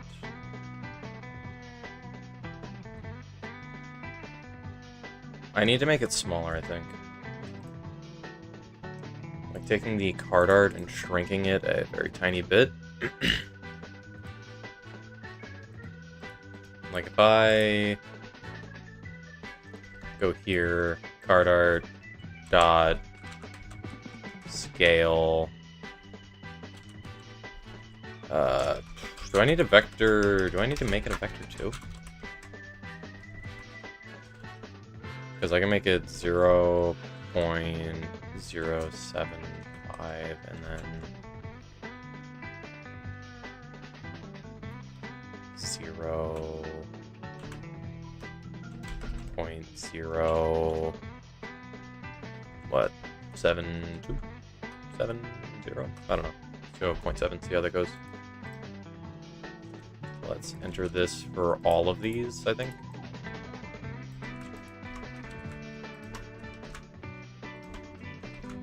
See how that looks.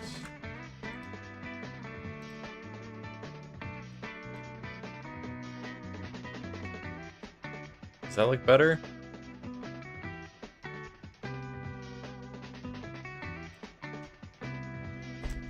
I don't know, it might. I guess we'll have to wait and see.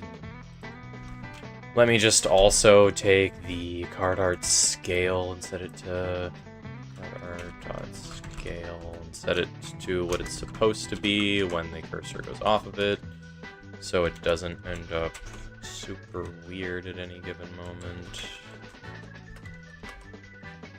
Why does game design have to be fun? Wait, I changed the scale back in a comment. Oh right, because I was gonna edit the scale sometimes. Whatever, it's fine. This is just like a 15 times more complex version of the other version that I wanted to do.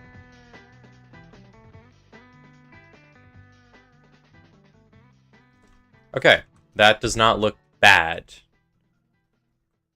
I kind of like it.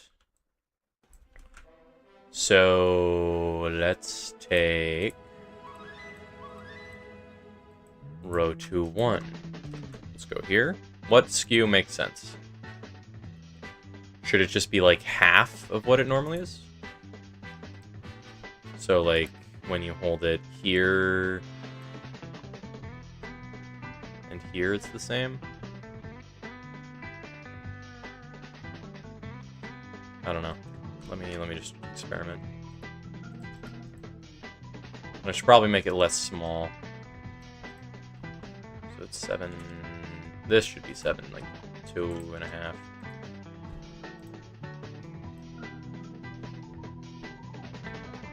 And then like I don't know, quarter of the skew.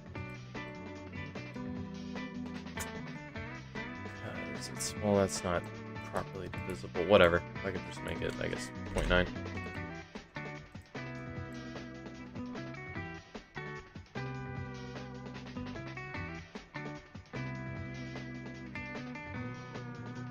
That doesn't look garbage.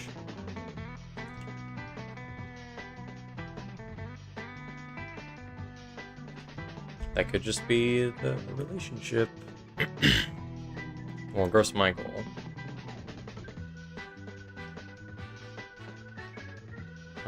Yeah, it's less small and skew looks, I don't know, samey. The skew is basically nothing when it's I don't know what to call it. The row 2-2. I'll just trust you guys can figure out what that means. You're intelligent.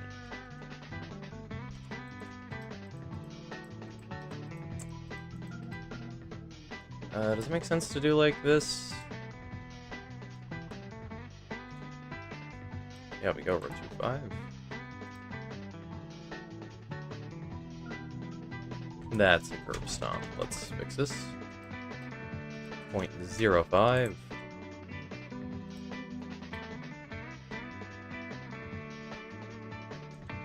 Okay. We are cooking row 2-3. Bam. Skew. Set it to 0. Set this value to, yep, that's fine. Let's see how this looks if we set it to negative 0.5. And how this looks if we set it to negative 0.9.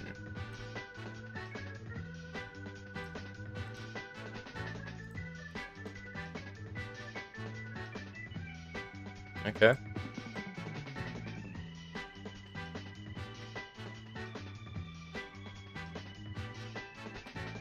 That's not awful.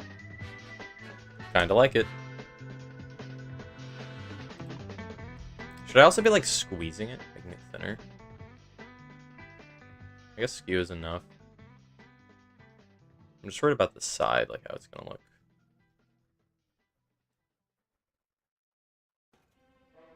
Yeah, I might want to make it thinner. Because if I make even this like a 2.5 on both ends.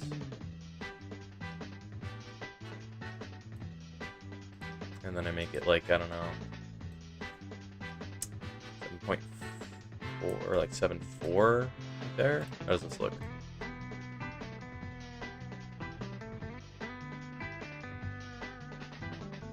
I also want to add the Balatro thing where cards like kind of float around. Let me just try this on the entire thing.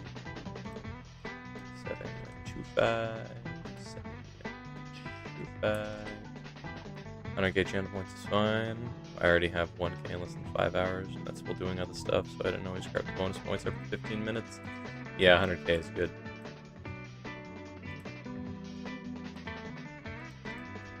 Bam. Okay, so like That looks good for the most part. We need to do the bottom half. But the top half looks good. All right.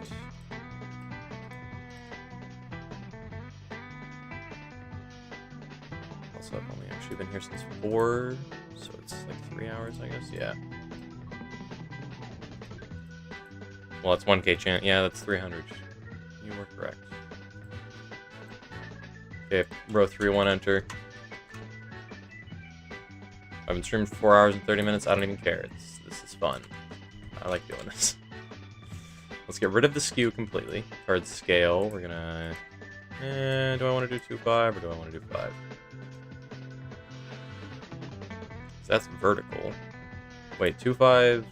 Well, yeah, that's that. 1 enter. Yeah, I should do 2.5 there. Then I should do 4 here.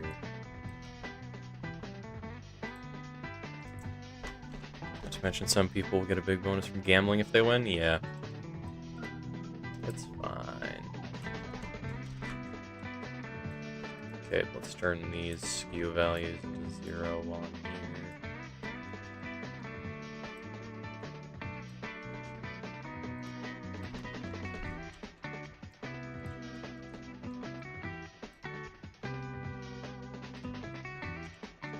Bam. Let's check the middle.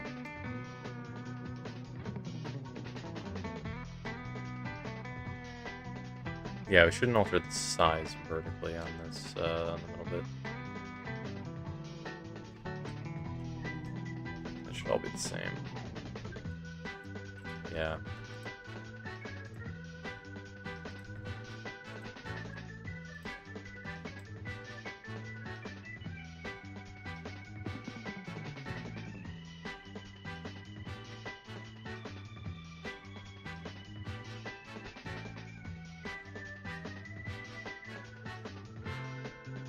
Okay, there we go.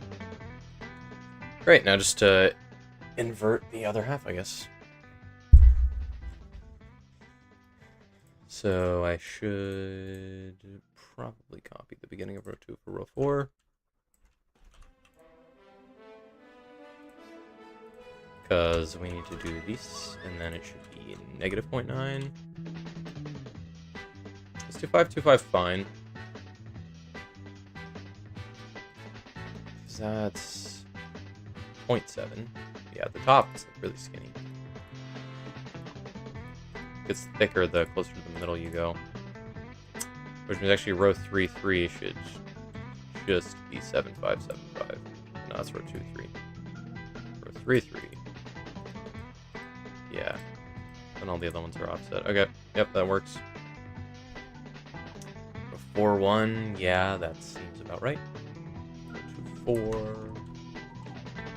You want negative 0.5. I suppose 4-5 could be better. Slightly more uniform. I think I'll do that actually. Just 4-5.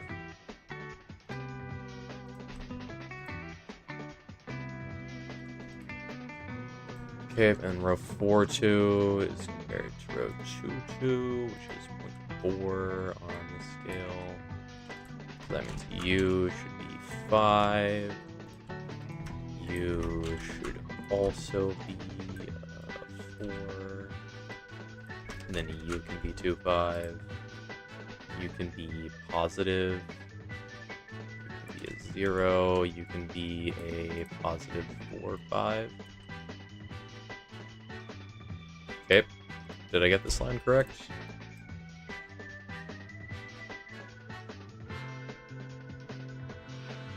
Seems like it. Does seem a bit snappy at times. But I think for the most part it looks pretty good.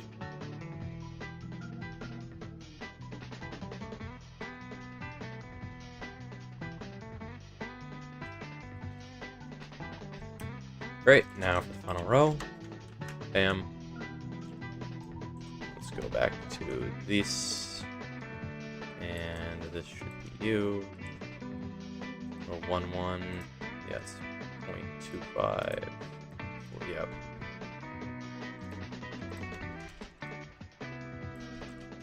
Bam. It's 0.9. Oh, it should be negative now, I think. Right? No, 5.1. Well, yeah. It's a nice style choice to differentiate it from other games. Yeah, I should probably... Yeah, anything that is a flaw in my game is a stylistic choice to differentiate myself from the competition. Don't tell people I'm lazy. It makes me seem less cool.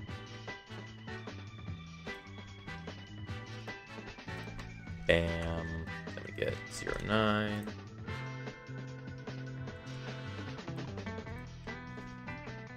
I see. Yep. Yep.